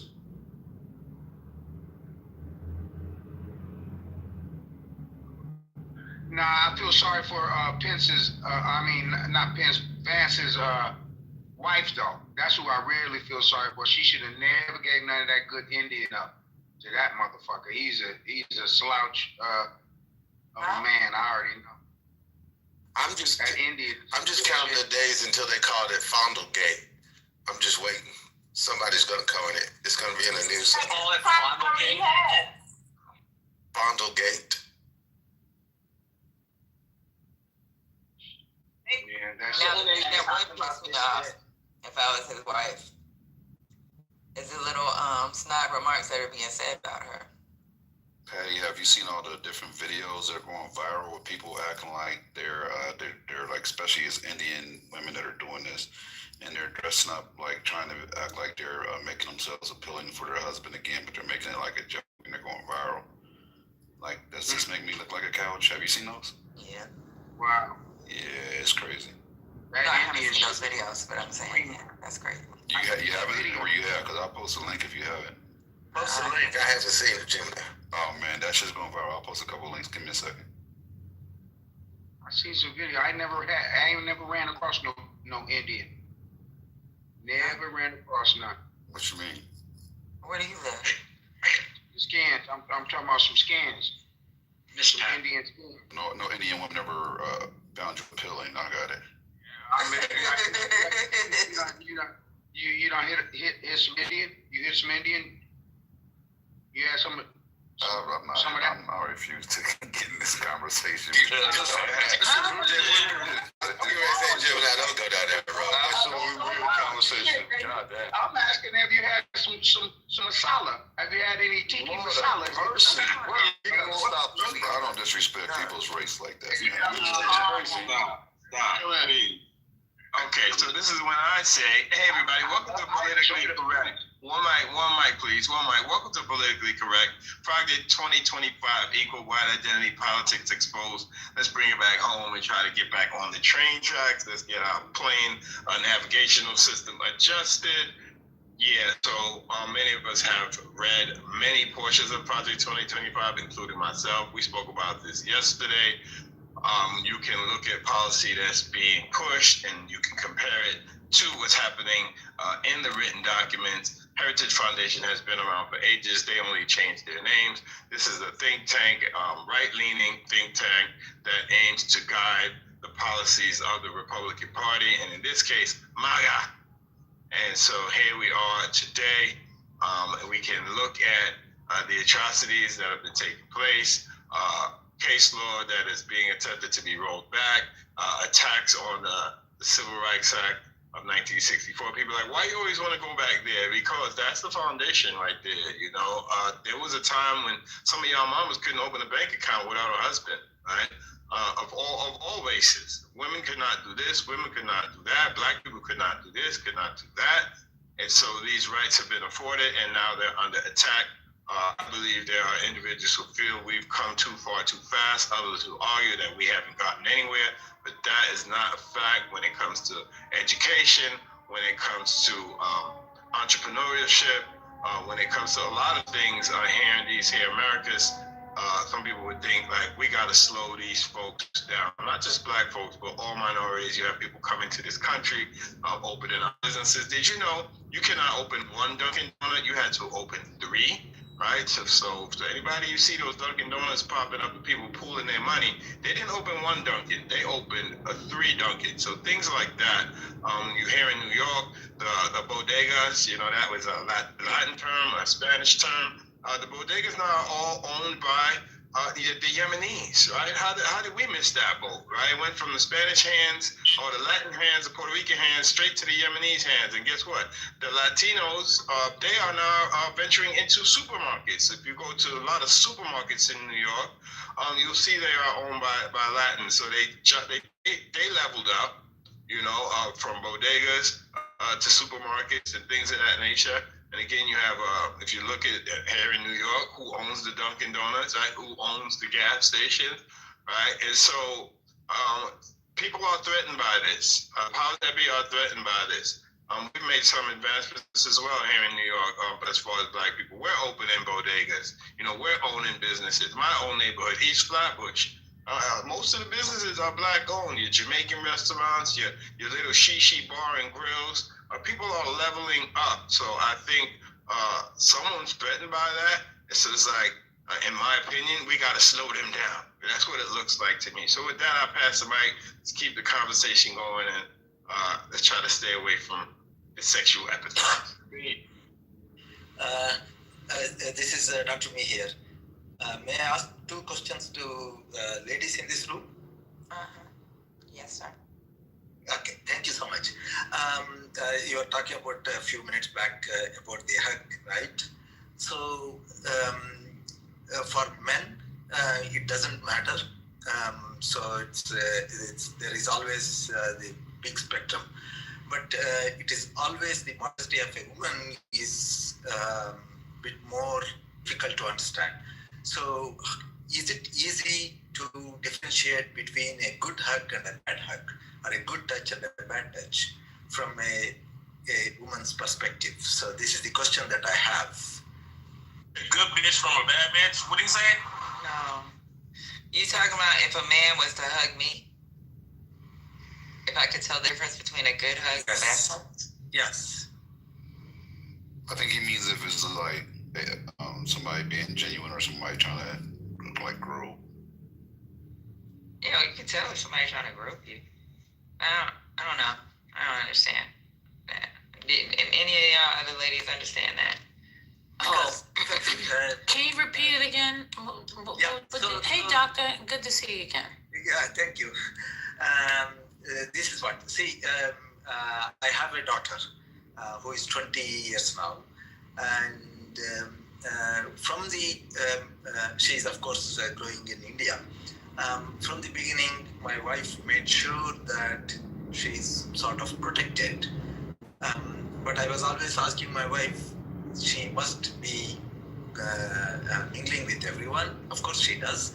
But we have to make sure that she identifies with whom to move closely and with whom she should not. Agreed. So this is always a eternal problem according to me, because it also depends on the persons, the way they look at it. But generally speaking, I want to, because my wife has a different perspective because of her cultural background, being an Indian. I just wanted to ask, because you are already openly discussing about these things, and also about the hug Charlie kids, right? So wife and JD Vance thing that Okay.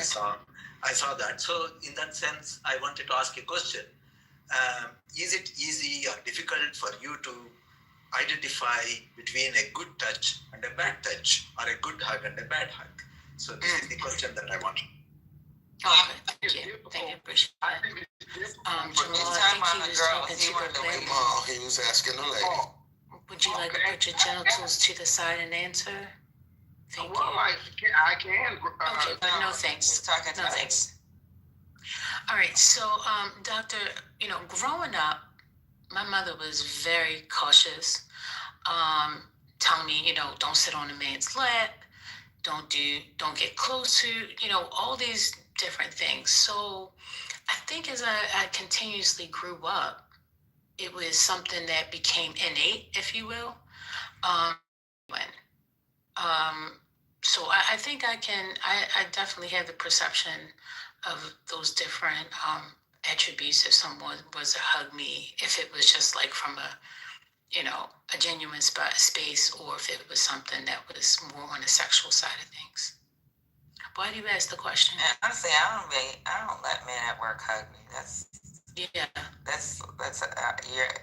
you're going too far now. You know, it's a professional environment. What are we hugging for? Correct. Right. Yeah. I mean, were you talking about at work?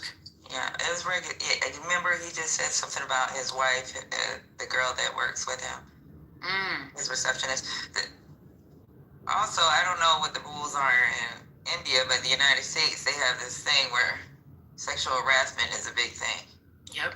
And you could hug somebody and not mean anything by it. It can just be you being like, "Hey, you okay?" Whatever, and they can actually press charges on you. Miss Patty, I got a question. Do you think that? And wait a minute, hold up. Yes, ma'am. I apologize. And no worries. As well as, you know, sexual harassment, somebody else can identify it. And you could be offensive to someone else just watching you do it. So, sexual harassment in the United States is definitely something to take very seriously. I didn't get his, if he was saying it's something at work, I don't know that a woman, especially a secretary, should be hugging her boss. But I don't think the rules are in India either. You know what I'm saying? Yeah, so but I'm just saying mentally in my mind. Right. Period. I don't give a darn what state, country, region you're in. Yeah, but in the Middle East, it's like when I go to like certain people's office, it's like a custom that we kiss on the cheek, like. Yeah, side to side kind of. Yeah. So right, the custom. Okay, yeah. I got it. I don't know what the rules are, what y'all customs are, but. Doctor, did you have anything you want to close out with? Yeah. One small thing is this. See, there are multiple occasions where you, for example, you win a very important match. For example, your coach, for example, hugs you, and then it's actually much tighter because of that moment, right? So you're enjoying that moment. And the same thing, you can always differentiate depending on the situation and things like that, but you can never be able to really see inside a man's mind, right? So in that sense, some of the countries and cultures, they don't even allow women to touch other men, which that is basically taking it to the extreme. And the other extreme is completely allowing, and they're not really teaching the kids, so that some of the things that I hear from UK is gullible, small teenagers getting trapped. So for me, it looks like an eternal problem.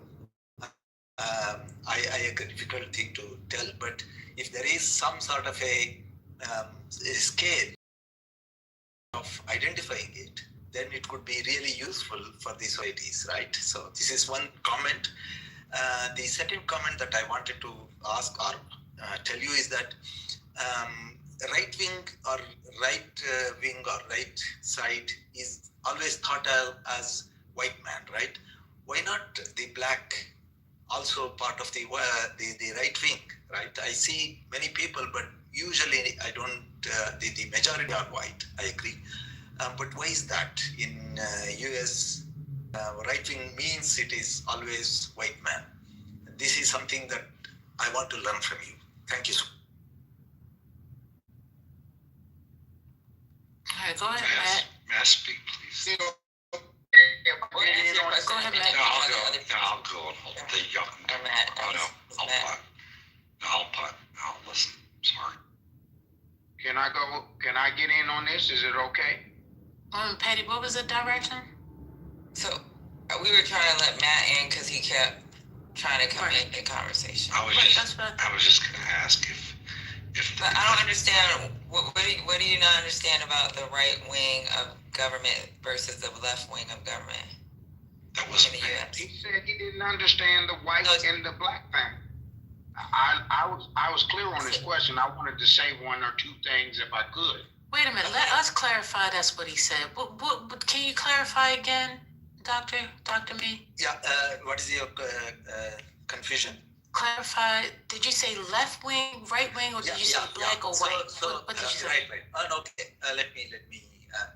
Sorry, because my accent may be a little. No, it's okay. Go ahead, babe. Yeah. So usually, what I see from U.S. politics and news, whatever that little that I see, is that whenever we say right wing politics or politicians or the right wing ideology, usually people connect right wing with white men or white men and women, and left is always connected with or much more closely associated with black men and women. Why is that? Why such a thing happens? Or if my understanding is not correct, then that's also fine. So I will correct myself. I'd like to say something if I could. Well, okay. Yeah. Okay. Don't go far. Please, please allow me. Please. Please allow Jamal. And Doctor, I appreciate the question because it is a really good question as far as I'm concerned. Historically, we have to go back just a little bit. I think it's more not right and left, it's more conservative and liberal are the terms or the classifications here in the country, the way they view it. And historically, African Americans or black indigenous people to this area of the planet were very conservative, and we were right, and we were on the right side. I believe a transition happened in the 70s and 60s. We started to kind of transition more on the liberal side of things. And excuse me, can I speak my piece? Oh, wow. Please, just asking. We've had a conservative way of viewing things is God, man, woman, and child. And that was the way we historically viewed things. Over the past 50 or so years, there's been a shift to the left to a liberal way of thinking, but it looks like things are starting to move back to the right. African American men almost at a 20% to 25% clip have started to vote more conservative now, and we're kind of shifting that way. We've seen in Chicago that even some of the black women have started to shift towards the right because it aligns better with our family values. I'll land right there. So that's not true. For us, it's more of small government versus big government, right? So like when you look at what happened during Reconstruction, it was what, big government, and that gave us protections so that we can come out of slavery, we can have the little bit of rights that they were given. That's why we had black politicians back then. And then when it went to small government, that's when Jim Crow laws. When they gave the power back to the states, that's when Jim Crow came around. So for us, it's more of like,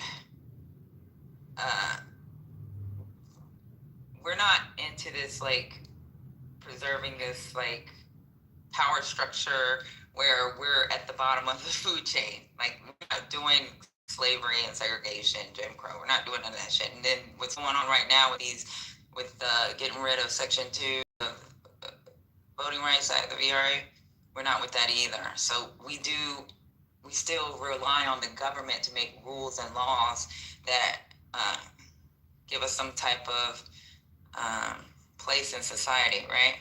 So no, we may have conservative values in our home when you're talking about God and family, but then we also depend on the government heavily to make sure that things are in play. And we've always been liberal.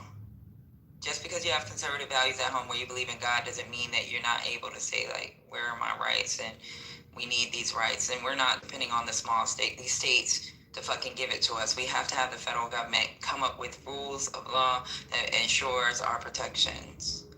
And that's why we've always been liberal. Or left. No, you're right. The specific line is Andrew Johnston repealing Reconstruction, which led President Grant to have to reintroduce troops into the federal South in the 1870s, early 1870s, because of the birth of the Klan and other terrorist organizations who just went around lynching black people at the time. And so you're absolutely right. The position of having a stronger government means protection versus having to rely on states has historically, for most of the country's history, meant exploitation. And that's why we're usually left-leaning. Yeah, but so the idea of the Civil Rights Act, right, was supposed to bring equal rights to everyone. So that means you mean to say, because now it's almost more than 50 years now, so you mean to say the law was not, or all these years law is not properly implemented in US? Because why I'm asking this question is that if that divide is still there, so there is also a term called white man's burden, right? And that is also causing much of a problem because you need to help those who really need help. And helping someone who doesn't deserve will eventually spoil the environment, the societies, as well as the person who is trying to help. So in that sense, if this law was properly implemented, then most of the left white men wouldn't have been there, right? This is something that I'm thinking. I don't know whether my sequence of thoughts are proper, but this is something that I'm always or constantly think about the US. Okay, so we can have the rights on paper, but people roll it back in practice when you don't. Yeah, I can understand that. So we need that's why we rely heavily on the federal government. Getting some of the things that Project 2025 or even what Trump has put in executive orders or he's trying to make legal is really or using the office of the presidency to threaten companies or corporations. That shit affects us. It affects the minority. Yeah, he goes too far to the point of it's not just like talking about things. Just a lot of elected officials talk, right? But for the most part, they won't. In the federal government, they won't enact policy. This guy is not only enacting policies, but he's threatening lawsuits on top of that to roll back protection. It's amazing the lawsuits like that. Okay. Some of the Project 2025, I think in the pages of the 870s and in the 800s, in that area, they start talking about men and custodial rights and also tax benefits of children and being able to file for benefit of their children and also parental rights. I think line up really good for black men. Some of the things that they have thought out are interesting because it seems like the Democrats would have thought more about some of these legal things as far as black family is concerned, as far as black children are concerned, and education, and also custodial rights of the children. It's very interesting that they've made plans for these things specifically with black families in mind, and we haven't seen anything like this from the Democrats. And so it's very interesting that, and I think this is why we're starting to kind of drift a little bit more to the right because of the high push on the LGBT thing and pushing that on the family versus some of the structural things that is coming out of that Project 2025. I'll land right there.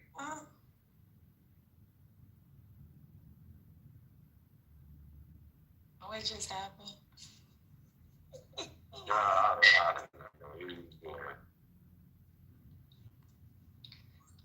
You do know who the party is made up of, right? Like what they look like. You do know that, right? I just want to point out that this fucking dumbass can't go 3 sentences without mentioning LGBT shit. So shut the fuck up, you dumbass. Hey, Spirit, let me just tell you that Jamal has been hyper-focused on other men's penis ever since I've met him. And in this very room, he's asked for us to PTR our penis so he can see who had the largest. And that's a fact. It's a typical dumbass. Doesn't know anything about what the fuck he's talking about. But, you know, it's nice to be able to listen to him talk about gay shit since he's so obsessed with it. It's so predictable and sad. In my knowledge, when somebody's hyper-focused on something, that means it's dominating their mind and they're trying to suppress it. Free your mind, and the rest will follow. We colorblind, don't be so shy. Hey, these things that I'm and speaking that's why you didn't about. have a problem with that whole man holding his wife's hip thing. None of that stuff matters. But I do see a shift. And if we start to visit some of the documents in the 800s of Project 2025, the custodial stuff that I was speaking about and the tax stuff that I was speaking about that they were working through for the black families, it was chapters. It was a few chapters just focused totally on black families, and I haven't seen the Democrats put anything together on black families, not even put any thought into it. And I just found that very interesting. I think it was in the 800s, those pages in that area. Are you saying Democrats are not pro-family? Like, I'm confused.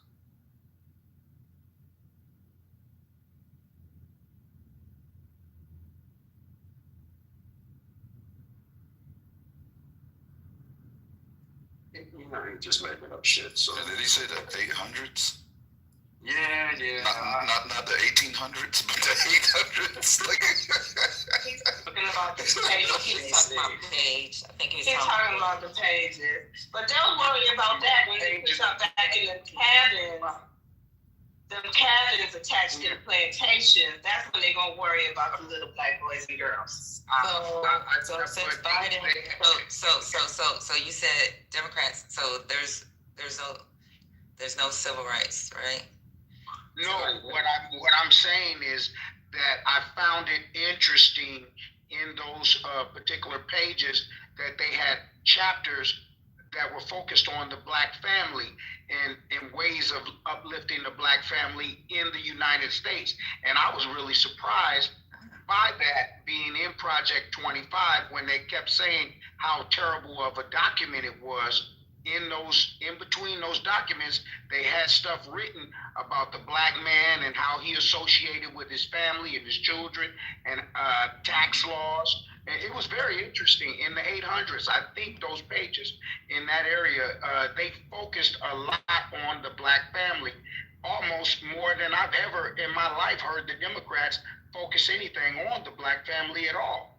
And I just found that very interesting. And the reason why I brought it up, not from a homosexual perspective, but from the perspective of what the doctor was asking about.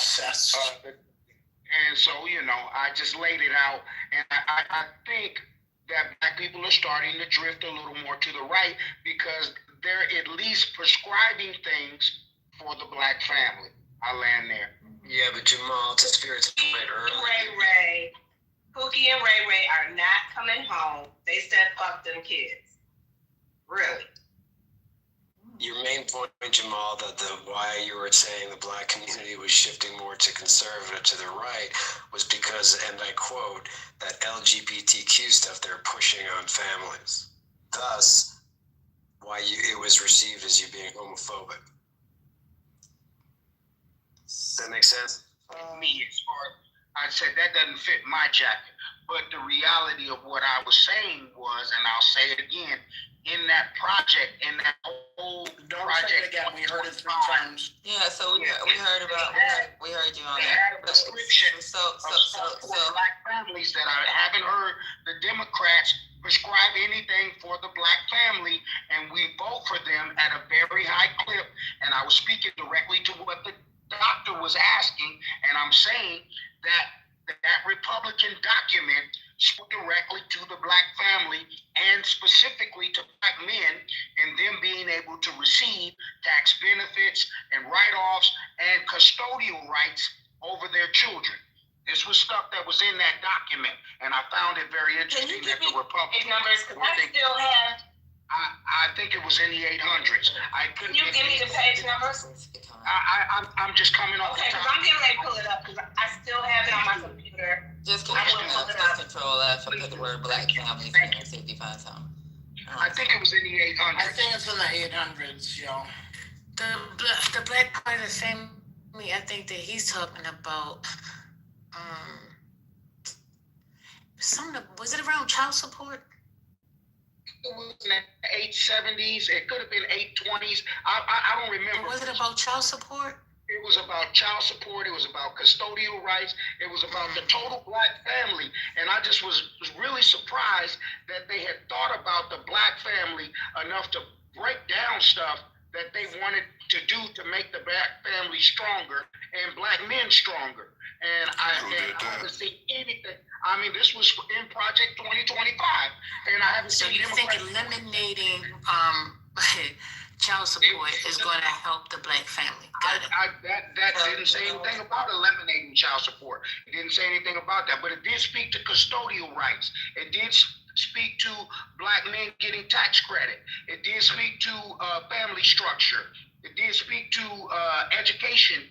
It was very interesting that they had thought about the black family more than the Democrats have ever spoke about the black family. I'll land right there. That's crazy. Because Biden alone tried to pass certain things that Kamala used in her own 98 pages when she was running. Like that $25,000 down payment. Jamal fucking lying. There's not a section in Project 2025 that talks about helping the black family, and I'll bet you on that. I'll bet you on that. I'll bet you on that. I'll bet you on that. There's not a section in there dedicated to helping the black family or promoting black family values at all. No, there's not. You're spread. I don't like when people disseminate false information. I'm all for learning, but come on, you got to be accurate. It's not fucking there. It's not there. It's not there. You're lying. Keep saying it's in the 800s. You, sir, are a liar. Can you read anything? Can you read anything instead of just saying so somebody said that it on page 481 it talks about black fathers.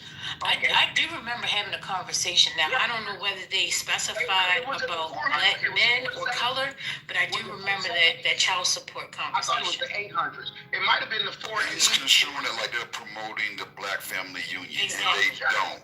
Exactly. What I'm telling you is they thought about a structure for the black man, black women, and children more than I've ever heard anything that the Democrats have said. I've said that 4 or 5 times. I thought it was maybe it is the 40 470. They do promote a family or nuclear unit, meaning the father, mom, child, but that has nothing to do with black. They don't say black.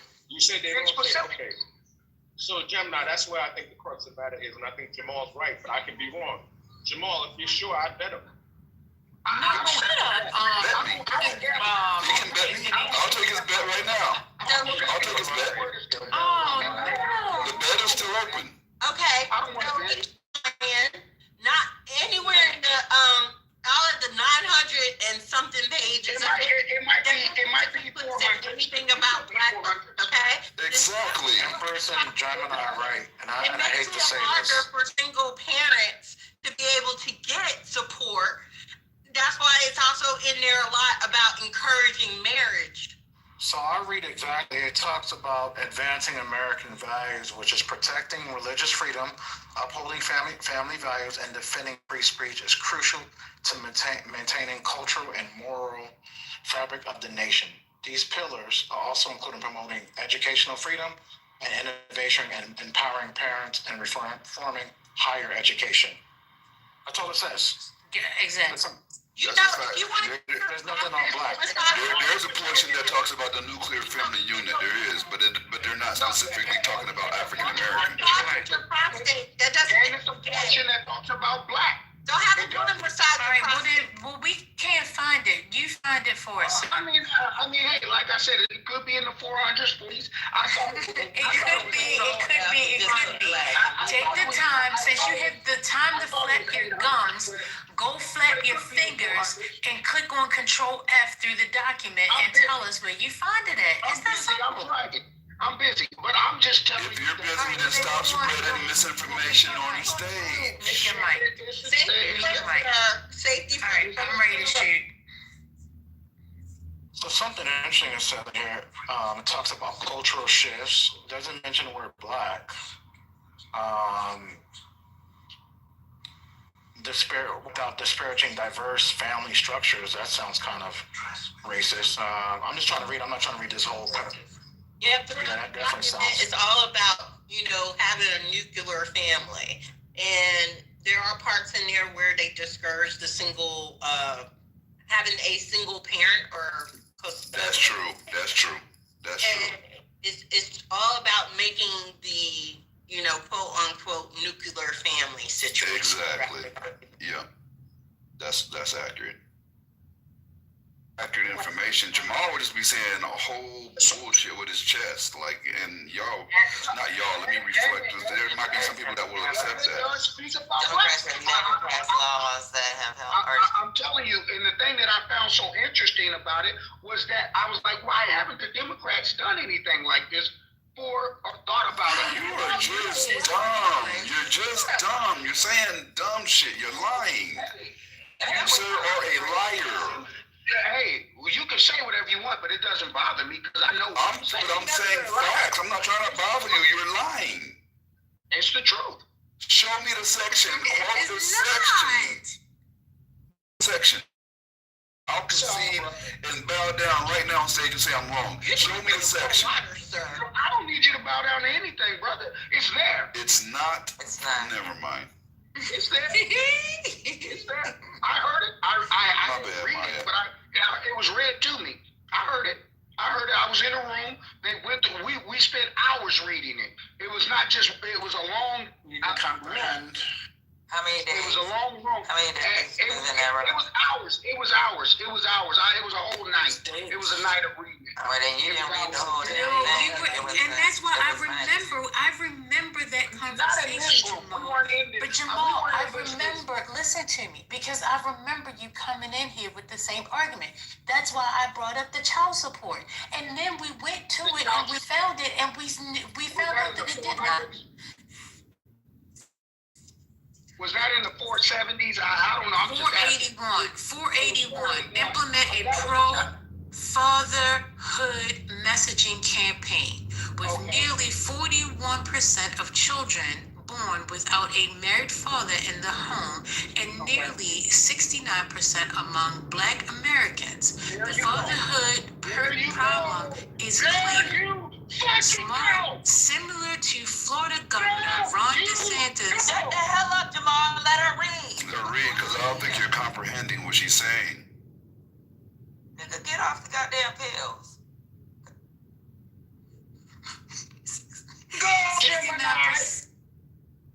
Do you know what? Similar to Florida Governor Ron DeSantis' 2022 Fatherhood Bill, HMRF funds should be used to support national messaging campaigns that affirm the role fathers play in the lives of their children, that recognize the financial hardship the fathers themselves face, and that seek. Somebody drop him. I can't do that. I want him on stage from this. Jamal, don't come off the mic. I want you here. Do not leave, sir. Can you please keep reading, First Lady? Sorry for the interruption. And that seek to provide relationship education to fathers who were raised without a father in the home. Okay, so let me break this down into. Okay, Jamal, I want you to listen. Jamal, I want you to listen to my voice. I want you to calm down, sir. Right, and I want you to. I'm about to speak to you in your language. I'm gonna speak Nika. Right. What they're saying is, black families are the most fucked up and fatherless. So we need to put out national. Let me finish. Okay, I'm gonna have to drop you. You had to listen from the go. Black families are the most.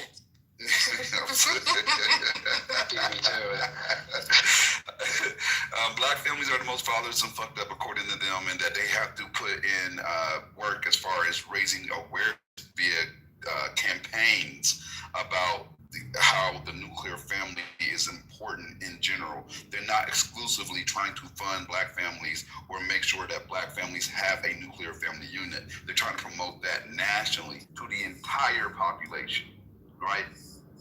They're not hyper-focused on getting black fathers into black homes. They think the nuclear family is the nucleus of the American culture, and it needs to be reinstated and promoted. That's what they're saying. I don't know if I went too deep, but that's what they're saying. They're not promoting black family values. It was just quoting a percentage. Could you please allow me a chance to speak? Please, I'm asking nicely. Go ahead, Anthem. All right, so here's what I have to say. What I just said is exactly what she just read.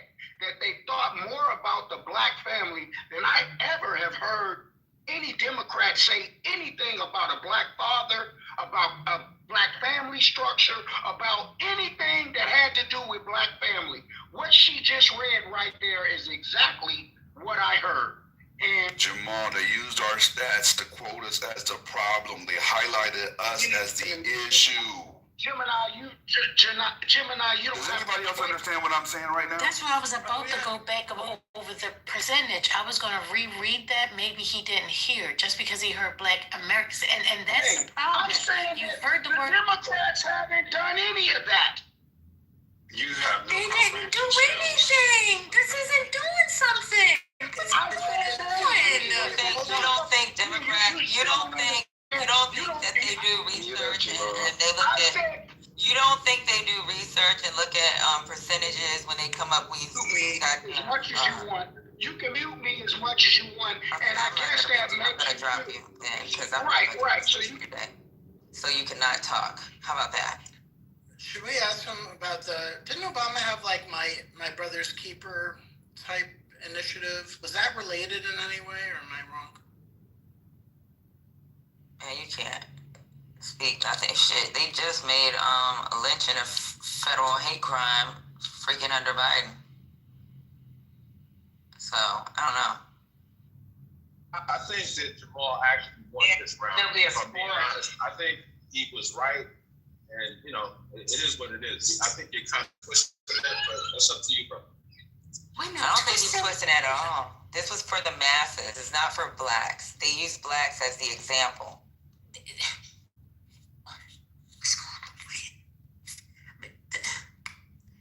Oh, Jesus. I think we're getting frustrated. But it's how so wait a minute. Here's they interpret it. I don't know. Here's the bold black letters. Implement a pro-fatherhood messaging campaign. For blacks. Exactly. If it would have said for blacks, then he would be Exactly. It does not say that. It says implement a pro-fatherhood messaging campaign. We're going to campaign for pro-fatherhood. Right. Didn't say black, didn't say white, didn't say purple, didn't say green. That's it. That's it. And then the stat that they used, what they did was reference us as the problem. Like, look, in this community, these niggas ain't coming home. They're going out for milk and not coming back. What we're going to do is we're going to try to offset that fucked up shit they're doing and promote fatherhood campaigns to the entire nation. That does not mean that they're pro-black family. Like, what are we doing? Yeah, and then it gives the stats. It says with nearly 40... It's on page 481. With nearly 41% of children born without a married father in the home, and nearly 69% among Black Americans. It's just giving the stats. They're talking about men. They're not separating and saying, okay, we're going to do this for the Black family. And we're going to make sure that they, get it right and be good fathers. That's not what this is saying. Not at all. But you know what's scary is when you put those kind of messages in front of remedial individuals, they don't comprehend and they'll take away whatever message you handed them. And then we'll come back and spew it on the stage as if it's facts to everybody and scream at the top of their lungs about how we're slow. It's crazy. Anthony, have you had a chance to review the section that First Lady just clarified for everybody? I can't find it right now, but if anybody has a link directly to that page, I would appreciate it for your words. I'm looking for it, but I haven't found it yet. Additionally, I think that the context, the way I'm interpreting it, has to do with Black families specifically, the context of it. But listen, I would. That's why I wanted to read it myself and just draw my own conclusions. But that's the way I'm looking at it. So instead of you just saying, I want to draw my own conclusion, you go down and said that he won. You see what I'm saying? I said based on my perception of what transpired, and what I wanted to, the ultimate arbitrator for me would have been me beating up. But based on my perception of what transpired on the stage, I think Jamal made a valid point. That's it. I think that it comes down to one's interpretation. If they're talking about a problem in the Black community and coming up with solutions, I think that was what Jamal's overarching point was. It's not about being right or wrong. I'm cool with being wrong. It's okay. And what I'm saying is, what part of this part don't you understand? They're talking about fathers, children without fathers in the home as a whole, not separating it from Black to white, but just giving the percentages of how many families are without fathers. That's it. They're highlighting an issue. Yeah. First Lady, and using us as the example.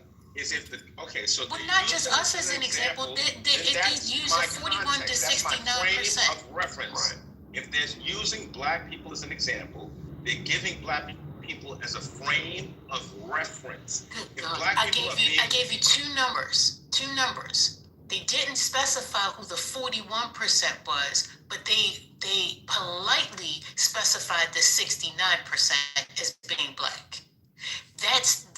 You don't see that being problematic? Oh, I'm going to tell you about the 41% that's without, but I'm not going to tell you the race of those people, but I'm going to tell you the race of the 69 people. Niggas.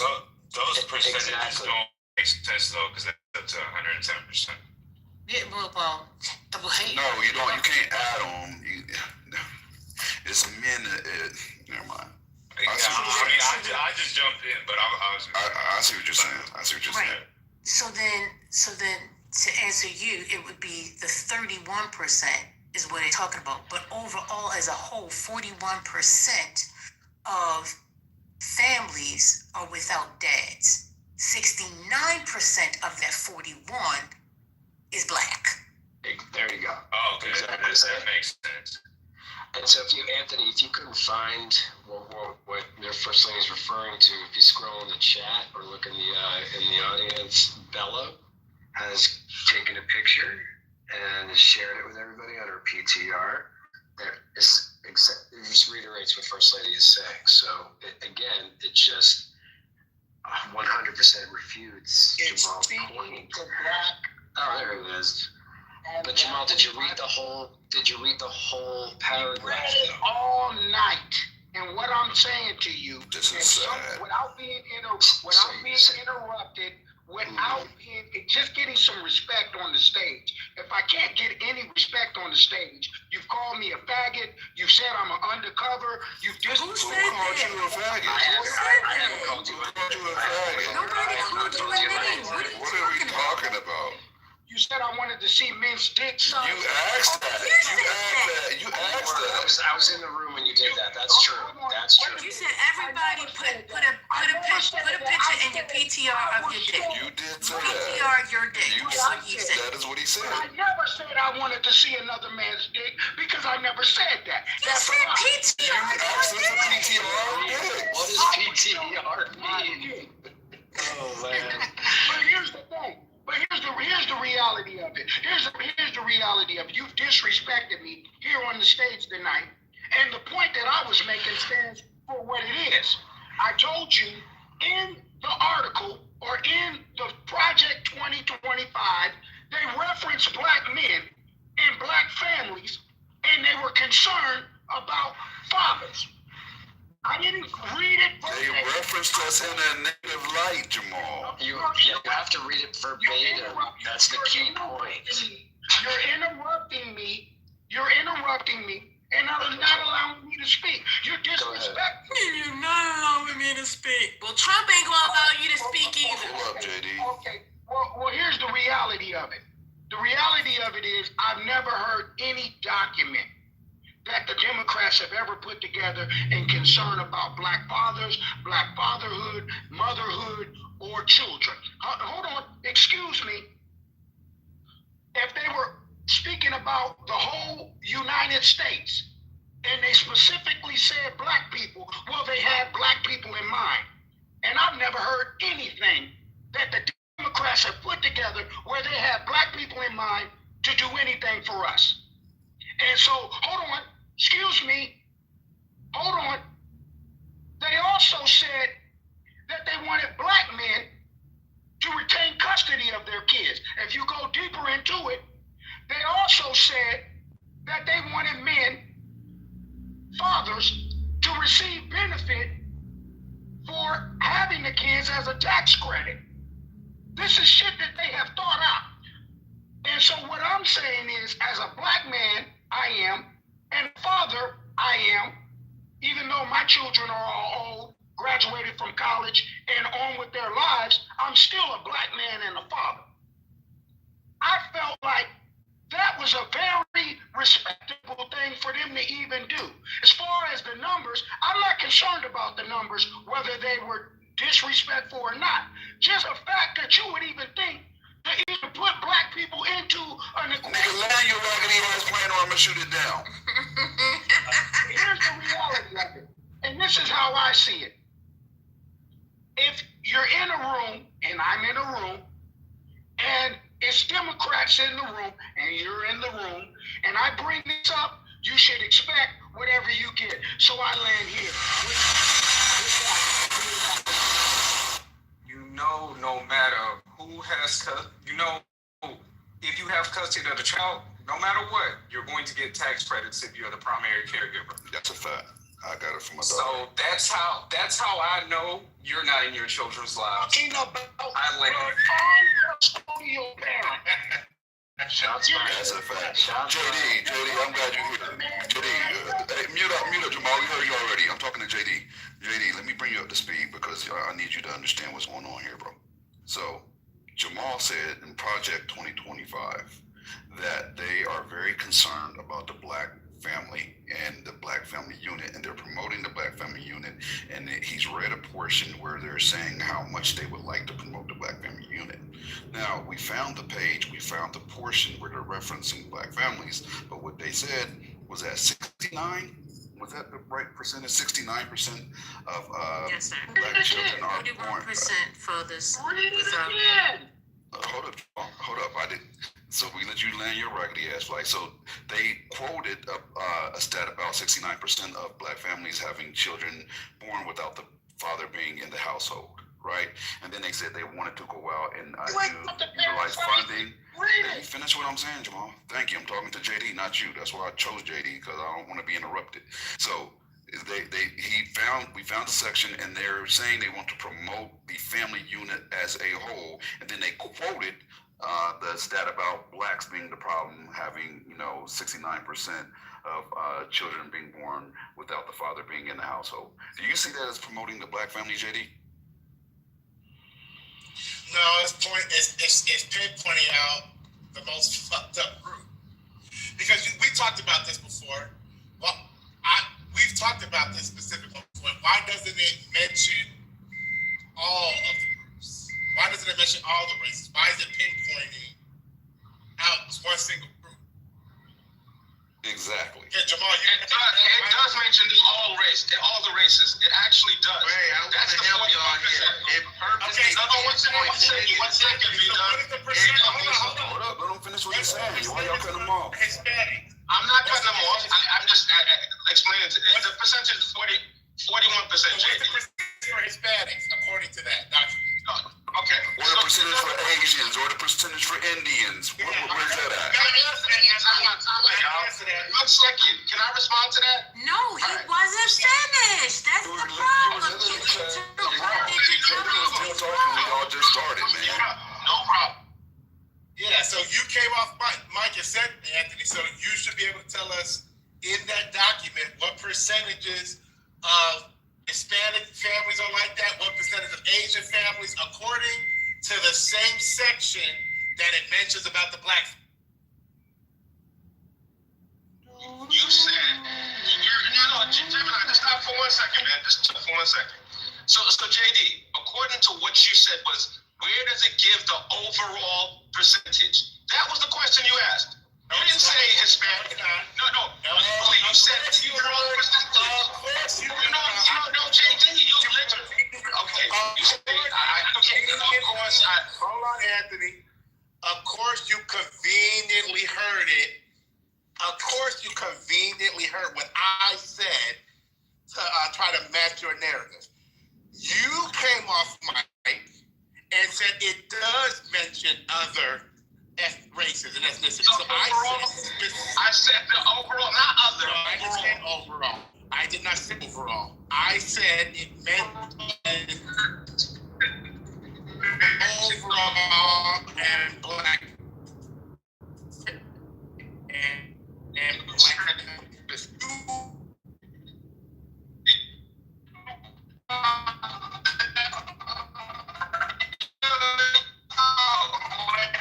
That's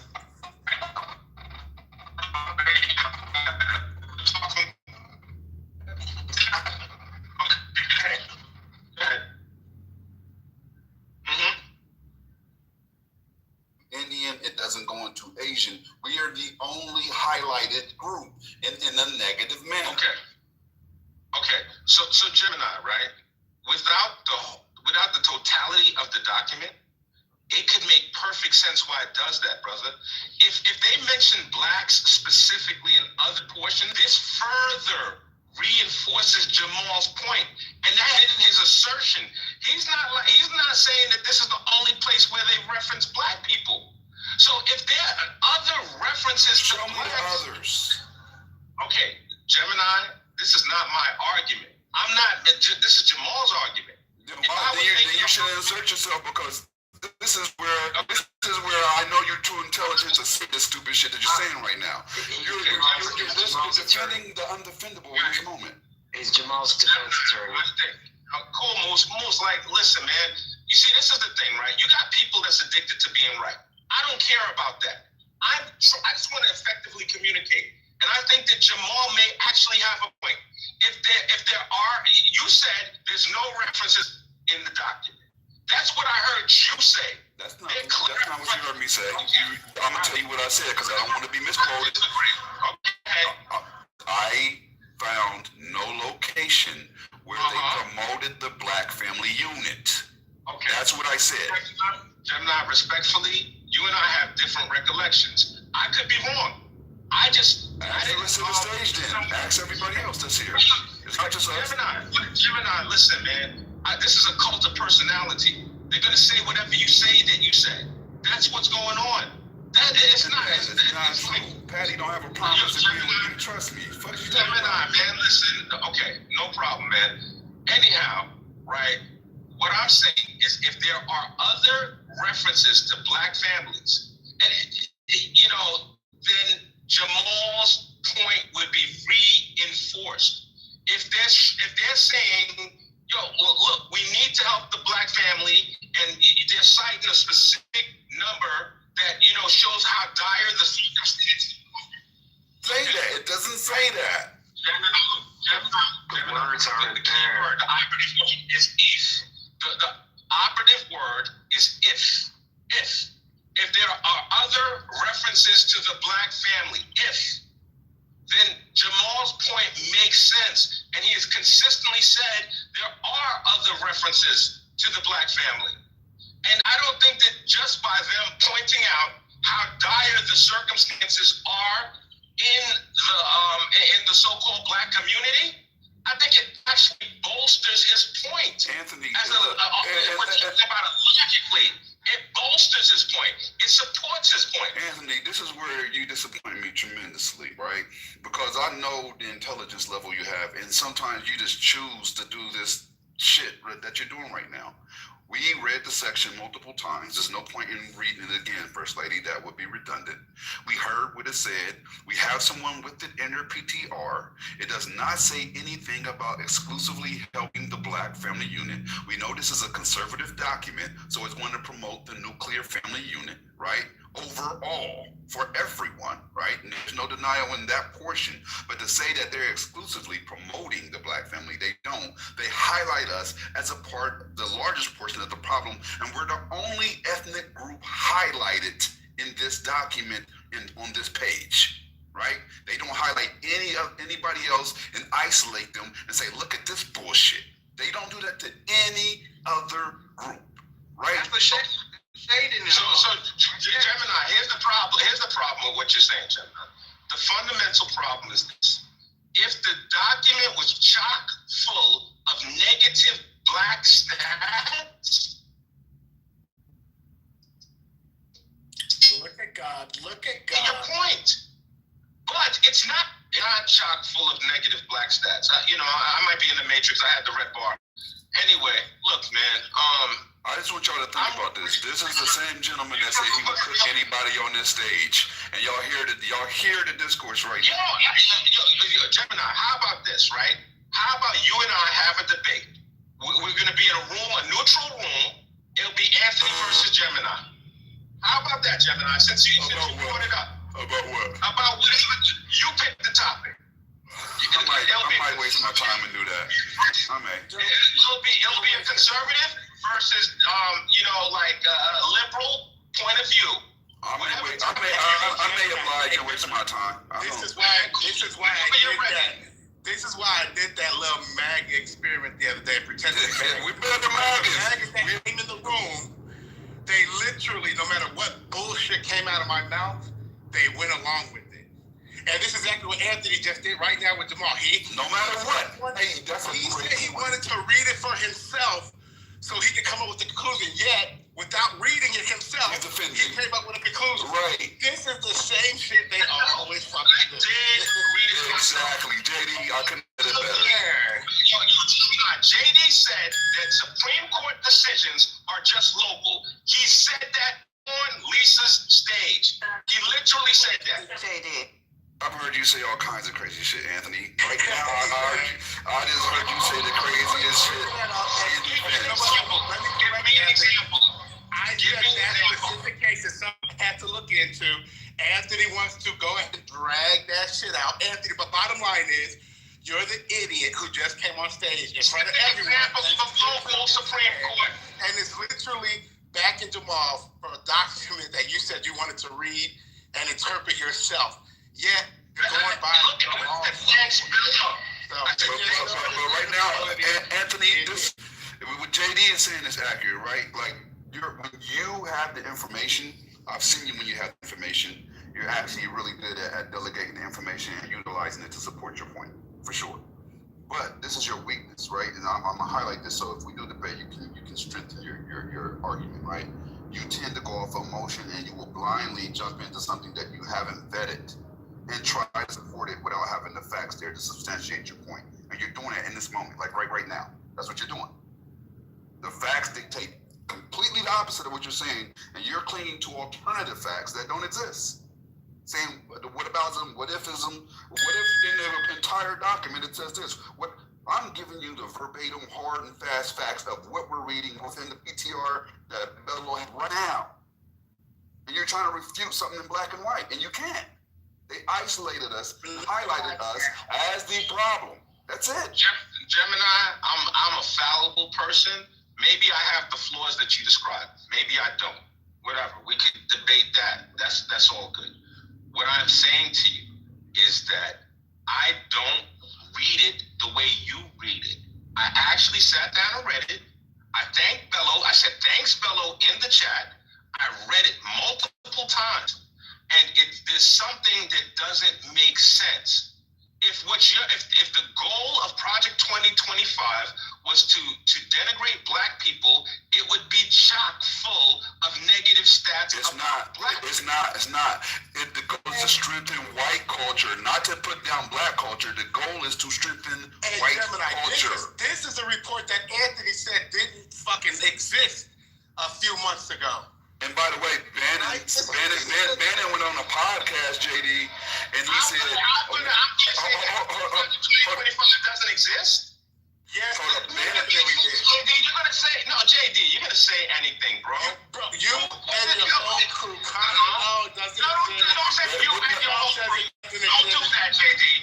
JD, you said that confidently. They were saying that Trump wasn't on board with it, JD. I think that's what you meant. They were saying that Trump wasn't in line with it. Exactly. That's what they were saying. I know what you're talking about. Want to know why I can say that confidently, Anthony? Want to know why I can say that confidently? Because during his campaign, you didn't have any difference or free thinking opinion about Trump during his campaign. You paid for that man 100%. 100% of anything that came out of Trump. That's a fact. You agree with it, even to the point of deportations where you said you didn't even think he was going to go to this extreme blah, blah, blah. You believed everything that came out of that man's mouth. But see, this is the one thing I know about Anthony, from us having our back and forth and our friendship, because I do consider him a friend, even though I don't agree with a lot of this shit he agrees with, right? He tends to downplay racist events or perceive, like what we might perceive in one way. He'll be like, no, there's no way that white person meant it that way. Like he tries to see it in a all-encompassing way no matter what. Right? An example would be our biggest argument we had was about Elon, whether he gave the Nazi salute at the inauguration, right? That was our biggest debate we had back and forth, because to me, that was 100% a Nazi salute, and he did it twice, if I remember correctly. It wasn't one time, I know. It was either 2 or 3 times. The number I don't remember exactly. But he went hard about how it wasn't until his commander in chief got into it with Elon and then admitted, well, you actually did the Nazi salute on my stage. Then he conceded, right? But until that point where Trump said it himself, had Trump not gotten to that argument with Elon, he would have stood by that not being a Nazi salute. And this is that moment reincarnated right now, right? It's very clear that they only indicated the disparity in black families as far as us having 69% of children without the father in the home. Right? Said nothing about black people. Hold up, man. Which one y'all like on the stage? I don't know, but he's gone again. So it's clear that it doesn't indicate any other race. When you're highlighting one race as an issue, by default, you're making them the problem or the example of the problem. There's nothing positive about highlighting a problematic issue in your document about blacks and only using them as the problem indicator, right? You don't alienate any other race and say, but the whites have this percentage, The Spanish have this percentage. They highlighted blacks. That by default is racist. Respond to what you said, bro. You said a lot. Please do. I yield. Sure. Very cool. Thank you. I appreciate it, man. So as it relates to the whole Elon situation, right? I said the ADL, no less than the ADL said it wasn't a Nazi salute. All right? Yo, what I conceded to was that in the heat of Trump, Elon saying that Trump's on the Epstein files, and that, Trump being mad at Elon, him saying that, that was a Nazi salute, I conceded that Trump said that. I gave that concession. That wasn't, so it doesn't change my mind. I think that the ADL, they are not scared of anybody. They're the most vehement supporters of Israel in the world.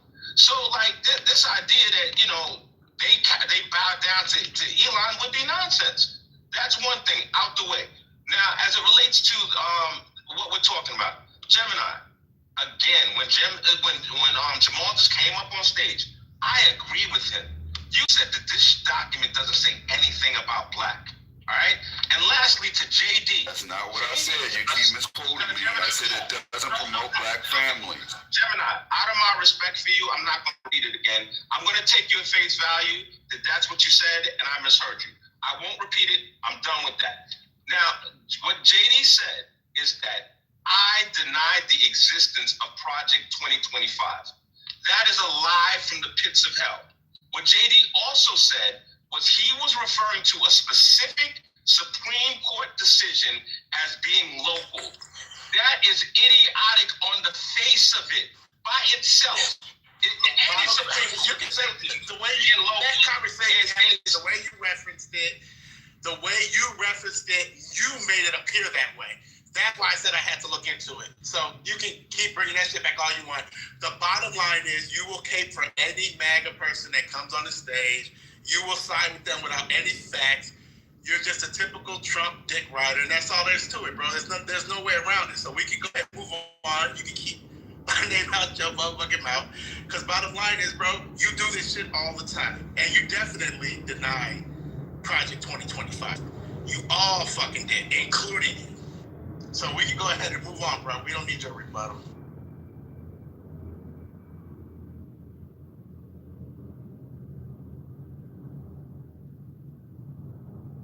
Just want to say, God specializes. God. You see how they try to silence you? You see how they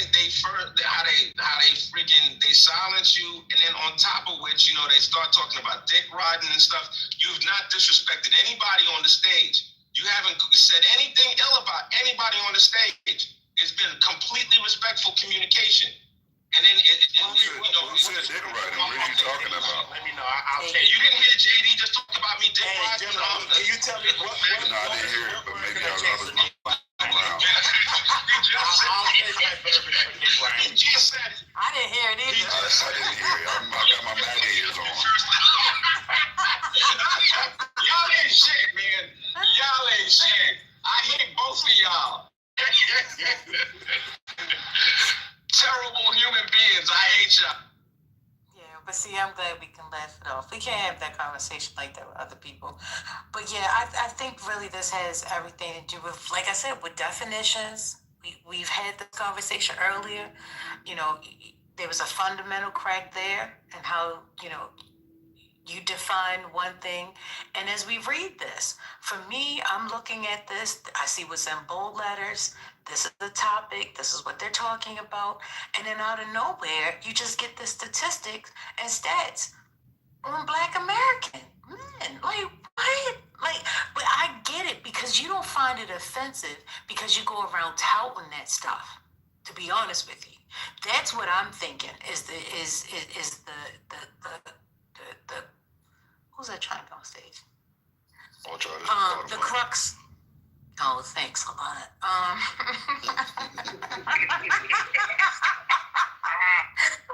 And make sure to run into the asylum. Go ahead, First Lady. No, come on, let her talk, bro.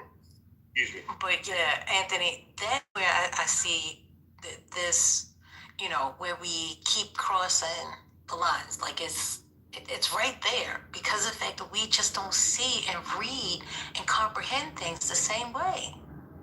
And you know, there was somebody in the audience or on stage that said, "Oh, it doesn't make sense because if you add 41 plus 69, it equals 110." Like, I'm embarrassed, man. Like, let's get past that. There's a basic misunderstanding about statistics, and then this idea that I'm the person that's touting these statistics, it's laughable at best. There's a whole other, set of statistics that I tout, and these are not those statistics. I'm guilty if you're talking about something else. You got me all day. I'm not going to bring it up. But these statistics are not the ones that I tout. No, I'm talking about, you do be saying stuff like that. What you talking about? It's a nuanced thing that I talk about, First Lady, and I'm not telling on myself. I ain't jumping into the friggin' fire, but there's a set of statistics that I talk about, and this ain't it. This is not my religion. I'm not Okay. Again, let me clarify. I'm saying that you go around speaking statistics that, go against the black the black community in a negative light. Yes, that's what I know what you're trying to say. Statement. If you want to make that general statement, that's a fair statement, First Lady. I quote, because I'm saying, right, we've been doing the same thing for the last 60 years, and there's a lot of statistics that are not in our favor. So I will quote statistics that paint it in a bad light, black people in a bad light, because I feel that we're capable of so much more. I don't think that we're well represented by today's statistics. I think we can do so much better. So yeah, I'll quote negative statistics. Well, and that's why I think when you read this, you see this as something being good. That's what I get from it. I think that you felt I think that Jamal was right. If that's something good, I think, then that's something good. And it's funny how, Goat lives to just snipe at me in the chat. That's his day. He comes into rooms to just address me. The other day I said, there are 5 votes. 5 votes? Yeah, Goat, man. You're another one I would love to see in a neutral space. He doesn't discriminate, though. He does it to everyone. Goat says that I talk too much. Imagine Goat. Have you seen the stuff that he says about me? Imagine Goat saying somebody talks too much. Who loves the sound of their voice more than Goat? And when's the last time you heard it? Well, when's the last time you heard it? When's the last time you heard it?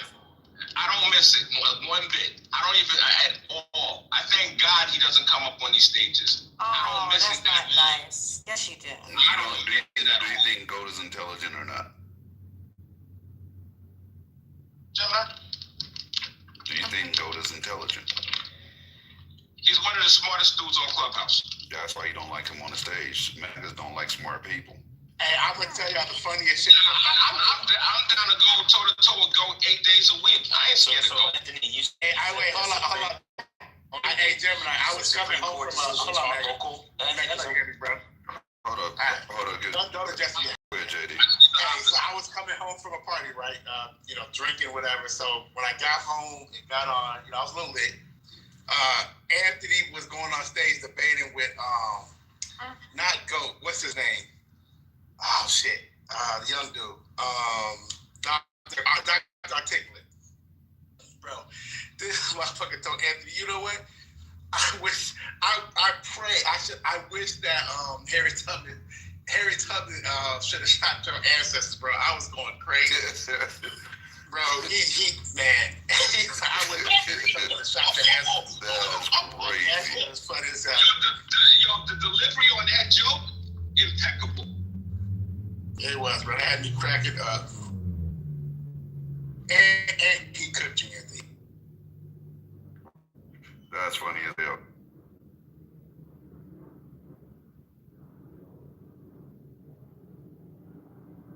But Anthony, you phony, because you would be up here kicking with go to region and you still be laughing at him. It was the one person that you would kind of listen to. Yo, listen, I said Goat's one of the most intelligent people in the app. I'm not denying that. Right, but you said you don't want to hear his voice no more. No, I'm just talking shit, man. Right. Come on, Do you remember when Trump, first lady, remember Trump actually literally said, smart people don't like me. He said that. That's a direct quote. I'm not making that up. I didn't mean it like in a literal sense, you know, like, yo, Goat is a hell of a contributor. He didn't mean it like that. I know. The idea of Goat saying that somebody talks too much. I want you to imagine Goat saying somebody talks too much. Really? Make that stop. I'm just saying, listen, don't think you are special.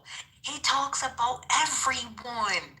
He makes fun of everybody in the chat. Are you kidding me?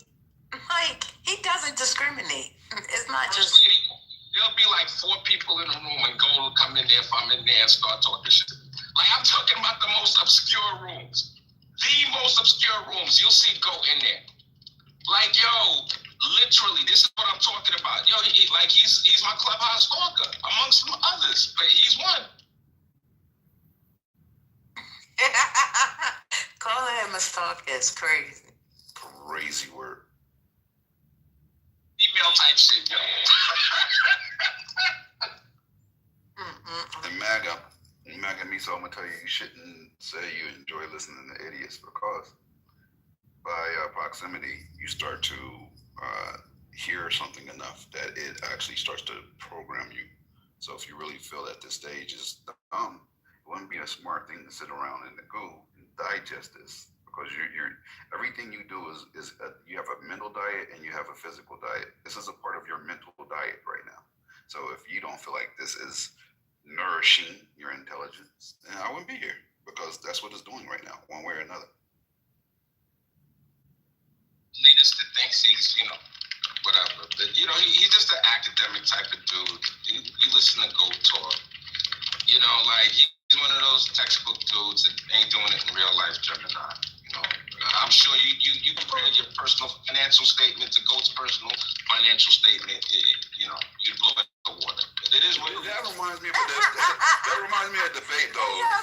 Let me ask the stage this. Let me ask the stage in general. I'm not going to specify a person, but do you think the more intelligent person generates a larger salary, for the most part, right? This is not an all-inclusive statement.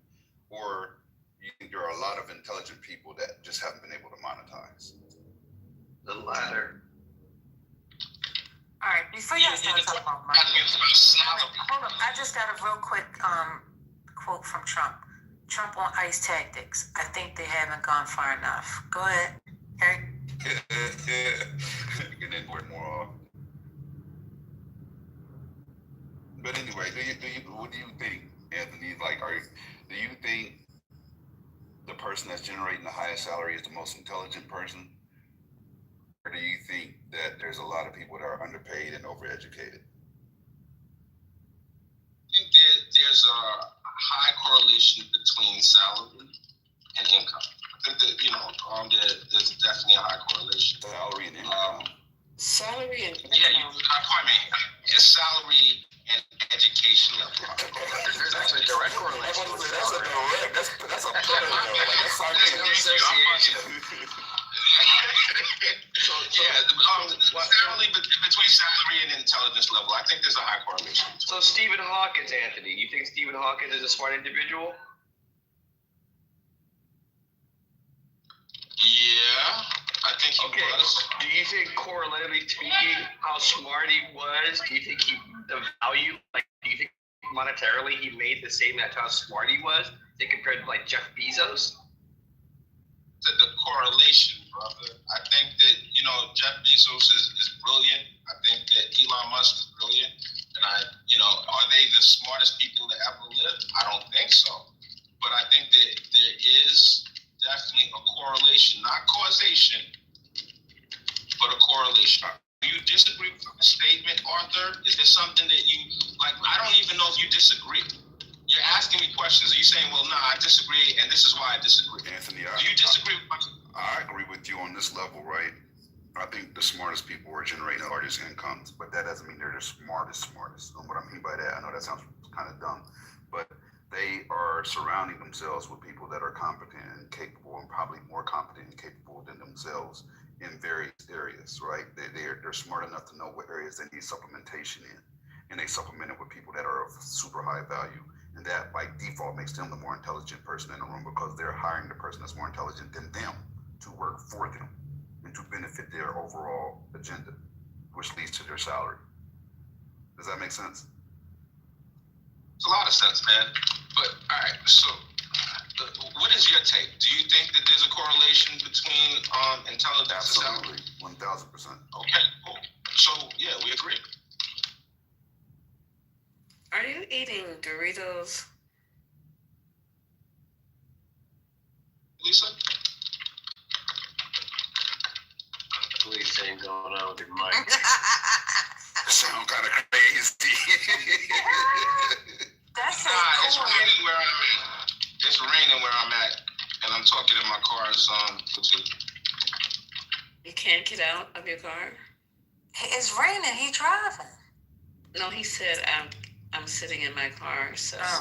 The wife ain't gonna let him stay on Clubhouse so you walk into the house. It sounds like just came from the BAR. Get in the car. I won't speak again till I get in. He's sleeping in the car again tonight. He went to the sleeping. Listen, he has to wait because the BAR is where he just came from. Okay? Oh, so you have the SOBER before you go in the house? Correct. And use some DROPS in your mouth? Correct. I got you. Go ahead, Anthony. We'll wait it out with you. I only drank water at the bar. I ate at the bar, did not drink. I don't drink water. Dehydrated at the bar. I only had water. I was going to drink it, y'all. Water in town. That's water in town at that bar. We're not the one pulling you over. You don't got to lie to us. It's like, what's going on? I only drink. But then again, don't admit that on. I would say that on the app also. So I agree with you. He only had water. I mean, he might have only had water. He might have went to that bar that has a little bit extra there, with the food. So. Oh, AKA strip club. He does live in Atlanta. Hello. And it's okay if he's supporting single mothers. It's okay. But my thing is, why go to a bar to drink water when you can get water in so many other places? He ate food there. He went to eat food. Oh, the food. And if First Lady is accurate, they're not going to have titties there. So. Okay.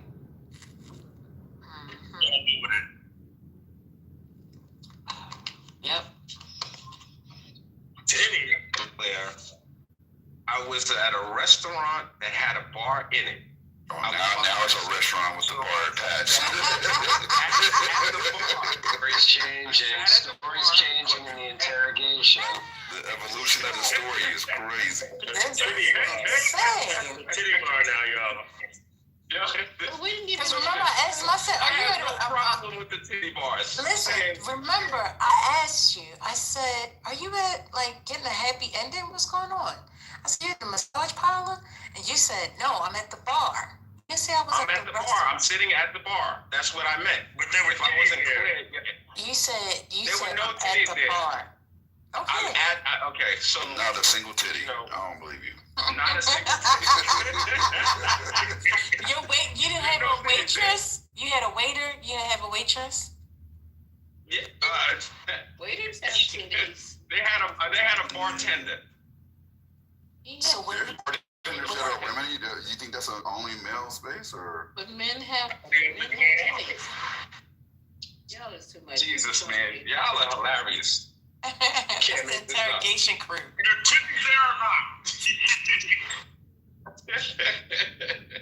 There were covered titties there.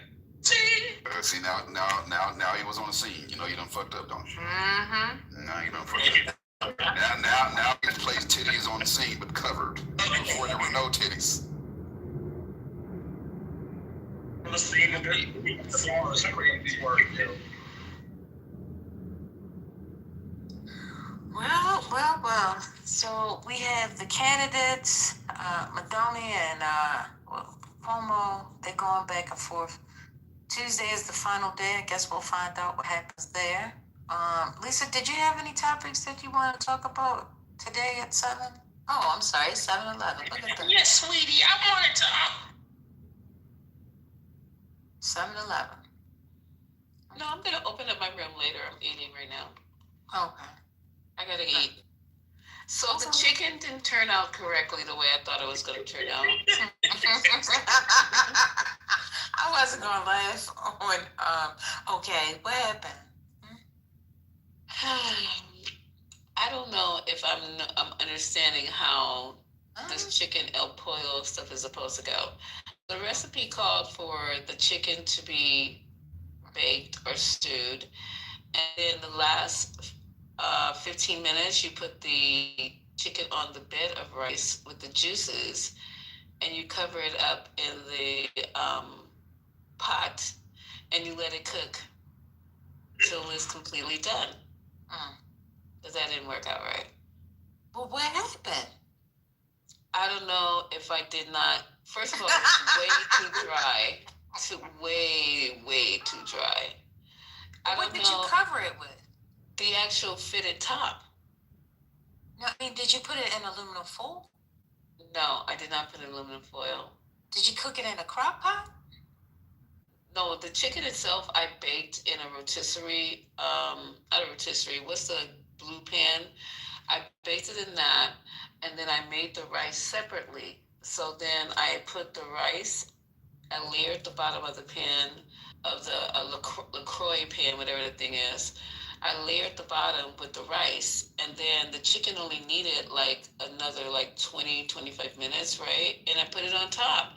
And that's what the recipe said. But then it was, maybe I should have put the juices from the chicken that was cooking in the other pot inside. I don't know, but way too dry. So I'll try another tomorrow. But I kept asking for recipes in 420, and somebody coming back with some dumb shit. Just, how do you do that? Roast the chicken, let it cook slow. Should I cook it in a roaster? And then you can't add the rice to the roaster because there's not enough water. So I made it separately. Didn't that sound right, everybody? That sound good? Because it didn't turn out right. Somebody said crock pot is the best. But crock pot, okay, so if you cook it in the crock pot, Ed, when am I putting in the rice? At what point? You could just cook your rice separately and then put the rice on the plate and put the chicken over top. You don't have to cook the rice. Erica is saying crock pot is the best. So, because the thing about the rice, you don't want to overcook rice because then rice will get mushy. Mushy, right? And that's what I was thinking of. So yeah, so you don't have to cook it in there with it, not unless you're gonna, mince it together to create, like a whole dish. But you just want the chicken to have like a rotisserie kind of thing, and the rice, you just cook the rice separately, and then take the juices and pour it over top of the rice. And then put the sorry. I think that's where I went. That's where I went wrong. Because I went to a Cuban restaurant and they served it like this.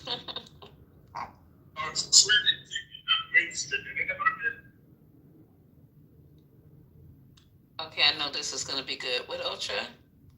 Be shredded chicken, not like full shredded chicken, not minced chicken like you minced some onions. You know what I'm saying? No, it wasn't shredded. It was parts. It was like the breast and the. Hi, guys. Oh, okay. You know that place called Marcel?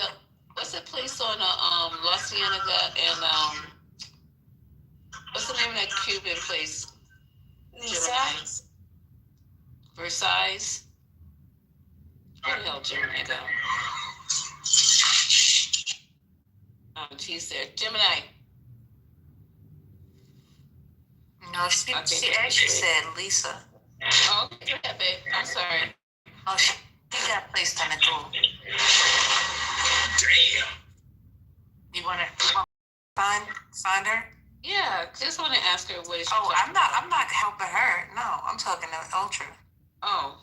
You want Want to help find her? You know, she found herself. Go send the search party. Ultra's gonna be the search party for Slade. Thank you, Jesus. Okay. Look out for that 3-1 Atlas. Is it 3-1 Atlas? Same of it? Anyways, anyways, back to y'all. Oh, Jesus. Okay, so Kathy wanted to talk to you about a different kind of rice.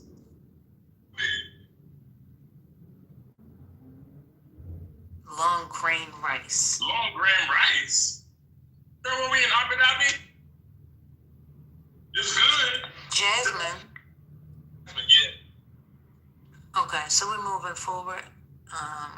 The section of the recipe is closed. I'm asking. Trump said, considering sending tomahawks to Ukraine. He says, not really. So he changed his mind again? Is that the deal? Did y'all talk about what's going on? Putin landing the plane in Venezuela? Y'all talking about that? I think we mentioned it yesterday. There's supposed to be 3 planes heading there in tow. Where? To Venezuela from Russia. These big old cargo planes that can hold like military equipment like helicopters and things like that. What? Who's shipping it over there? Putin. For what? Because the Mango Mussolini was like, I'm gonna go invade Venezuela. So Putin's doing to us what we're doing in Ukraine.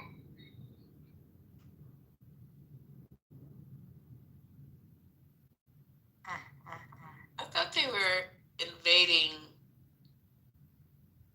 another African country. Wasn't it, how you gonna do both? Nigeria. Right. I heard that in this room where I was dozing with Venezuela, and now. Do we know if they actually offloaded cargo or if they just touched down? Gemini, hold on a second. Did you hear me ask you about that Cuban restaurant Versailles? No. Have you been there? No, I haven't. The one on La Cienega or the one on Pico? No, I haven't been there. Okay. Going off of what's the name of that street? That street right there on the damn. It's by Netflix building. Is that Fairfax? On La Brea? No, Vine. It's off of Vine. They got a Versailles at Vine right there. I don't know it that well. That's why I was asking you guys. Ultra be lit. He be lit. Ultra be ultra lit. There's a big influence about the show. That was normal. That was normal. Ultra be, yeah. Now you had to cover your ears first, lady. Let me know when you covered your ears. Your ears covered? Okay, I'm assuming they're covered. Lisa, Ultra, y'all need to check out this place called Destination Smokehouse. Like, it's been going super viral. It's a barbecue spot out here that is going, like, you're gonna be in line forever. It's just, I'll post a link. It's just south of LA, but everybody from LA is going there, even though it's not technically in LA. Like, it's South of viral. LA. Mm-hmm. So what freeway are we talking about that I have to get on? All right, let me look real quick. Give me 1 second. South of LA. The 10? Probably, the 107, it the depends on where you 105? come from, yeah. Damn, that area I really don't know that well. Man, just MapQuest it. That's Throw it into your GPS. Yeah, I'll do it. I'll throw it into the GPS. I'll post a link in the chat. I just saw he was pulling. They said, "Is it bone? Skin off the bone?" Tenderism. That's the word. These are the tenderisms. That oxtail bone didn't fall up out that bitch. Hey, that old man got that place so like now all the food critics got it lit, but he's the OG that got it lit. Destination Smokehouse. Destination Smokehouse. Ultra just dropped it in the chat. Okay. Okay, then I want to go. Is there food? That sounds good. There's food there. Where's that at? Click it and look at it real quick. You can get there from Click Texas. the link in the chat. Oh, damn. Wait a minute. It looked like something you would get in Texas, honestly. I know, right? Oh my God. This is for 2 or 3 people for one platter. Oh, that's just way too much food for me, but it looks good. Jesus will be eating, me and Jesus and the angels. Take me home. Destination Smokehouse. The only thing is the line is the worst. The food is bomb, but their line is crazy. Ooh, I don't do line. You're going to be waiting in line. Can you pre-order? Yeah, you can. For me, at this point, I'd rather just pre-order and pick up and bounce because that line. Exactly. And pulled pork. Oh, God, Jesus. That looks really good. The oxtail is good. Their food is good. It's really good. Is this a black owner? You know what? This is disappointing. Like it's no, it's not the hard and fast, but the face is, which is he utilizes him to promote his product because he's really good and charismatic and he has that old black soul to him. So he's like he's even viral. Like because of him, all the food critics, like his videos have been duplicated by the food critics that come here because his format is just he's got a dope format. But the owner is not black. Okay, I just want to see what city they're considering this in. Directions.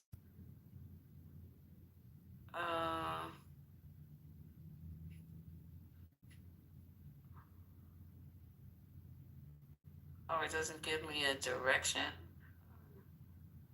It doesn't? Wait. I'm just saying it doesn't give me an address. It's Marietta. Marietta, Mary freaking Etta. What the hell is that? That's over there where Amari is, kind of like Chino Hills. Oh, you're gonna travel. Like that's the craziest part about it. That people are traveling. They have a whole segment where they keep asking people in line, in their long ass line, where are you from? Because everybody comes from all over. Where are you from? New York. You'll be a highlight on the page for real, right? New York is crazy. I would definitely say I'm from Manhattan. Damn, this is a lot of ass food. So what's the price range? Because let me go up here. They're not ridiculous, but no, because their mac and cheese is $5.99. Yeah, they're not ridiculous. But when you get the platters, it's gonna cost, but it's worth it. Yeah. For the restaurants I like, I don't want to sound bougie. I don't care about the pricing too much of the foods, right? I don't either, but I'm just like sometimes I'm shocked.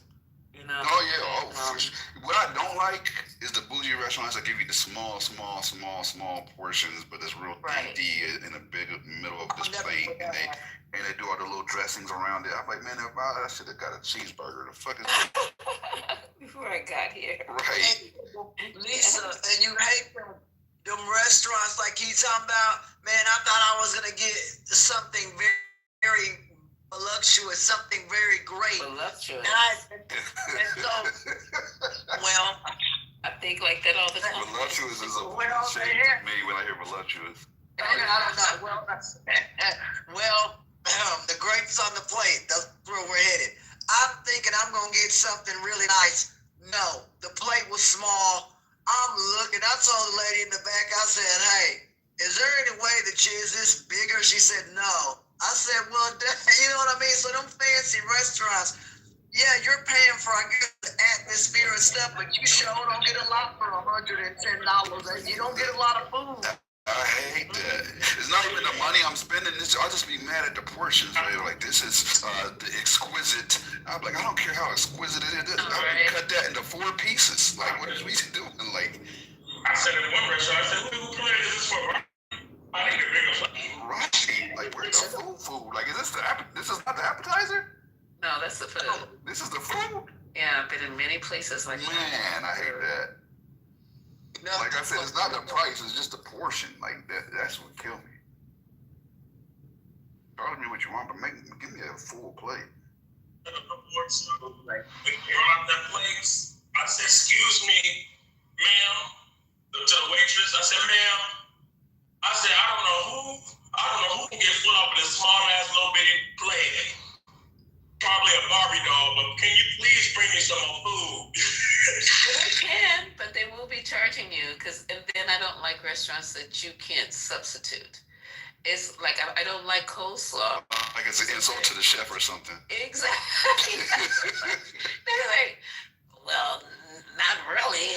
I could ask them if he can put corn instead of the coleslaw. I was like, I don't eat coleslaw. It's just like I got a lump of coleslaw on my plate for no reason. That they should have menu items that are, interchangeable, because people might not want a lump of coleslaw. That's a fact. God, that was just. I mean, have food trucks and stuff like that. I love a food truck. Listen, and they're telling you that you paid over $100 to eat there, and they're gonna tell you, I ain't never been in no restaurant where a man gonna tell me I'm paying you over $100 a plate. I'm sorry. I can't, man, I'm paying you that kind of money. Plus tipping you, no, that's over $150 or more. No, you're going to, because I'm paying you a good price. I'm a good tipper, though. I always tip. I do too. Even though when I shouldn't be tipping, I still tip. Even if it's takeout, I tip. Well, now you're going too far. I tip on takeout. Because I go back to the same restaurants all the time, and they know me. Yeah. The same ones I do takeout, I eat there. Sometimes I just be on the run, so I don't go and sit down. And the waitresses and the hostess, they all know me, so I'm not going to skimp out on it. I'm going to make sure I double the tax. Well, maybe that's why I get their worst work on the takeout menu or the takeout cartons or whatever they put them in. I think that's their worst work, throwing that shit into them cartons. They don't care. They're not giving you. Yeah, they might put it in there with some love. If you show them some love, you can go both ways. Maybe I should start tipping the freaking the carton packers. I don't know, because it seems like it's totally different when you eat there versus when you're taking out them damn cartons. Those seem the same. Like yesterday, I went and grabbed some, and when I went, I asked for a half a dozen rolls, on the takeaway. And when I got back, it was a dozen rolls. Like I know they did that on purpose. Yeah. Oh, look at you, Gemini. It's Gemini. Give him No, I'm serious. Tipping those waitresses, it's nothing wrong with it. I've never had nothing negative come from it. So. Yeah, I agree with you. No, if they're giving shitty service, I'm not just going to auto, it's got to be good service. Yeah, I don't want you coming over every 30 minutes. You want me to tap that off? It's like, no, because now I'm ready to go. It's just coming over just to see how you're doing, even if you don't want anything. If I was a waitress, I would just like to make a little round thing. Hi, everything okay? You need anything else? You want some more water? The best ones, they'll come and slide another cup right next to your half full cup. That's true, without even asking. You're right. You're right. Absolutely. Didn't even think about that.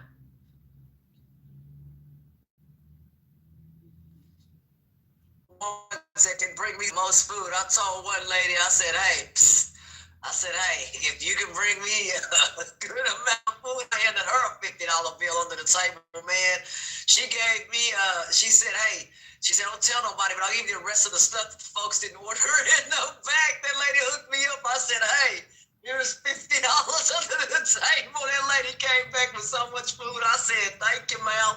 She said, no, thank you. So yeah, if you tip people, man, they may let you and the rest of the food, man. I get a lot of food when I tip or do it like that. I swear, y'all do it like that. Hey, you'll be able to clean them out. There you go. Tip them well. They'll give you a lot of. Ashton, one of my exes was a waitress, and she started turning me on to how it worked. And that's probably one of the reasons why I tip so good, because she always explained the stuff to me and how it worked. She used to have me call up and order whatever she wanted for lunch, right? So let's say she wanted a certain pasta or something. Call and you order it, and it's never come, and they give it to them. If the person don't show that calls up for the food, then they give it to the staff. because they already made the plate.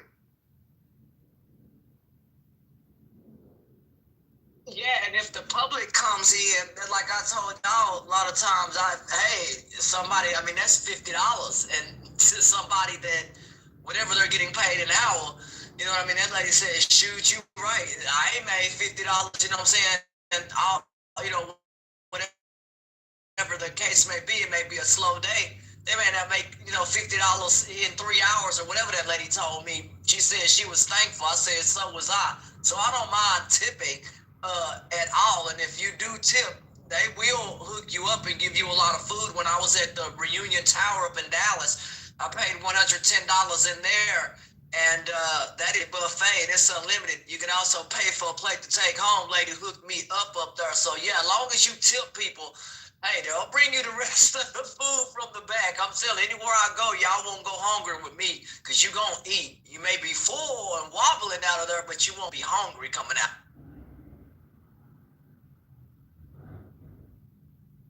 That's where food is Ashton's favorite topic. Well, I'm learning something because all the restaurants are I'm sorry, not the restaurants. I didn't think the waitresses had anything to do with plating the food. Is that how much you get? Am I wrong? Because I'll be slipping money in there too if they have something to do with plating.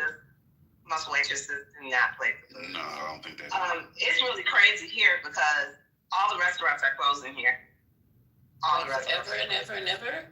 They're shutting down. They are shutting down. Because ain't nobody going out to eat. That is true. I haven't been out to eat in a minute.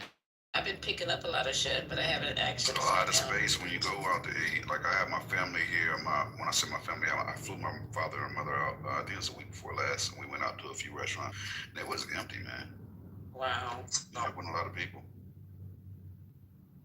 That's sad because this is one of the best seafood restaurants for my birthday on Thursday, and there was only 4 other tables occupied. Mm-hmm. But then when I talked to some of the owners, they say a lot of it is a lot of their business now is DoorDash and other people that are getting their food delivered. So a lot of people, you might not see them there, but they're still doing numbers. Cause I'm like, how y'all staying open? They're like, well, we get a lot of DoorDash, and you see what I mean? Right. So that's what I'm saying. Maybe it's COVID moves. People are just like, well, why are people not nobody DoorDashing? I don't see nobody DoorDashing a $200, $300 bill, and it's seafood. It's got to be hot when it comes to the table. I don't see nobody DoorDashing. I mean, they say my numbers. I didn't DoorDash some substantial amounts. I'm talking about seafood, because seafood is supposed to be hot. Nah, you want that? Yeah, that's gonna get soft. Like you gonna lose your crunch. Right. Seafood, no. At the restaurant. Why do you guys think people are not going out? I'm not understanding. If they DoorDashing it, what takes the step away from you just actually putting on some fresh clothes and going out and sitting in the restaurant? I think COVID changed a lot of things for a lot of people as far as the way that they moved and interacted, and you know. I don't blame them. If it hadn't been my birthday, I wouldn't have went either. And my son made me go. My son forced me to go. Wow. So I wouldn't have went either, because I'm just over it. I don't know, you guys. I was thinking about this 2 days ago, how we are not, maybe, I'm just saying as a population, to start going back at some point and being more outside, because my house is like, it's nice and everything, but damn, every day, all day, I want to go outside and interact with people, talk, meet people at the coffee shop. Gentleman talked to me at the coffee shop the other day, and I didn't know how to act, because first of all, why are you talking to me? It's the first thing my brain went, and he was an older gentleman. And first thing I did was catch, what are you talking to me? You know, and then it turned out to be a very delightful conversation, you know, so I don't know.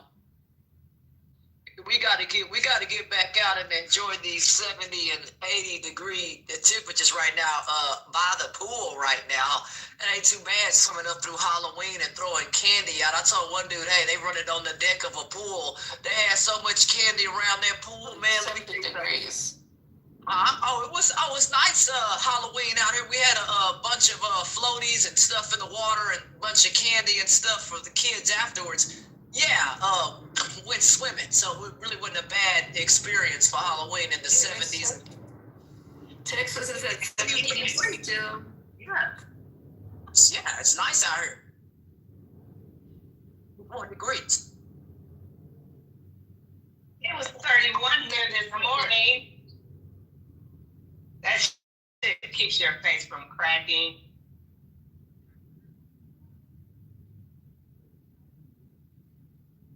Repeat that again. You said what was cracking? I didn't hear you.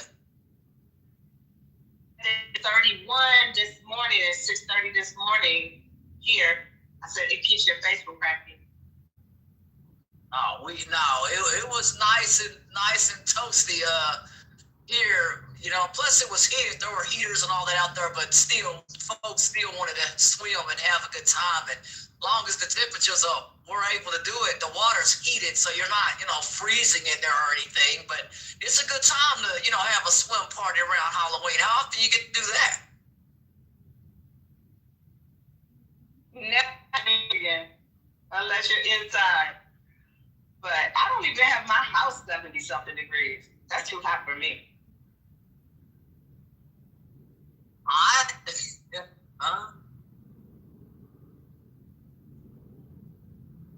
Many people out there, people wasn't worried about no temperatures, man. We had them heaters out and all that candy, man. Man, it was a great time around Halloween and celebrate. Temperatures allow you to do that. Why not get outside and, like she said, be around people and have a good time? That's what I love, being outside by a pool. Why not? As long as the temperatures allow us to, we'll heat it up. Let's go. Good. That's good. It ain't for everybody. I don't like being around. My mother made me take swimming lessons all the way up to lifeguard training. So I don't like being around a pool with a bunch of people acting stupid. It makes me very nervous. So I just, that's not my thing. But it sounds like fun for other people. Well, I feel you. The kids and stuff that was in there mainly some adults mainly, but kids for the most part wanted to have a good time. The adults, they was up there where the food was at. They really wasn't trying to do no swimming, but yeah, we just wanted to have something for the kids to do, and they wanted to swim, and so we, why not? Who invented a public pool? That's one thing I don't do. Is public pools, all the urination and shit going on in there, and I just don't. I mean, that's funny, Lisa. Come on, Sonia, be real, because you know what I'm saying. The same people that filled them in with concrete when they didn't want the black people swimming in the pools, and they covered the pools over with concrete. They're the same ones that invented them.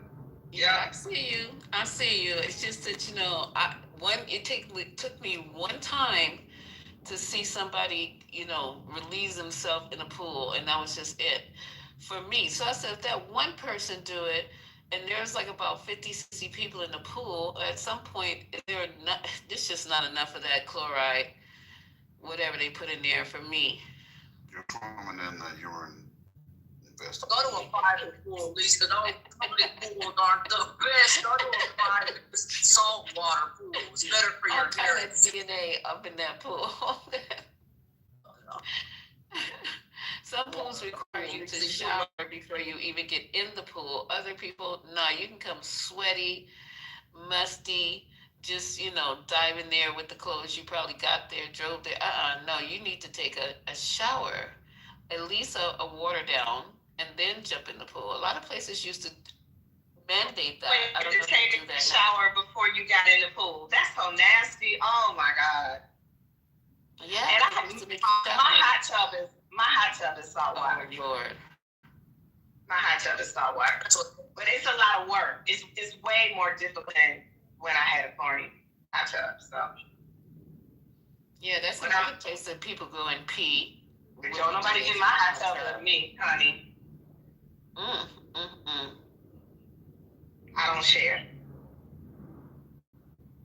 I think places are a lot better than than public places, let me tell you. And some of them private facilities, they hook you up, man, for real. But a lot of public places, they don't maintain a lot of the maintenance like they should. Here in Arlington, a woman got sick from a brain-eating amoeba over in Arlington that they found over in the water a couple of summers ago. So it's a very serious thing, and you know, for that reason, you just really have to be careful dealing with, you know, public areas and what, you know, what do they call those, splash pads and things like that, and making sure the maintenance is taken care of on those and getting the maintenance reports. And a lot of the public doesn't get or either look up pool maintenance reports or water reports. And if the water report is bad, I'm not going to swim in a pool. I told the dude, I said, hey man, I don't think so. I didn't swim in that pool because they had horrible state failures for maintenance and other issues with the pool. So yeah, no, you got to be careful when dealing with public stuff. No, I can't take that chance.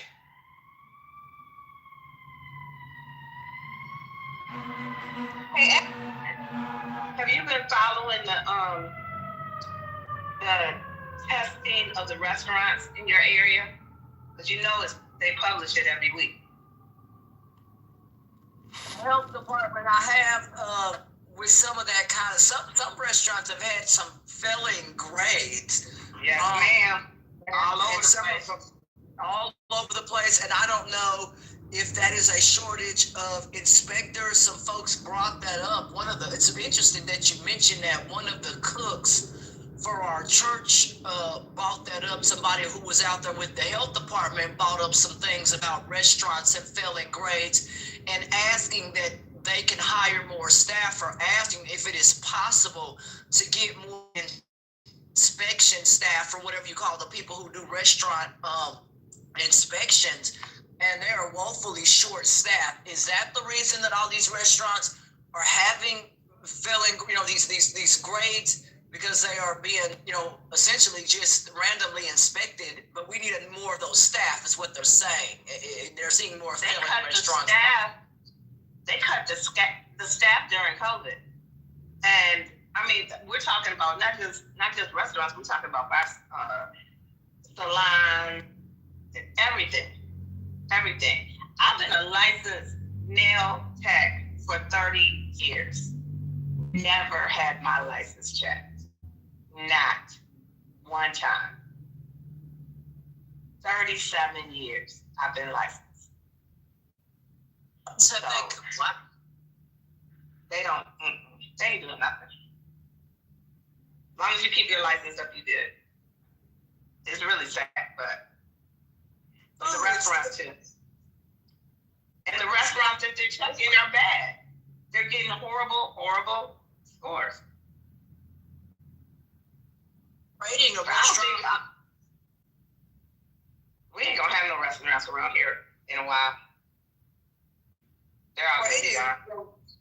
The F ratings do not help restaurants and things like that, but the restaurants and anything that sells consumables, they need to be inspected quite frequently, because there was a restaurant, man, they found mice in there running around, you know what I mean, at night. You could see them on the camera or whatever they had up there for security. I said, well, that's horrible, you know what I mean?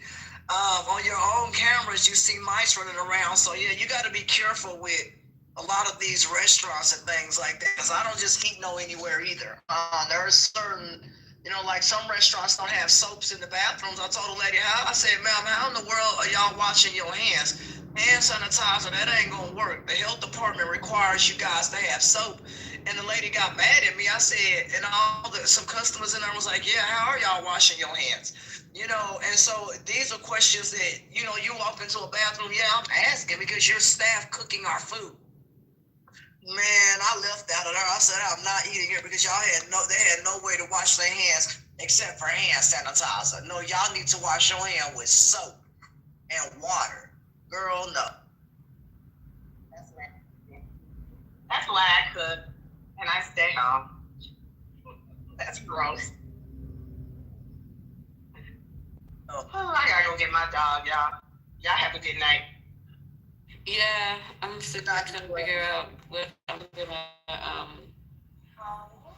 gonna eat real quick because it's getting late.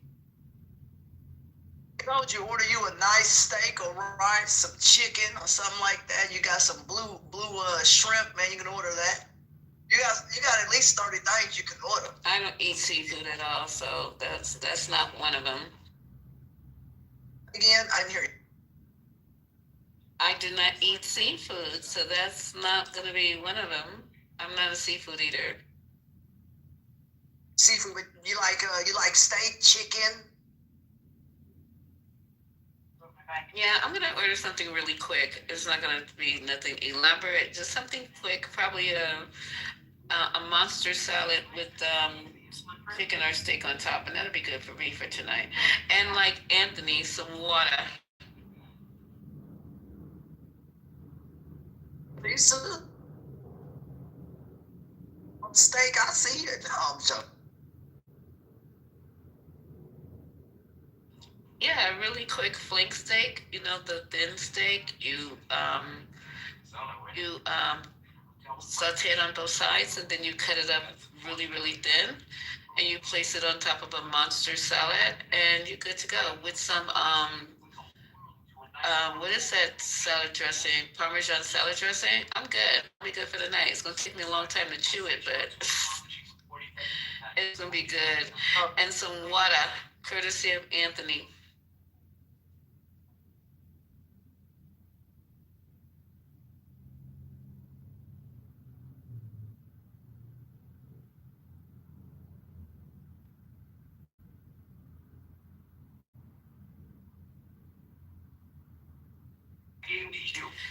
Trent, it's not 25 million illegals in the country.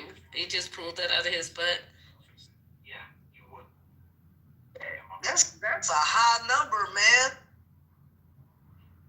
It was something else, and he's supposedly. Wait.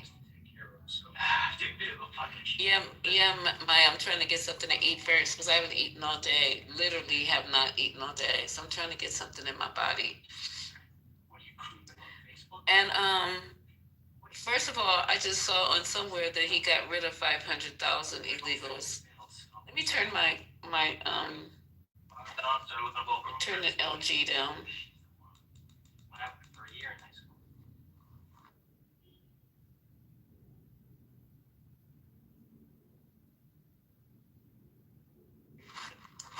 You got links?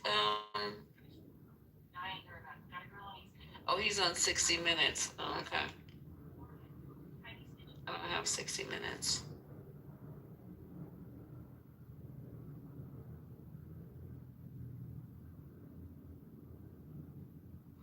Who's on 60 Minutes?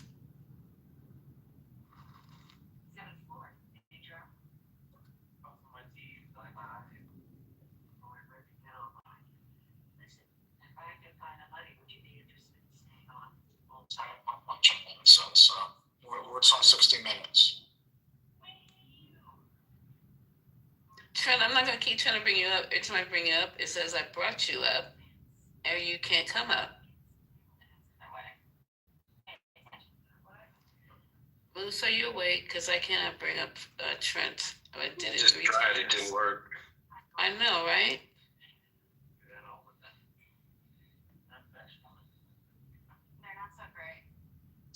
I think she said he could come up on that. Trump, there's the World Series champ. Thank you, man. We appreciate that. We appreciate that. A beautiful game. But Trump is on 60 Minutes right now, and he just said that he thinks that there's 25 million illegals in the country, and it's not 10 million. And his intention is to deport a majority of those people. And they have just hired 10,000 more ICE agents. It's while the number I think it's probably between 15 and 20 million, whatever. But if the intention is to deport that amount of people, anywhere close to that amount of people, it will completely wreck the economy. And mean, it's for me. I don't know. Don't understand what the intention here, because I think this will be detrimental to the Republican Party. I think they will lose in 2026 if they continue on at this rate.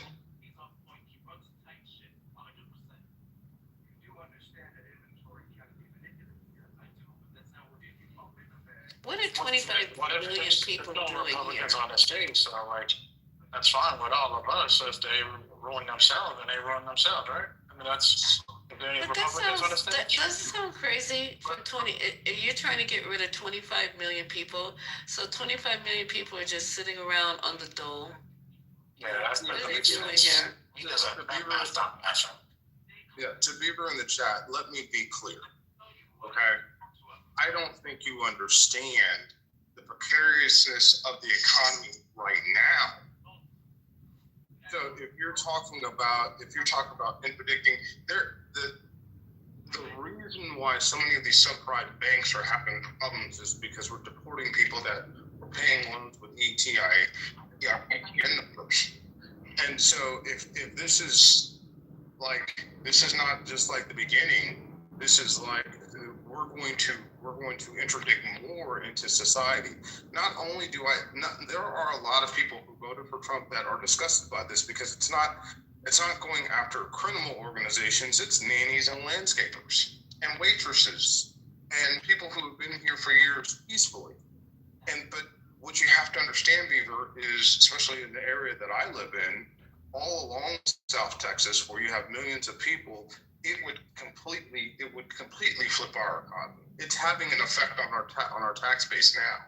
And so there are a lot of people who, even though maybe for strong border controls, do not want to see people forcibly removed that are peaceful from this country because of what it causes. There has to be some sort of amnesty clause with this for people who have been here for quite some time and working and contributing to society.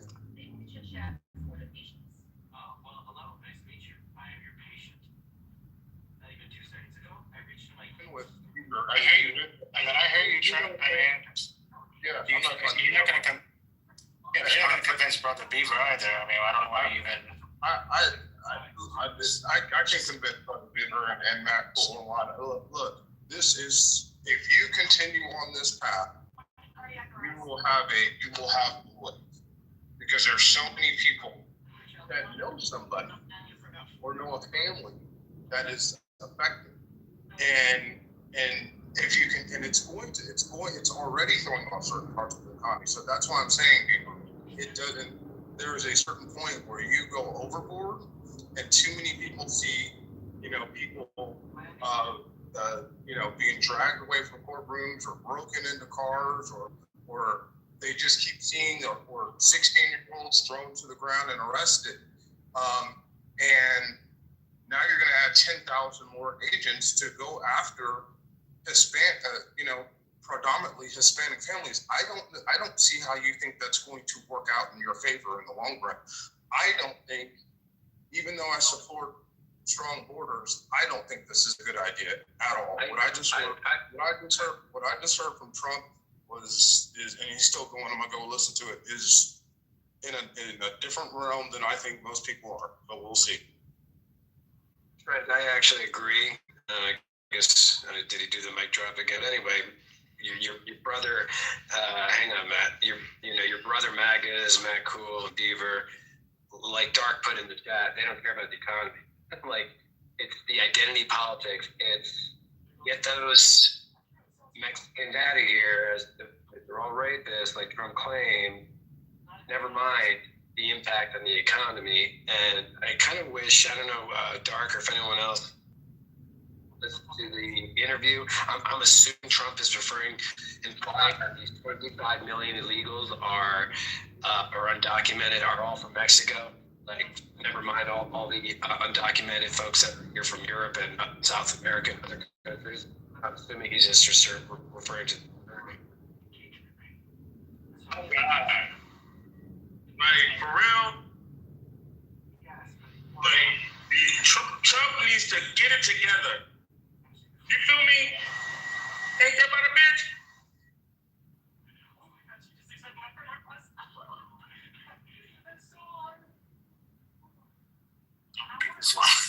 Y'all performative today. I've been listening. Y'all been super performative. Margarita has been performative today. Excuse me, Lord.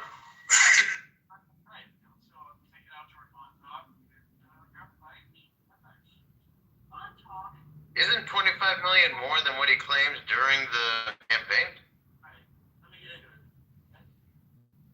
Yeah. So somehow, nothing that he said.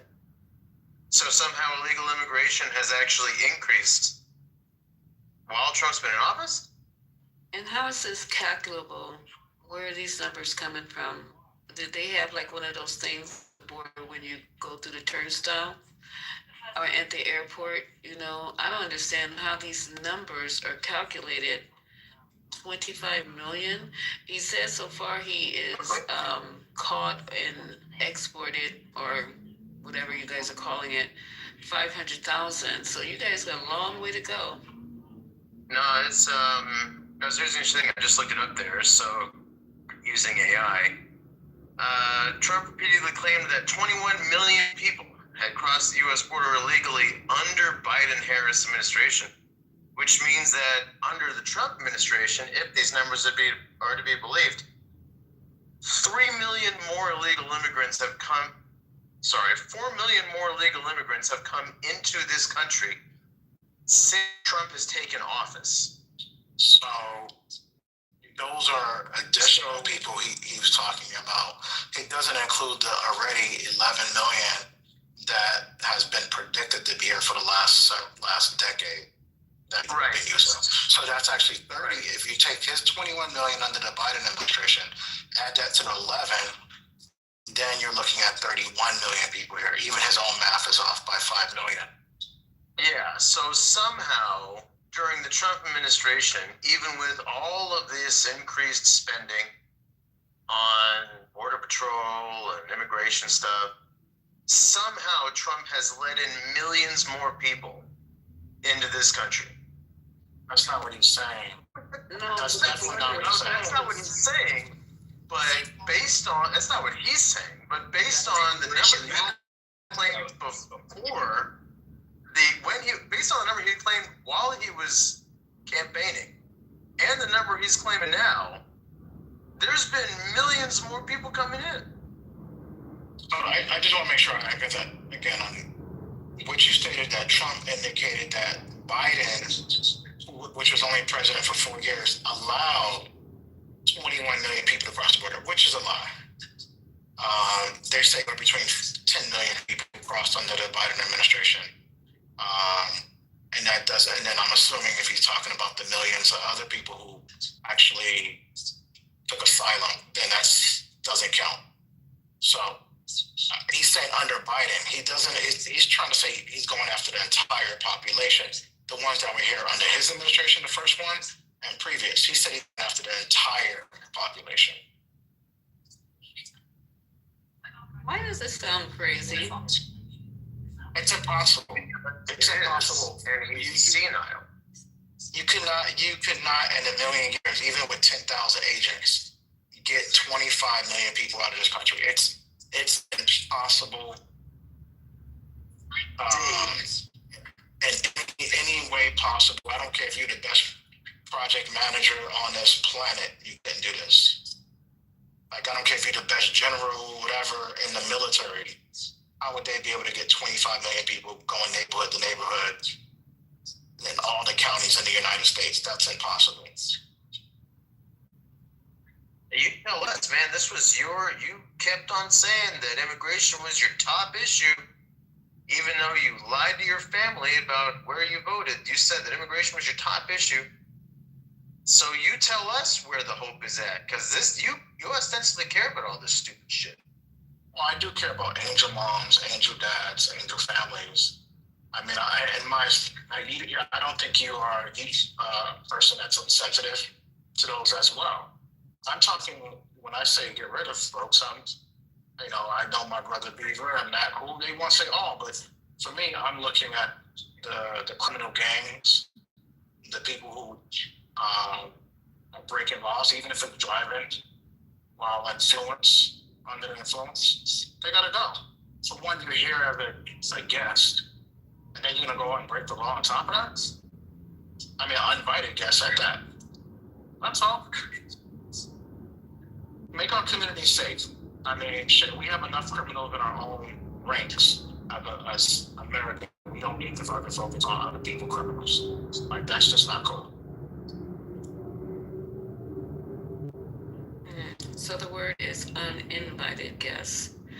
But even if they're here as an uninvited guest, it is crazy that we are going to put this type of money.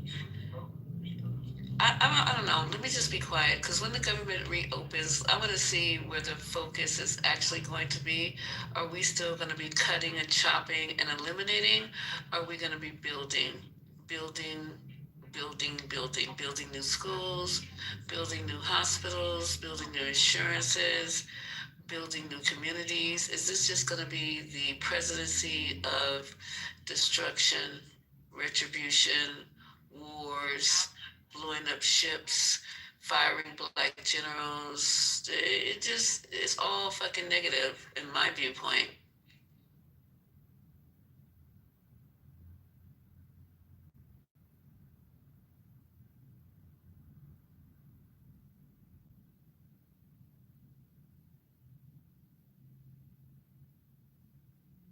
Man, Maya's gonna have a heart attack. Can you give her ETA when you're gonna open up your room? Oh, I was sitting over here chewing. Okay, Maya, hold on.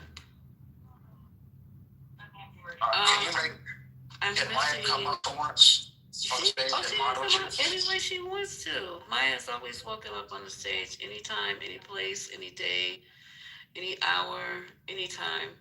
I'm missing mods, Maya, so it's gonna be hard for me to open up without mods, because I can't run a room without mods.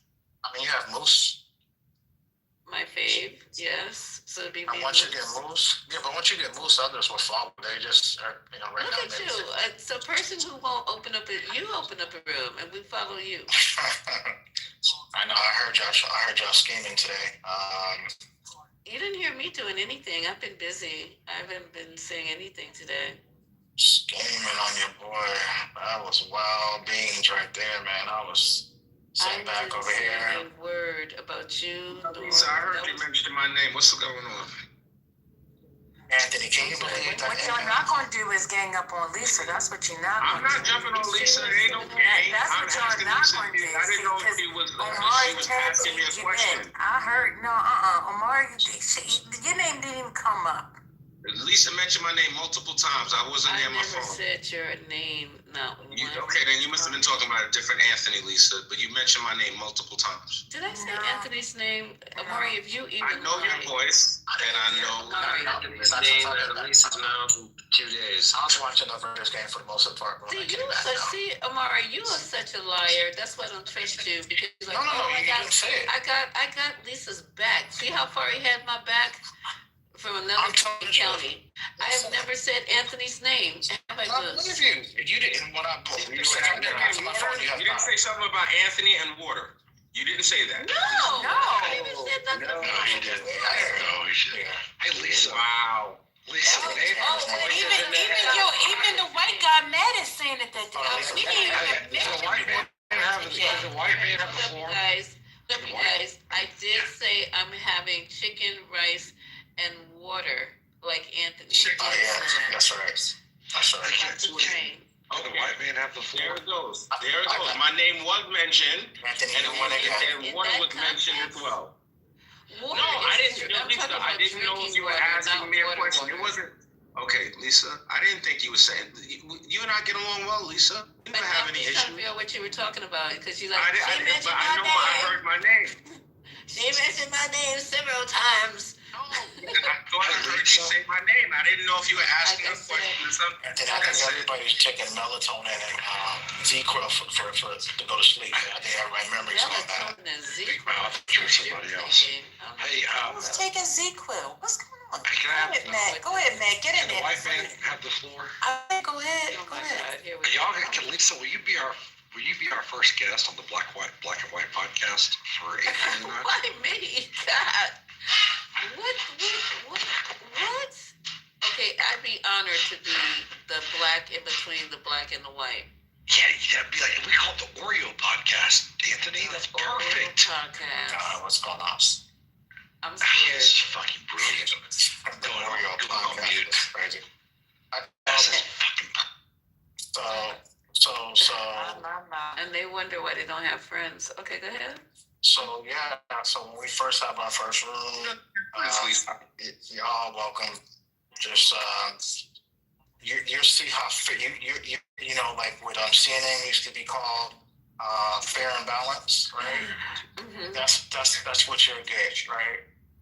You see the true definition of fair and balanced. Okay. I'll take that. All right, I'm gonna go open my room. I don't know what you guys. Or it could be called Ebony and Ivory, and that could be our theme song, our intro theme song. We're living in a colorless society in 2025. Have you not been following the Trump administration rules?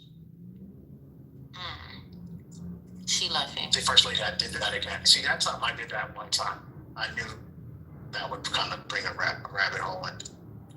So that was an instant that I did that on purpose. Yeah, I think you do it on purpose all the First time. lady. You just don't recognize you're doing it on purpose. Yes, Anthony. What kind of trainer are you? I was actually, funny you should ask, for the state of, for the Affordable Care Act. I trained the people to be able to, Okay. That's dope. Thank you. Do you speak sign language? I mean, do you do sign language? I'm sorry, do I do what?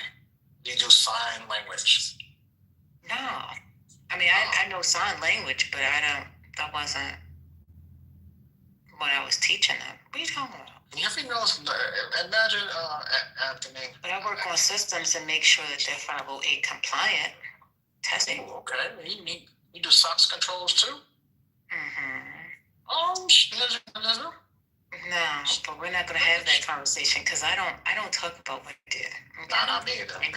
Yeah, we're just only reason why I had that conversation earlier today was because I was just saying about how much of a a jerk I feel like I was. You never pay attention to a left. You have to close your eyes when I'm biting a dog's butt. Do you understand me? You have to close your eyes and don't look at the left.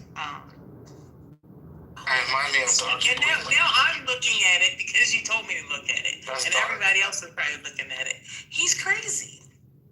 Yeah, that's that booty let I saw about Dark be doing. See, that's how you get the booty let. It's the alternative facts for me.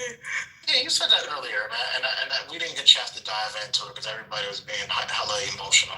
I got a good example. I'm glad you asked. Okay, go ahead. And this was just a few seconds ago when Anthony said, "You mentioned my name, Anthony and Water." Now, immediately, we all thought that he was talking about two people, but not in the context of Anthony drinking water. You know what I'm saying? Because he was saying it was like, he made it, again, this is assumption, he made it seem as though it was something negative that she was saying, because you had just said, yeah, they got my boy. Who was you talking about when you said they got my boy? Who was you talking about? What was you talking about, Omar, when you first said? You was talking about First Lady. I never had any negative interactions with Lisa. I didn't think it wasn't negative. No, okay. So I thought I. No, you said she was talking about me. Talk about me. That's what I'm saying. So I didn't think that Lisa was talking about me in a negative light. I was just wondering if she was asking me a question. She wanted to know something. Lisa and I get along swell, I know you did. No, so here's the thing. This is what I heard. This is how I'm rewinded in my mind. Omari was talking about somebody getting jumped. Next thing I know, you coming off like I still haven't understood what exactly or clarified what he was talking about. only to then have you come off mic and then say, "Hey, Lisa, you said my name." Okay, I remember. I was talking about when Mel and Gemini was talking, and GA was saying they want to get a space. I was like, yo, that was to get rid of us, in essence. That's what I was talking about. And then that's when Anthony came on. And then I was talking to Anthony, and you got to remember that this Anthony, and Mel said we go in rooms. He swore by it. I've never been in a private room with you, Anthony, ever. That's absolutely true, man. And and Mel said that 52% of black people arrested are exonerated. I'm not even sure if ML knows what the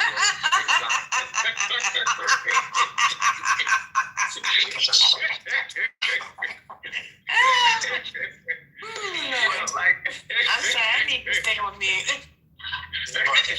But check it out. I'm not sure if ML knows what the word exonerated means, yo. Like, this is like, I just don't understand. Supreme Court decisions are local. Like, and then you got people in the chat. I'll never forget. Her name is Johnny's. Johnny is, agreeing Supreme Court decisions are local. They do have local Supreme Court decisions. No, we're talking about the U.S. Supreme Court. Yeah, but that's what I'm saying. So you just made a qualifier. The context was we were talking about the U.S. Supreme Court. We were talking about what happened in California. It had something to do with immigration, and JD was trying to suggest that the Supreme Court's ruling only dealt with California. But Aaron, just to bring it back, what you missed in that whole conversation was about our intentions, right? Our intentions in the spaces. I was just like tripping out because it was just me and her, and so that's what I was saying. Like, I heard that too. I was trying to say like we were trying to come up with game plans to take over the room, something like that. So wait a minute. So is Anthony admitting that he got a burner right now? No. I came in the room. You see that plus sign next to my name? I can come in the room anonymous. I wasn't in the room anonymous. I don't have a burner, to be honest with you, First Lady, but I do go in spaces anonymous, and that's fair. Yeah, no, that's cool. Yes, but I was in the room, and Omari asked me a question, and he gave me context as to what was being said. So I'm just saying, like, and then you'll remember this, First Lady. I was like, in what universe are we going to be able to take over a room with Patty and First Lady? You remember me saying that? You in Green Bay, or any Green Bay. Right? We don't, particularly these two. They have a shotgun and they have Tech 9. I don't want to smoke with them two. That's where I draw the line at. I'll go toe to toe with anybody, but I'm not going toe to toe with First Lady or Patty. Tech 9s is crazy. Man, well, the Tech 9s are y'all. Y'all got the Tech 9s. I mean, you get April, Deborah, culturally. It's like it's quick. Moose is a contortionist, Omari. Omari, I know you're cool with this dude, but I'm gonna tell you, Trent will stab you in your back, Omari. Trent is a snake. Trent ain't got no honor in him. He's a straight snake. Trent is one of the listen, that dude, that's a foul Negro.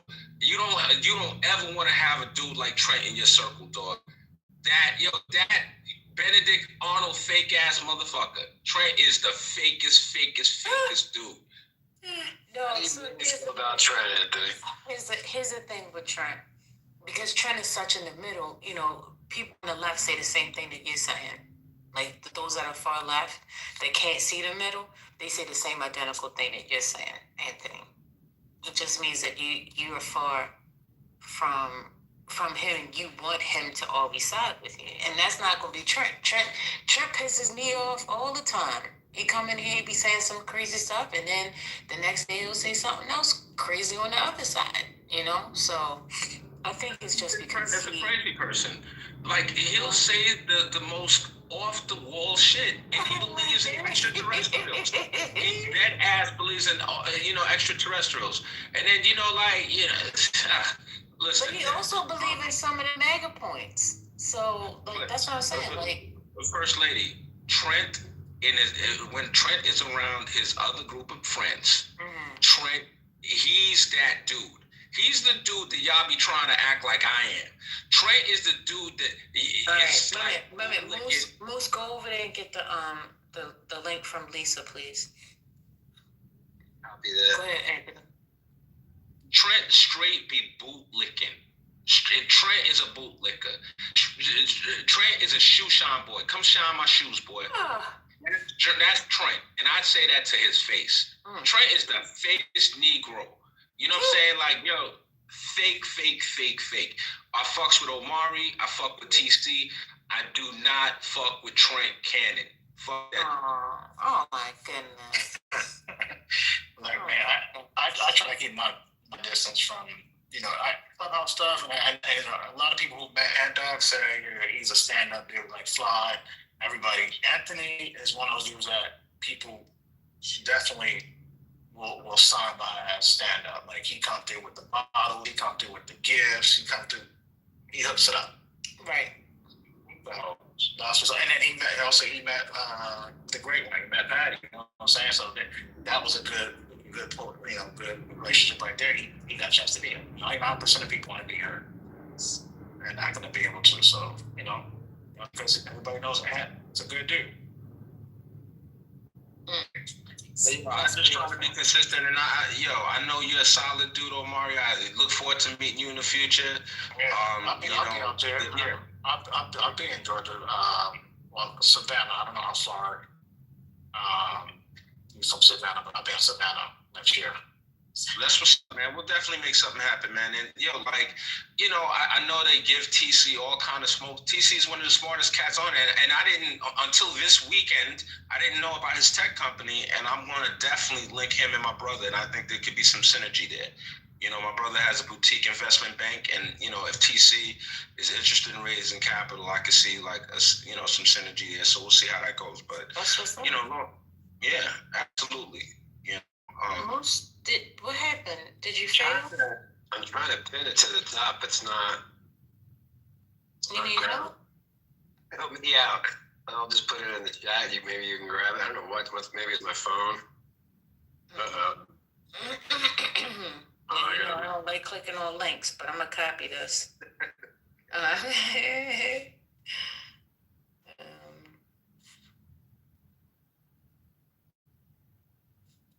But having issues with my phones. Oh, there you go. You got First Lady got the touch.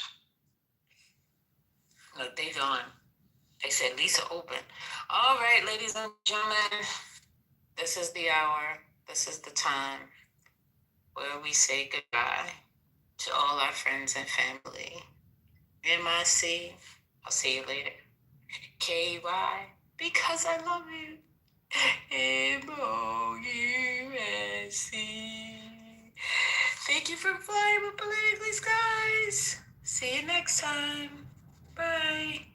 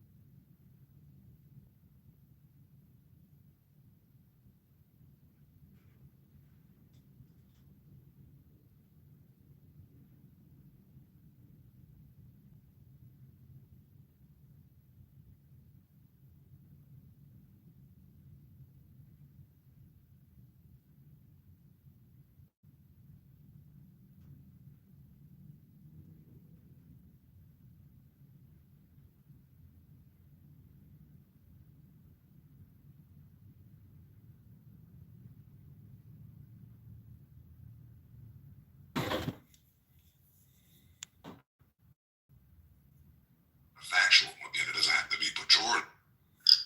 Yeah, but this We don't believe in a magical God.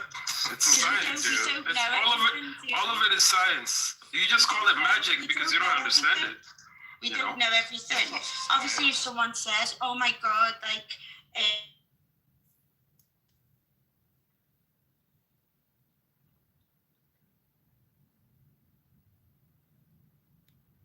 It's circumcised. Based? My kids aren't though. Good for you.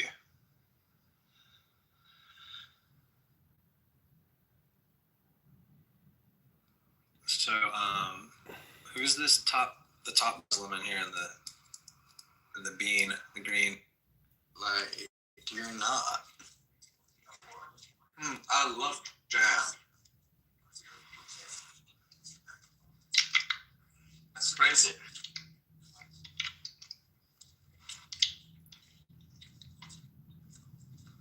So, Sahi, where are you going? It's for a walk. Nowhere in particular. Just walking into nothingness. Yeah, into the void. And with great compassion, as if he were attending a funeral. 32. Deliberately say we're not even going to talk to them is the center of the crux of the dysfunction that we're having. It's all within nature and science. Okay, if something. You know, and he's sitting there bitching and griping about how there's no money to be made on the internet and how, you know, they're losing everything. And like, you just bought a fucking almost $800,000 house. You guys are so full of shit. Yeah, I mean, I would even say my evolution was like weird. So I was somebody that would troll with like very far right offensive